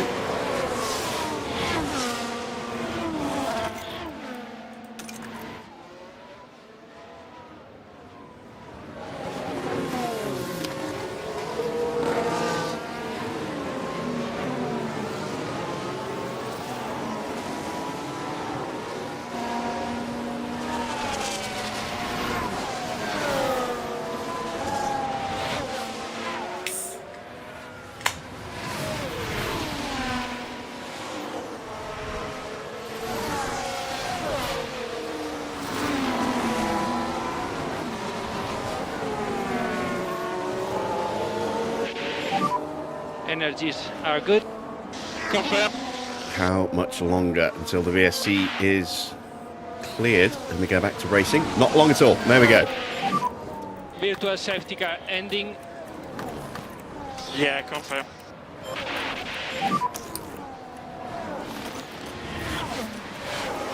Confirm. And try to increase pushing status. Just pick up the pace. Okay. Charge on. Yeah.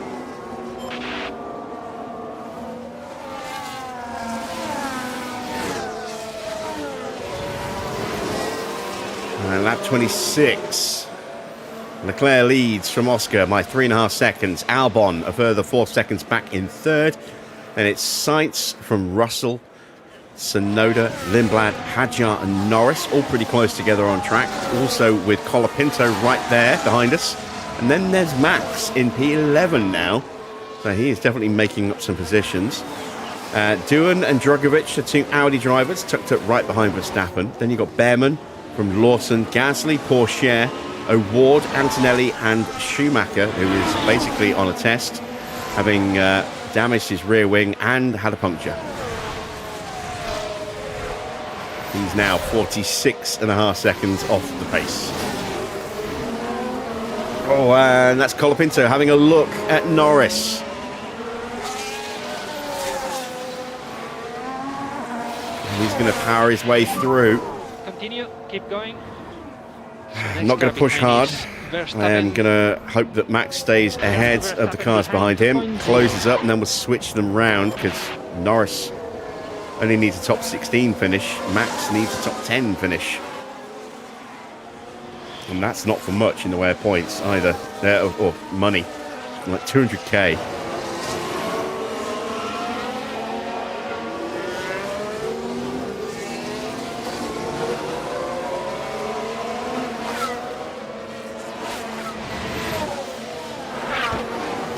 So money from races is going to be extremely hard to get this year. It's not going to be much, and looks like the targets to actually achieve, you know, those targets is going to be very low.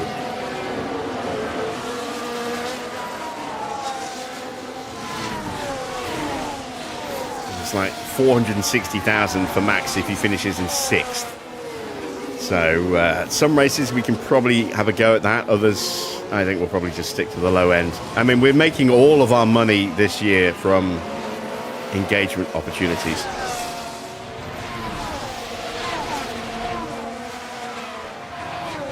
We've been making 9 million every 6 weeks just from basic engagement.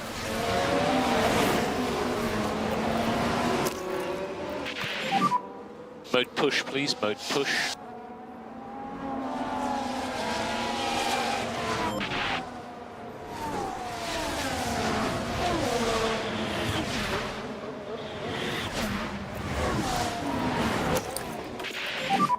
Charge on. Okay.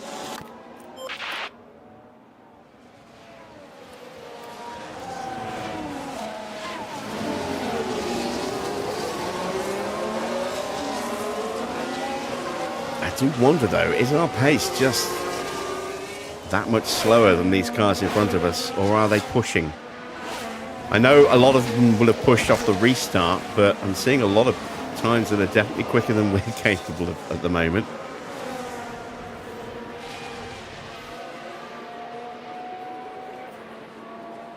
It does leave me wondering about exactly where we are. Mode push. It's not really an ideal Grand Prix for us to, you know, discover our true pace, given that it's wet and changing water levels. So maybe Bahrain will be a little bit more of a test of our actual pace. I'm assuming it'll be dry in Bahrain, but you never know.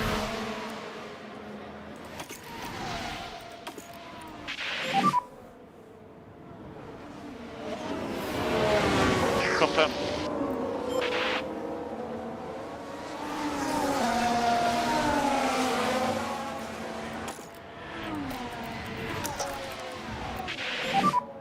And you can use all the boost bar. Yeah, confirm. Please tell me I haven't just left the door open. Ah, there we go. Woo. I was a little worried. Even in no clue.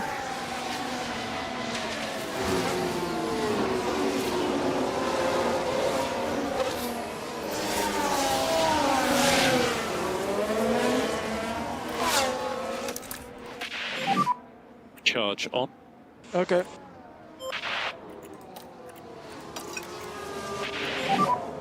Try to look after the tires. Yeah, confirm.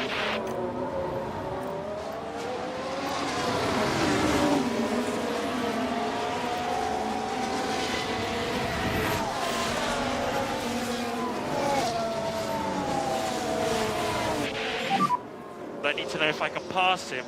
No, At the moment, You can't. continue like this. Why do you want to do that? because you're slow, Norris. That's why.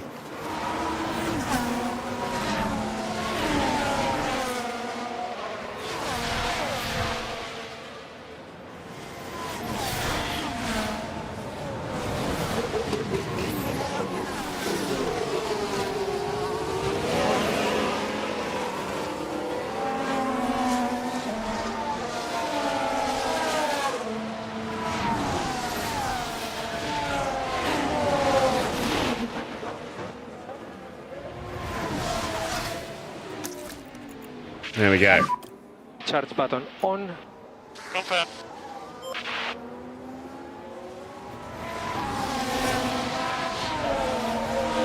I see battle lines are being drawn in the chat.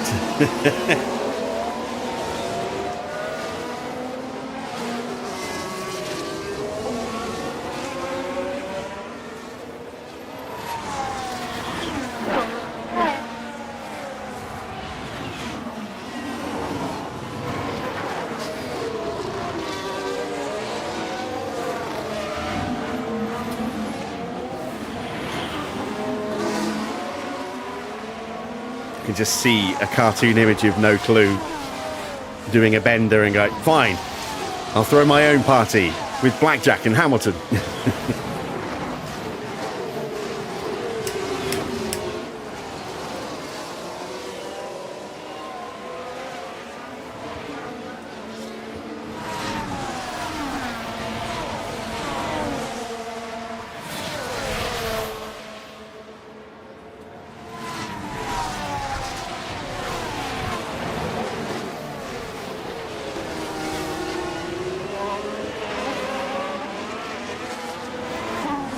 We are just past the halfway point. Lap 30 of 58. We are on target with both drivers for an absolute pittance. We're also on target for a point. I was hoping we'd be in better shape for a double points finish, but the pace just does not seem to be there in these conditions. Or at least not at this circuit anyway. Maybe later in the year, at another wet race, we'll be in better shape with more upgrades on the car. But that is all down to, potentially down to what's going to happen with the regs as well for next season.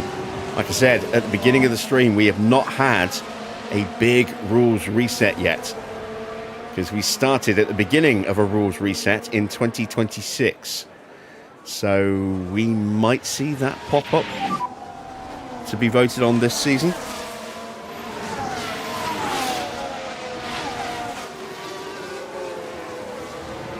Continue like this.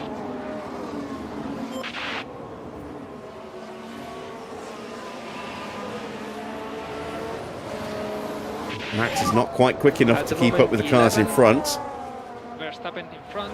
Norris is keeping Got to Verstappen behind point in 8. range to get a slipstream off the back of Max, which should hopefully help him defend from Doohan and Drugovich. Okay, remember both. Gasly gets ahead of Lawson. Okay.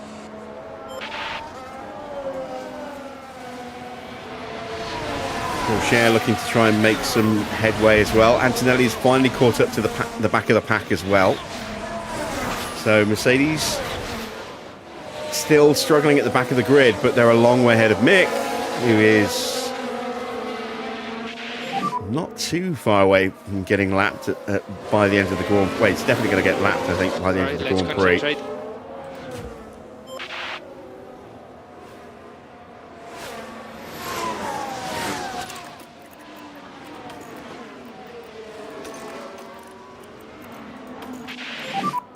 P10.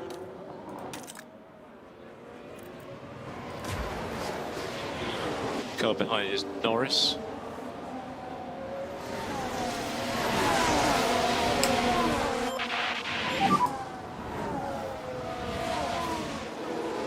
At some point, I am expecting Norris to start complaining about not being allowed to overtake again. But he's not quick enough.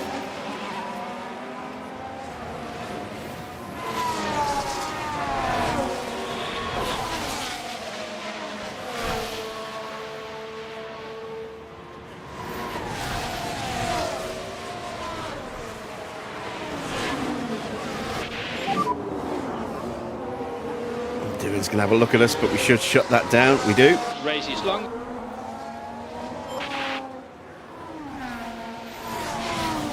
Another yellow flag. Is that someone running wide? Cutting a corner, perhaps. Oh, lock it for Oscar. Let's see what happened there. Here we are then looking at turn 12.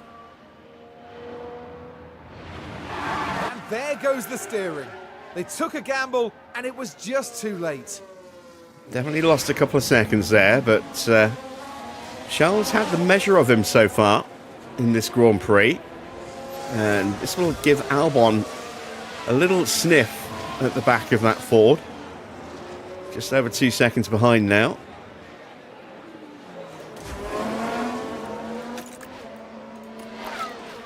Let's give a little bit more battery to Lando again. And more energy available.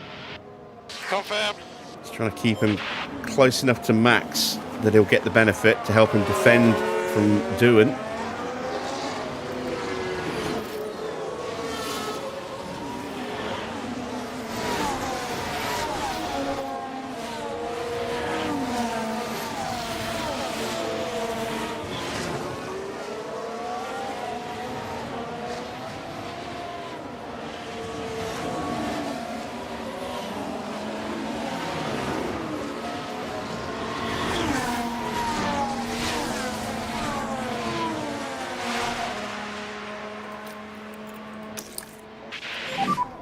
And I charge do button wonder where our on, tyres charge are in button comparison to everyone else. Yeah, confirm. As always, we're going to try and resist the urge to go diving into other cars to have a look, seeing as it's locked out in-game.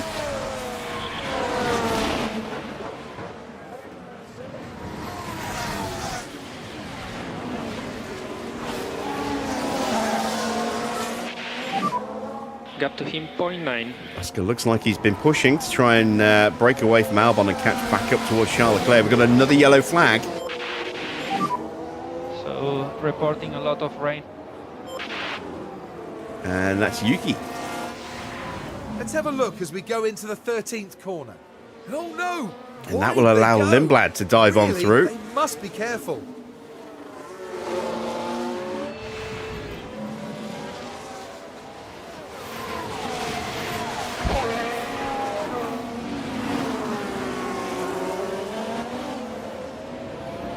And there they are in front of us. We're not too far adrift of them.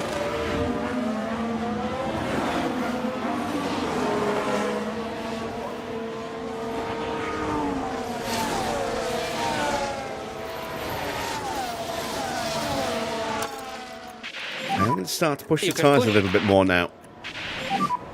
Okay to push harder through 6 and 7 if you can.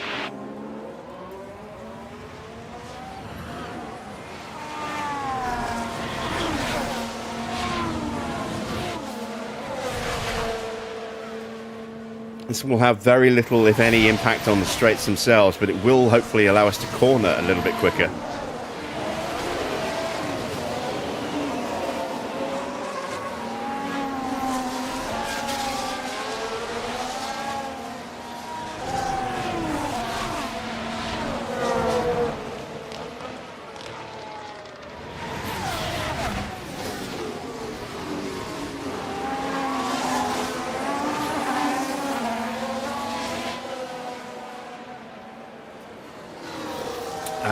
I guess ATS, Farah. I mean, I'm barely on the PlayStation anymore these days.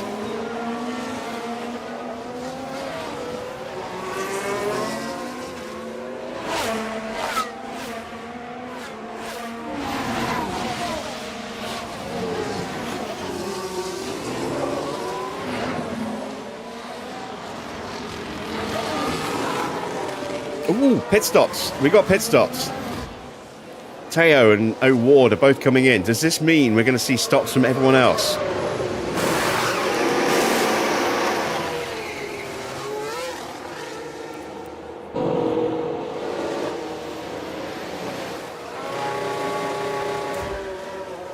Decent stops from both. Now, how far behind are they going to be? And is anyone else going to stop?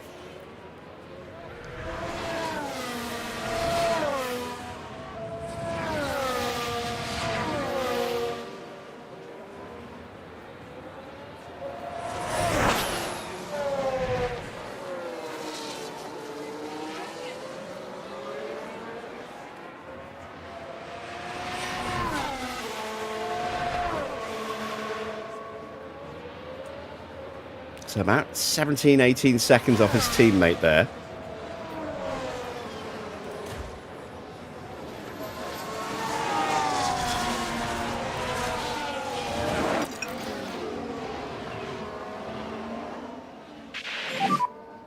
And try to cool down the tires as much as possible. Yeah, good. And charge button on, charge button on. Okay. Try to stay in front.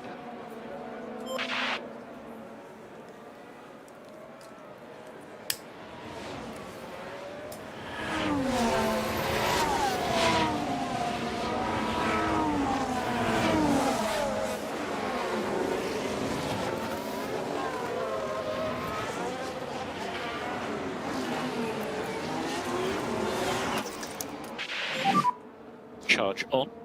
Yeah.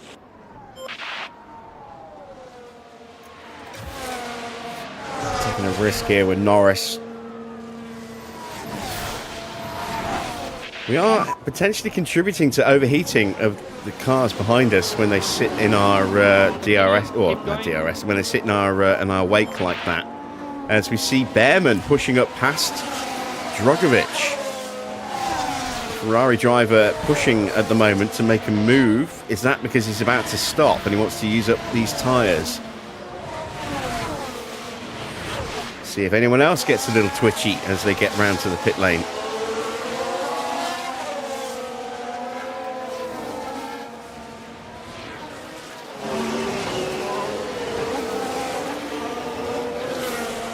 Colapinto pushes past Hadjar.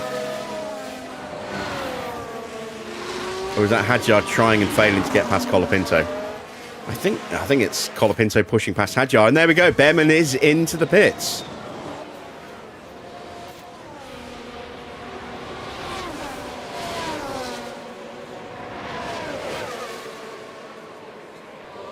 Oh, this is a bit of a dilemma. Do I stay out? I probably should. It's a terrible stop for Ollie Bearman. And that's going to leave him vulnerable to Théo Pourchaire here. And Pato. Yeah. Energies are good. Confirm. There goes Théo. There's Pato. So he splits the two. And he's going to have to get his tyres up to temp.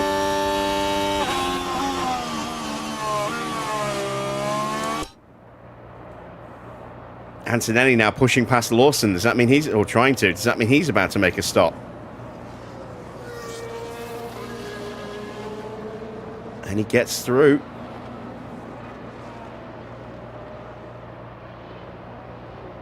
Let's take a look at the forecast.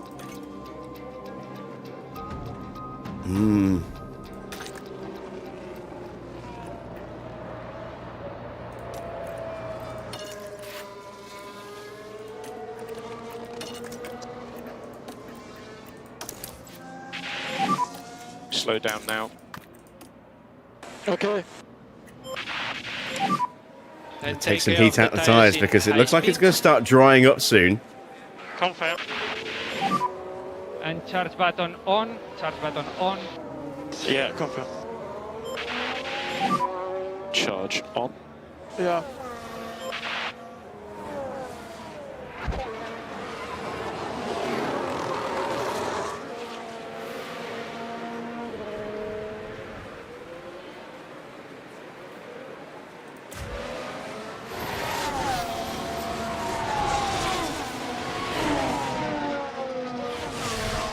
If anyone in front of us is going to stop, but if they do,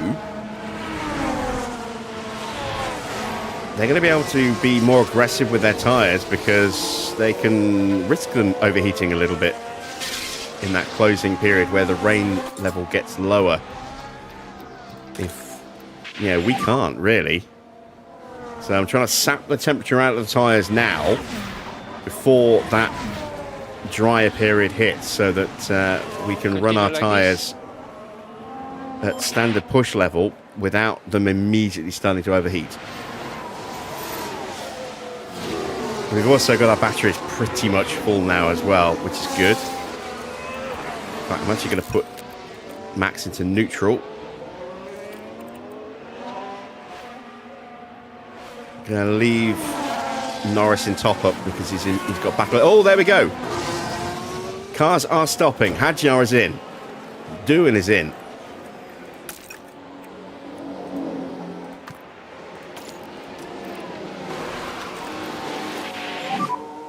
That's a solid looking stop. Confirm.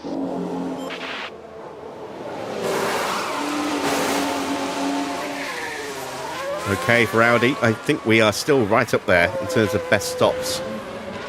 Let's have a look. Second and third right now.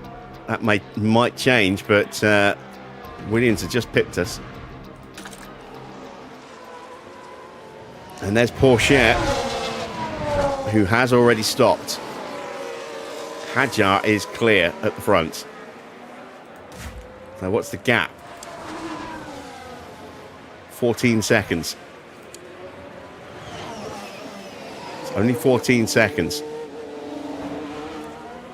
And we're still way overfueled.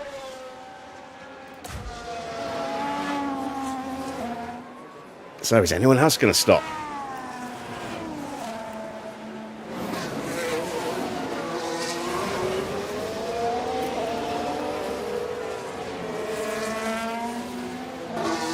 Anyone who's spent an extended period tucked up behind another car is probably going to have to. We've been very careful. We've managed our temperatures. And we have the best tyre wear on the grid. So that is why our tyres are in still pretty good shape with 19 laps remaining. And we've got a yellow flag. That's the other reason I'm not going to stop us, is because I'm waiting to see if we get like a safety car or a VSC, in which case we will absolutely stop. Little wide moment for Ollie Bearman there under the hotel. Just a bit too wide at that point, and you really can't do that. Needs a little bit of time, but no position loss yet. Let's see, Pato is putting the pressure on him.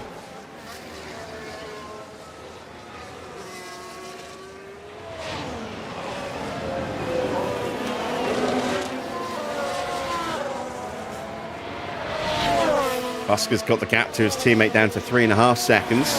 4 seconds back to Albon, who's still occupying that third spot on the podium.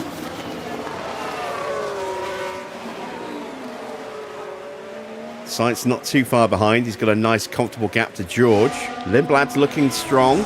Still up in P6. He's got Yuki Tsunoda trying desperately to find a way through.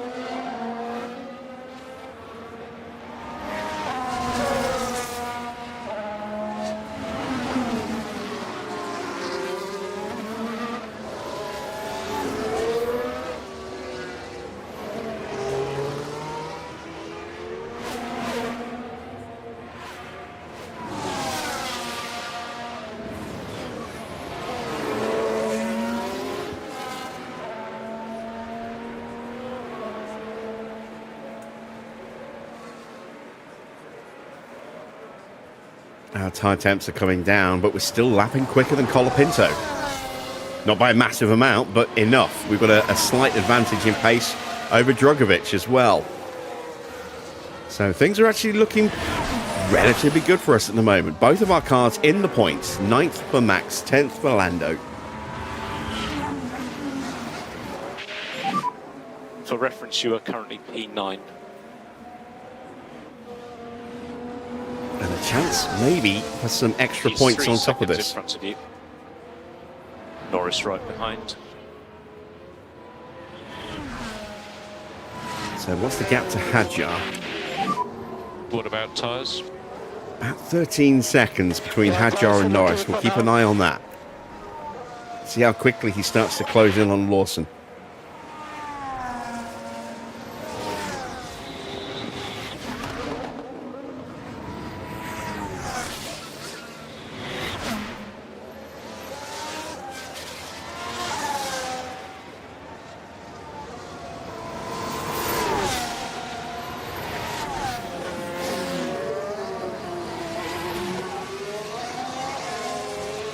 Right, water levels starting to dip. Let's turn the tyres up a little bit more again now that we've sapped a lot of that extra heat out of them. If you are able Now to 2.5 increase pace, seconds behind it would be a Colapinto. good We took time to do another it. half a second out of him. And another yellow flag.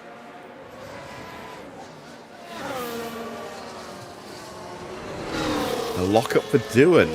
Again, around So let's follow the the chicane, action just going before into turn 12. the hairpit, before the hotel. And there's the lockup. Now, they did leave it very late. Thank you, Farah.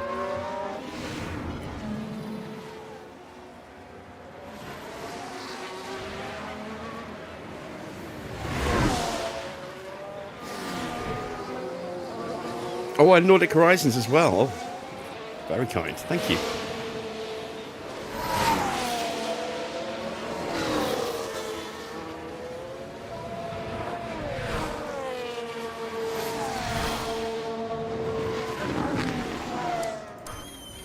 Still no engine noise. Ugh.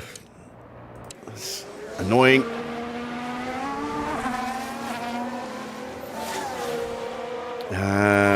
What did I just see? Gasly and Antonelli. So Antonelli gets past Gasly. Next up is Drugovich.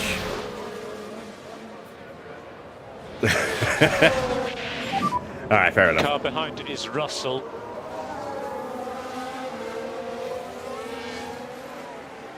Yeah, look at this. The gap's now less than 2 seconds.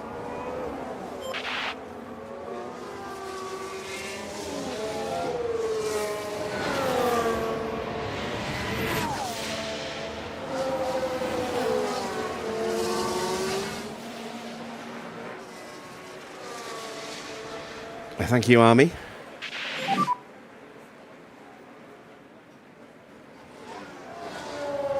No worries, mate.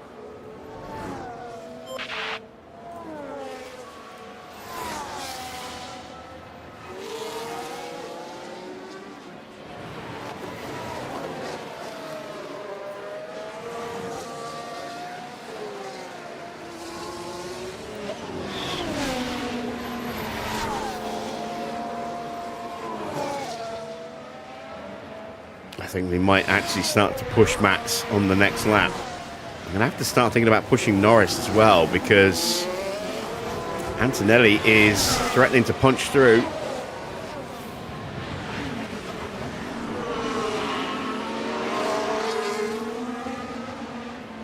He's not going to get him this lap.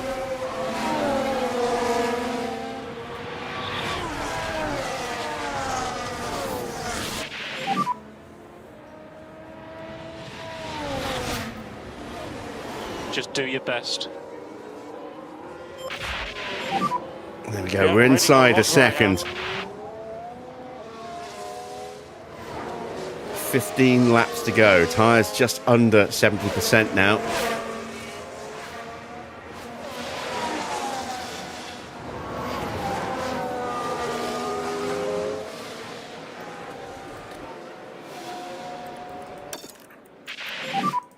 And we need to increase pushing status.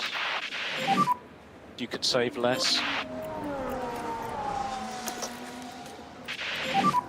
Mode push. Okay. There's Norris sweeping through in the background. Deployed. Yeah, confirm.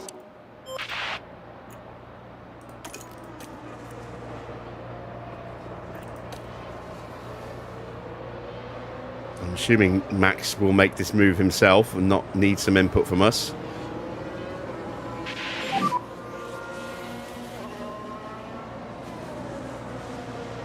Remember, long way to go in this race.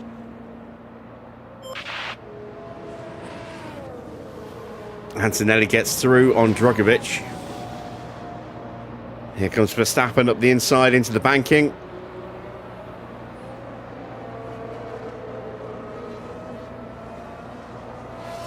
And that is a DHL Express delivery gone right. 8th place now for Max.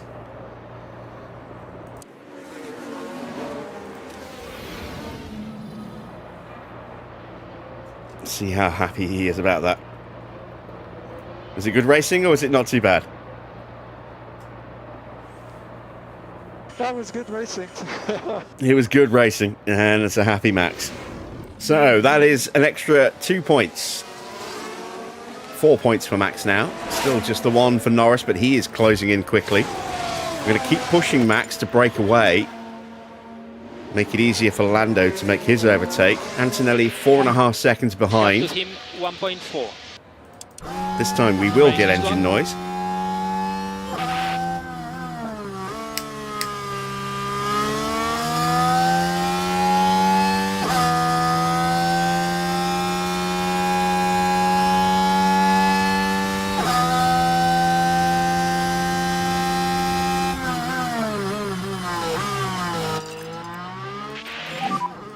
You need to push as much as you can. Still have 1.3 kilos of spare fuel on board.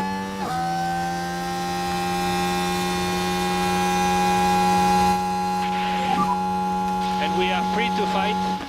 Yeah, confirm.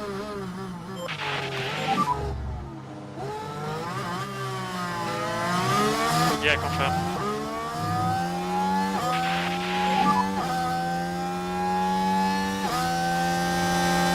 Confirm. Confirm. We sold him a dummy. And we're through. Yeah, fine. Lovely stuff. Mega.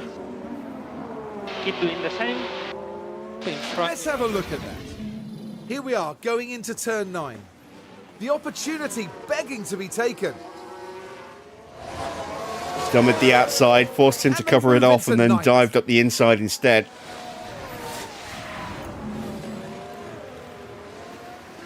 So I think maybe the reason why we were slowly dropping further back and back and back is because other teams were just being a bit more aggressive at the start of the Grand Prix, allowing us to finish stronger than we started. We need to reduce K1 usage. Okay. And just a reminder on garage. Confirm. Just cool down the tyres as much as you can. Yeah. So we've got the move done. And try Got to a pull nice down the little tires gap. as much as possible. Antonelli's pushing hard as well, look. Yeah, all good. Charge on. Yeah.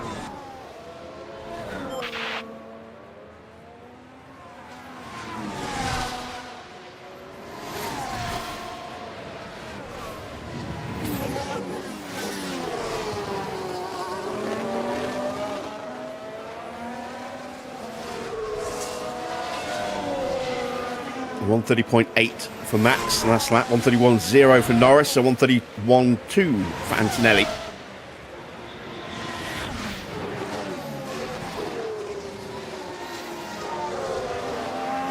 And I think we've got enough tyre to keep them like this for a little while longer yet. It is going to get drier, as you can see. I mean, it's going to end the last few laps with the potential for slicks. You know, possibly. But I can't see that becoming a reality.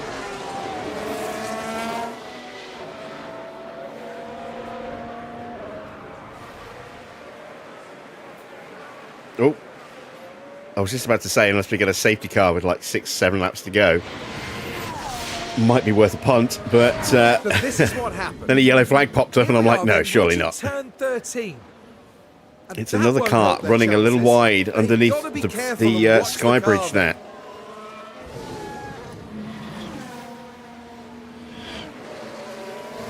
Tonight is a strong opening start for us, I think, considering I didn't know where our pace was, but it's still below Max's optimal target, which was 6th. And I don't think we're going to get that. So there is definitely work to do with this car still.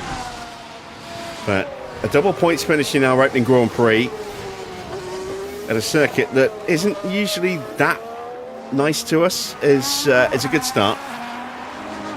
Another yellow flag. Single yellow. Lock up or a spin. Confirm. Oh, it's a crash from Mick. Oh my god. Is he still out there? Oh, this is at the Sky Bridge again.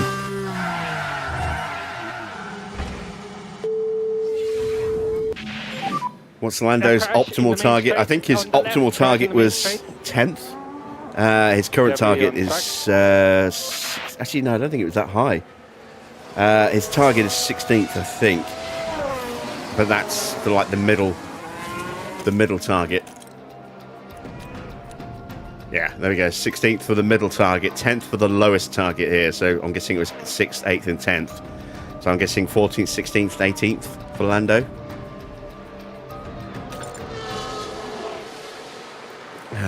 Do you fancy a little rewind action, Farah, just to double check that?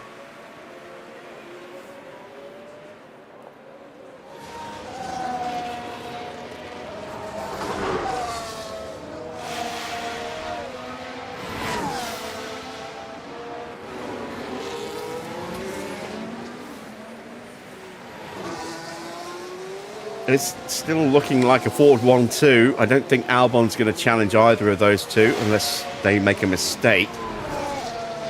Sainz could yet threaten for that third step of the podium, though.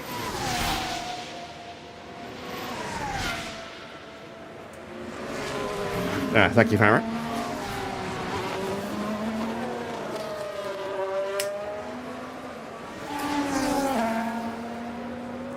Tsunoda and Lindblad are still battling away, and this is going to allow Max a chance at slowly closing in. We got the gap down to just under 3 seconds now. Colapinto is still ahead of Antonelli, whose pace has dropped off again. And those who did stop, with the exception of Hadjar, haven't actually gained anything.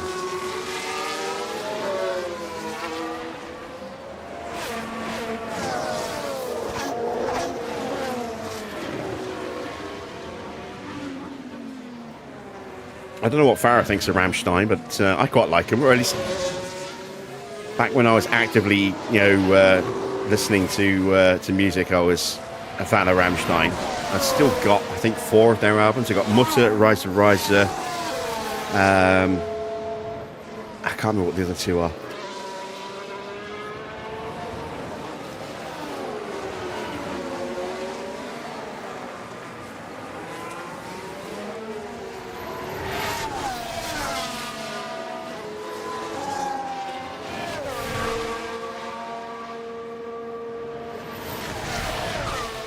It has been quite a few years since I listened to them.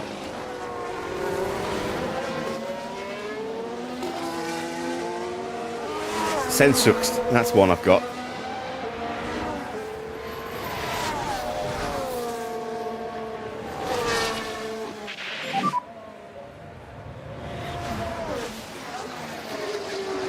The temperatures are going slightly up.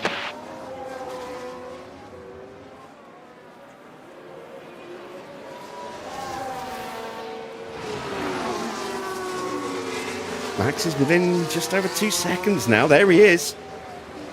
He is closing in on this battle. Don't have any battery, though. That's the problem. Charge on. Okay.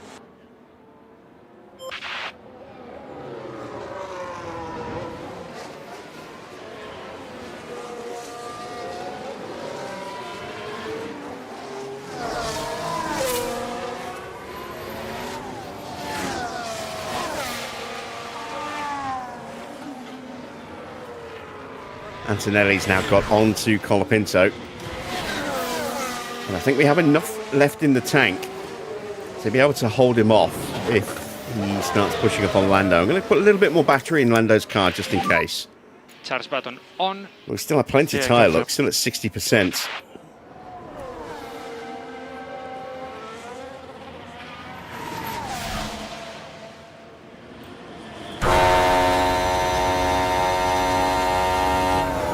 Kimi goes for the late lunge on the brakes.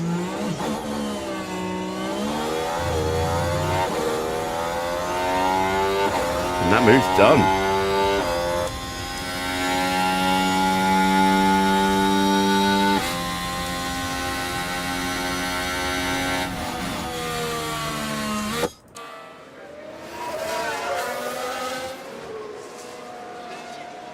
I haven't seen Wayne do anything in the chat for a couple of hours now.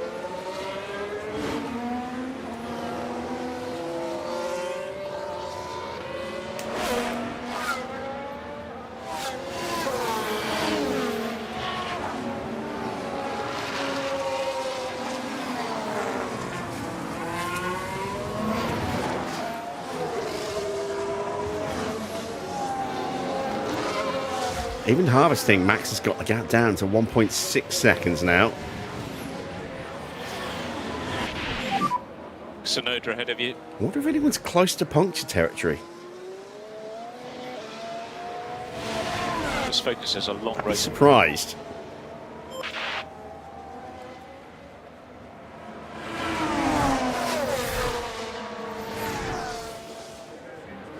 It's not beyond the realms of possibilities, though. No rain expected. Hadjar and Gasly duking it out. Tyres are quite hot. Gasly trying to hang on with older tyres. Hadjar completes that move. He'll get a tow.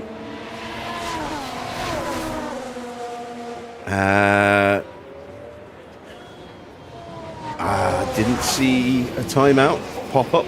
Oh, no, there. What was the deleted message? Sonoda's the next guy. 14 MLJ. A long way to go. As far as I know, Katz is still able to post. If you are still with us, Katz, say something.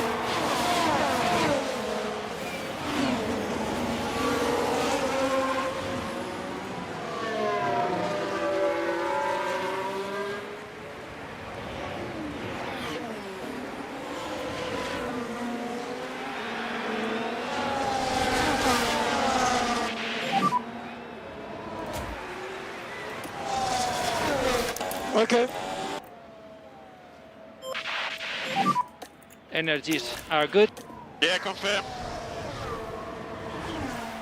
Right, the number of laps is ticking down, and we still have a lot of tyre to burn, so let's start burning it. And increase pushing status a bit more. Yeah, confirm. Welcome back, Tony. Let's get after these cars in front. Charge on.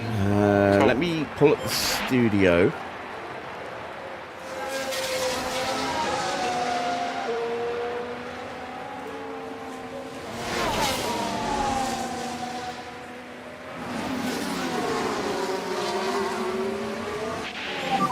Just Next check car, to see whether someone has been 0.8. added to the Okay, naughty let's list. get on it. Still everything to play for.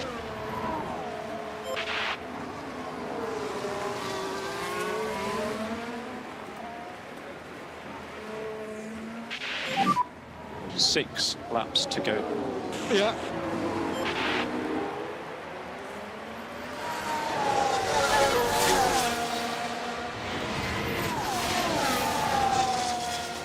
Got to remember where I found this now.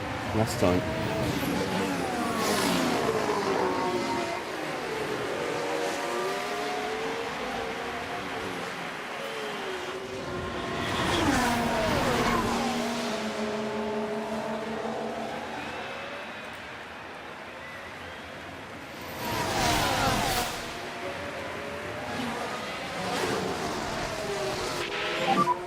Okay, so next car, Sonoda. Sonoda 0.3. I can't remember Just where do to your look. best.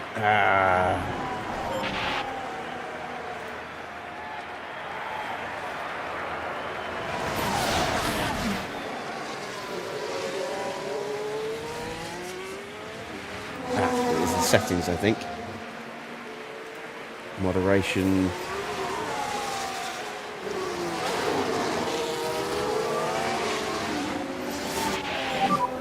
We're expecting the rain to stop in a few minutes. Okay. So rain has stopped. Confirm. Yeah, not in the banned users, so maybe he did fall asleep. 5 laps to go.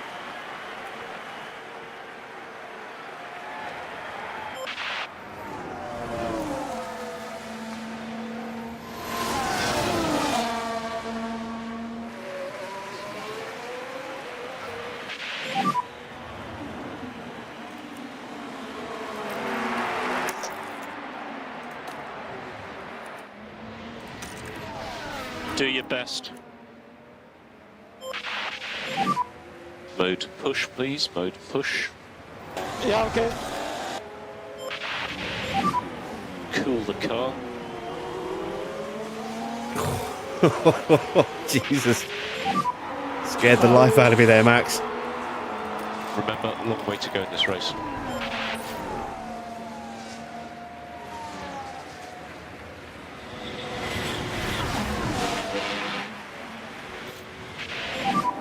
You can do this.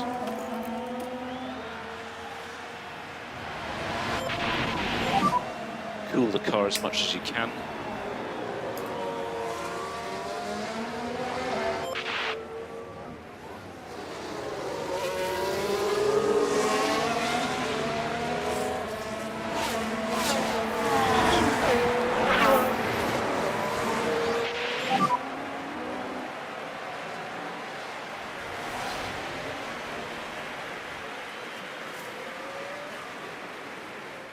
There's progress to be made. Ah, nearly got the move done. And all this Unbelievable. fighting here has allowed Yuki to get a little bit of fresh air between him and Lindblad. We're going to try and get him here at the inside. And we do.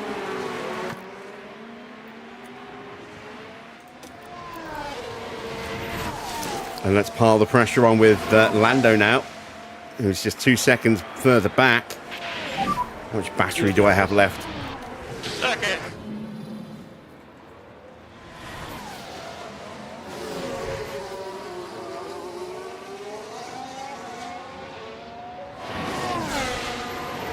Not too bad, done. Yeah, it took him a couple of attempts, but he got the move done.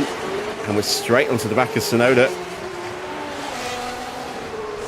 In fact, do we even have an opportunity here into the banking? We might be a little bit too far back.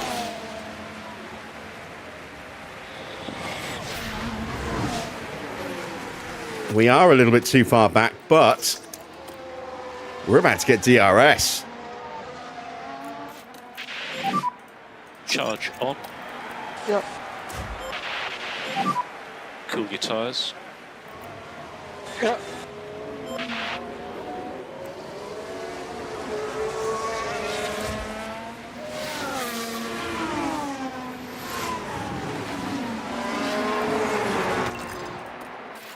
Screw it, let's keep the tyre pads going. We've got enough to survive 3 laps. When you can you tell us how the track is? Yeah, it's getting drier. There we go, DRS is active. DRS is enabled for reference. Could we actually hit our target of 6th? Well, full target if we'd chosen it.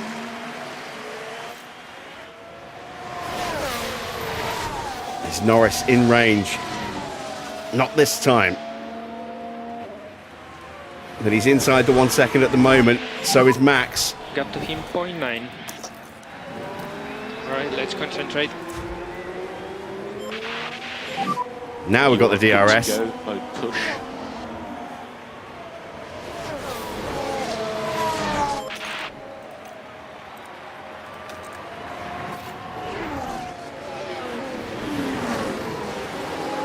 And Max is through up the inside.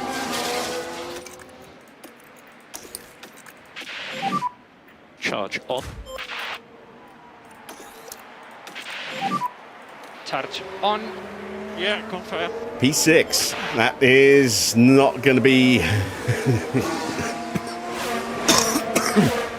That's not going to be, just a stepping stone to Russell.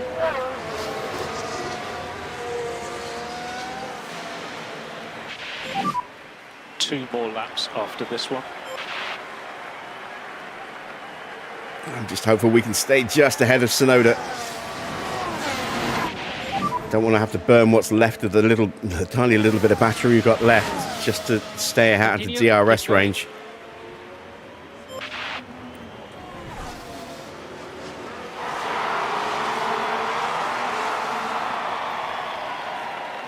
Sainz 2 seconds behind Albon. Pretty evenly matched between those two. Lindblad retakes the position from Tsunoda. He's going to be in DRS range now.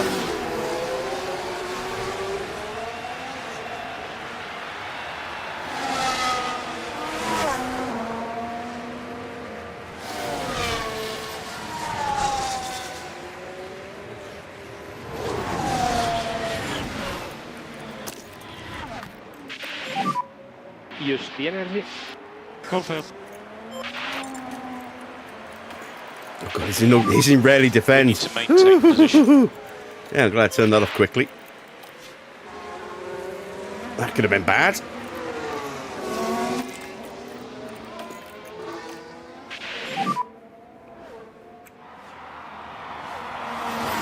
Yeah, go. Final lap. Max in P6 for now. So you're about to start the last time lap.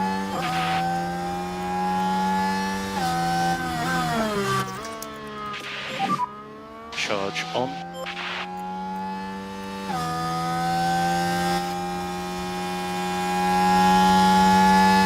Norris just in DRS range. O'Ward's got a fault. That's not really going to do anything at this stage.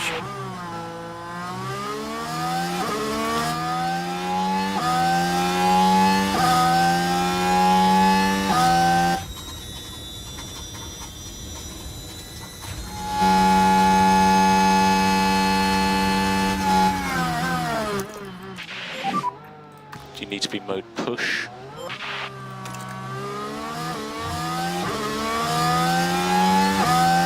Damn it, he got the DRS. Next car in front, Tsunoda. Max has done enough to stay ahead though. Continue like this. Has Norris got enough tyre to throw it up the inside here? And just a reminder on guys. Yeah, No, he doesn't. yeah, confirm.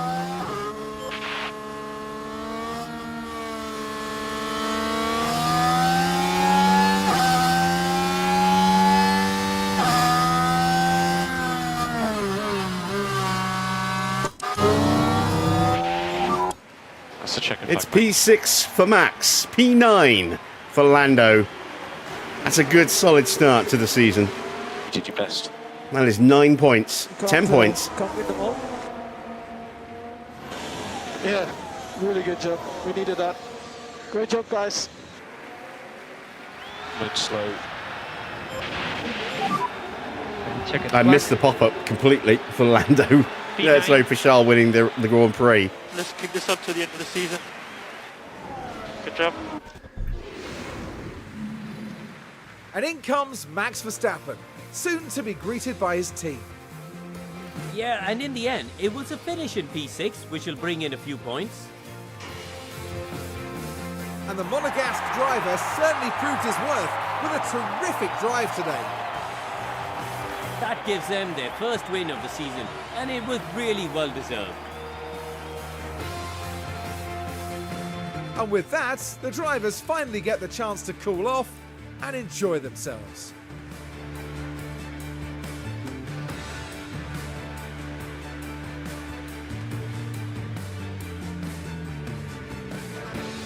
Well, Karun, how do you think they'll be feeling in the team garage at the end of that?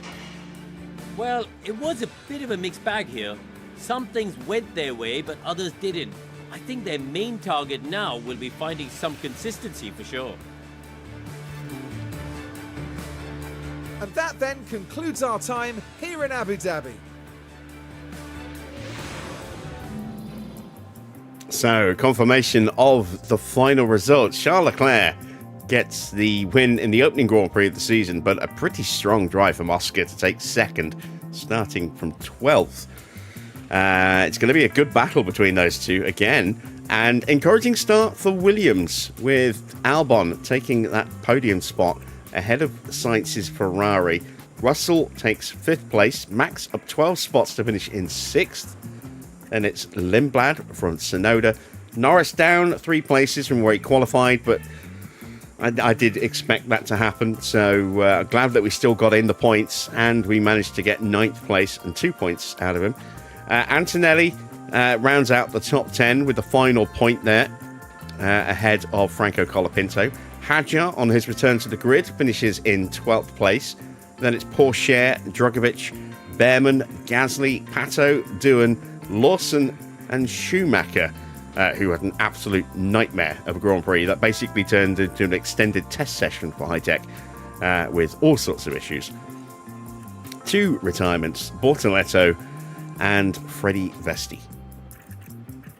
So, in the driver standings, they match the results that we've just seen. It is a 1-2 for Ford, then Williams looking pretty good. We are in the top 10 with both drivers, because it's still the first round of the season. Let's move on to the constructors. Mighty start for Ford, 43 points. Williams in second on 15. Ferrari have 12. McLaren have 10 points in fourth. We're right behind them, also on 10 points. Then HiTech with 6 points to their debut on the grid. Aston with 4 points. Mercedes with just a single point. Then it is Maserati, TGR, and Audi. In the pit stops, it was quickest stop of the day for Williams, who also got 9th place as well, so 27 points for them. But we will go top. We scored second and third place for 33 points. Aston in 4th place. HiTech get 5th. Maserati 6th. 7th for Ford. 8th for TGR. And Audi picking up a point with fully paced stop as well. An excellent start to the season in the DHL competition. Can we go that little bit further this year and finally take the number 1 spot? Having been runner-up the last 2 seasons in a row, the fact that our title sponsor is DHL is completely irrelevant. There you see the leaderboard. It is Cadillac top with 33 points from 27 points for Williams, 12 points for Aston, 10 for HiTech, 8 for Maserati, 6 for Ford, 4 for TGR, and a point for Audi. There you see our 2 stops, both very, very good. And look how very close they are as well to the top stop. 8,000th and 100th of a second. Hopefully we can improve on that even more. Both drivers do achieve their sponsor money targets. They weren't exactly what you would call insanely profitable. 570k added to our bank balance. And we have some admin to do before we end our stream. So let's head back to HQ and see what needs to be done.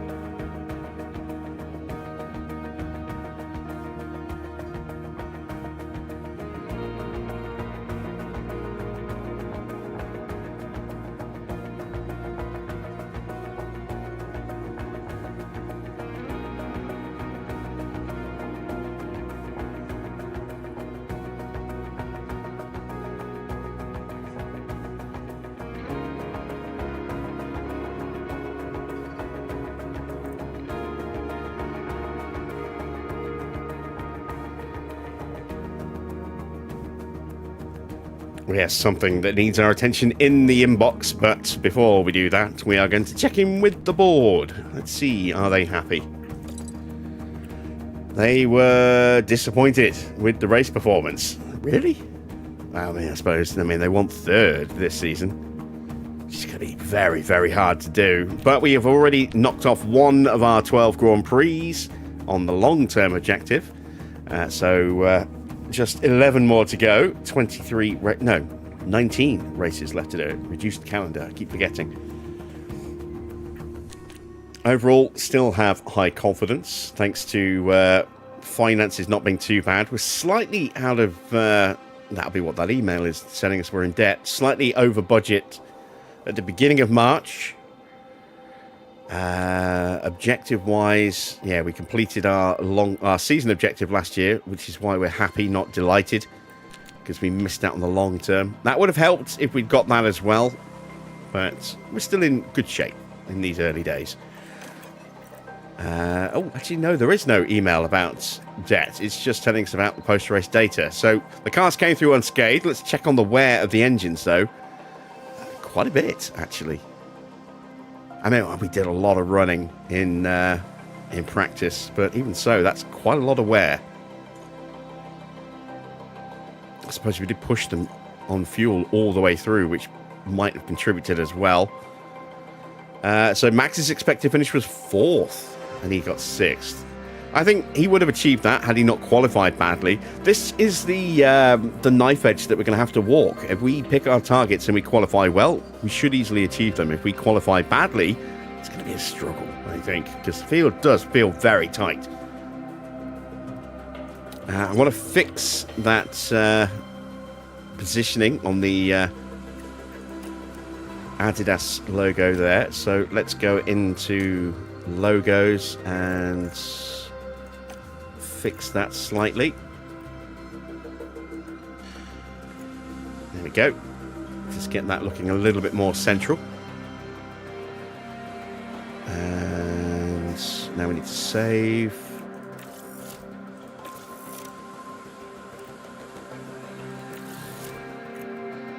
Yeah, this I'll show you actually. This is what we nearly ended up with last season.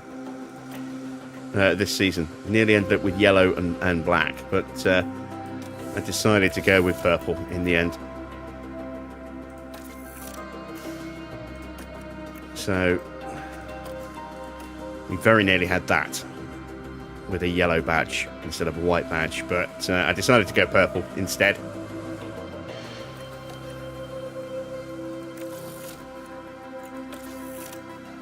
Same for the car as well.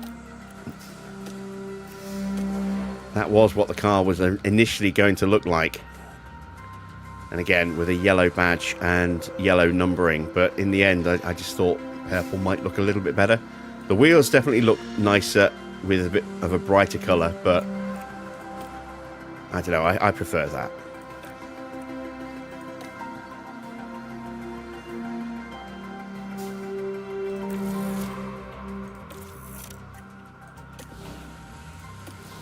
Okay, so we have 4 days to go until the next Grand Prix, because they are back to back. We still do not quite have enough money for the next part of development. Let's see, when do we get our money from the sponsors? Not until the 3rd. Okay, so we've got a way to go yet. A little over 3 weeks until we get that money. Let's take a look at March's calendar. We'll have a nice little gap of 3 weeks between Bahrain and Jeddah. We'll get some money there. We'll find out what the rules for next season's regulation changes are going to be here. This is why I'm going to wait until that point to determine what we do with that ATR. If we're going to get a big rules reset, which is a little bit more likely than not, then we'll throw that onto that ATR onto that rules reset instead for research. However, if it's not, we'll probably put that into part development instead. So there's not a huge amount we can get done. I could make a couple of extra parts, because we are a little short on side pods and chassis. We've got 2 of each. So I'm going to make 1 extra of each, I think.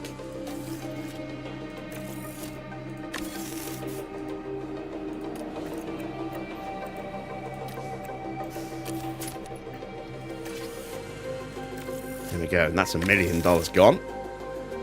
Let's check in with our facilities. See how things are coming along. So everything here is now operating at a good level. Our wind tunnel is slightly reduced because of sponsor commitments, but the CFD is getting a really good boost.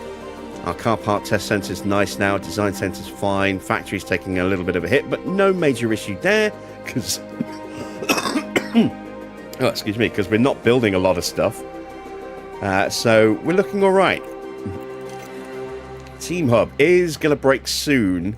How much is an upgrade? 3.5 mil over... well, we don't know yet on the refurb costs. Race Sim refurb having been done means we're back to 92%. Full experience gain available. And the boardroom needs a little bit of love and attention. I'm not going to go for an upgrade. We're going to just go for a refurb. And we definitely need to get that refurb done. There we go. Helipad's still good. Hospitality's fine. Weather centre's good. Memorabilia room's still good. We're down to $786,000. but we wouldn't have enough money to have started a new part after Bahrain anyway. So that's why we've done that and not saved that money. Staff survey results. Lando's feeling enthusiastic. Max is neutral. His biggest issue is car performance. We'll check into that in a second. Javi's positive, but he's unhappy with car performance, as is Enrico. Giovinazzi's unhappy with car performance. Well, we brought you in to help improve it, so chop chop. Yeah, generally, the mentality's better. Nobody's deeply unhappy with car performance, which is nice to see. It's going to be warm and in Bahrain. No rain expected. Let's check the forecast. Yeah, hot on full sunshine on Friday. No clouds. A little bit cooler on Saturday for qualifying, and then Sunday a little bit warmer, but with cloud cover. So tyre temps could potentially get pushed a little bit there. We've got no forecast for any of the Grand Prix because it's still a way off yet. We've got a chance of rain in Melbourne, nearly 50-50 chance of rain in Suzuka, chance of rain in Singapore,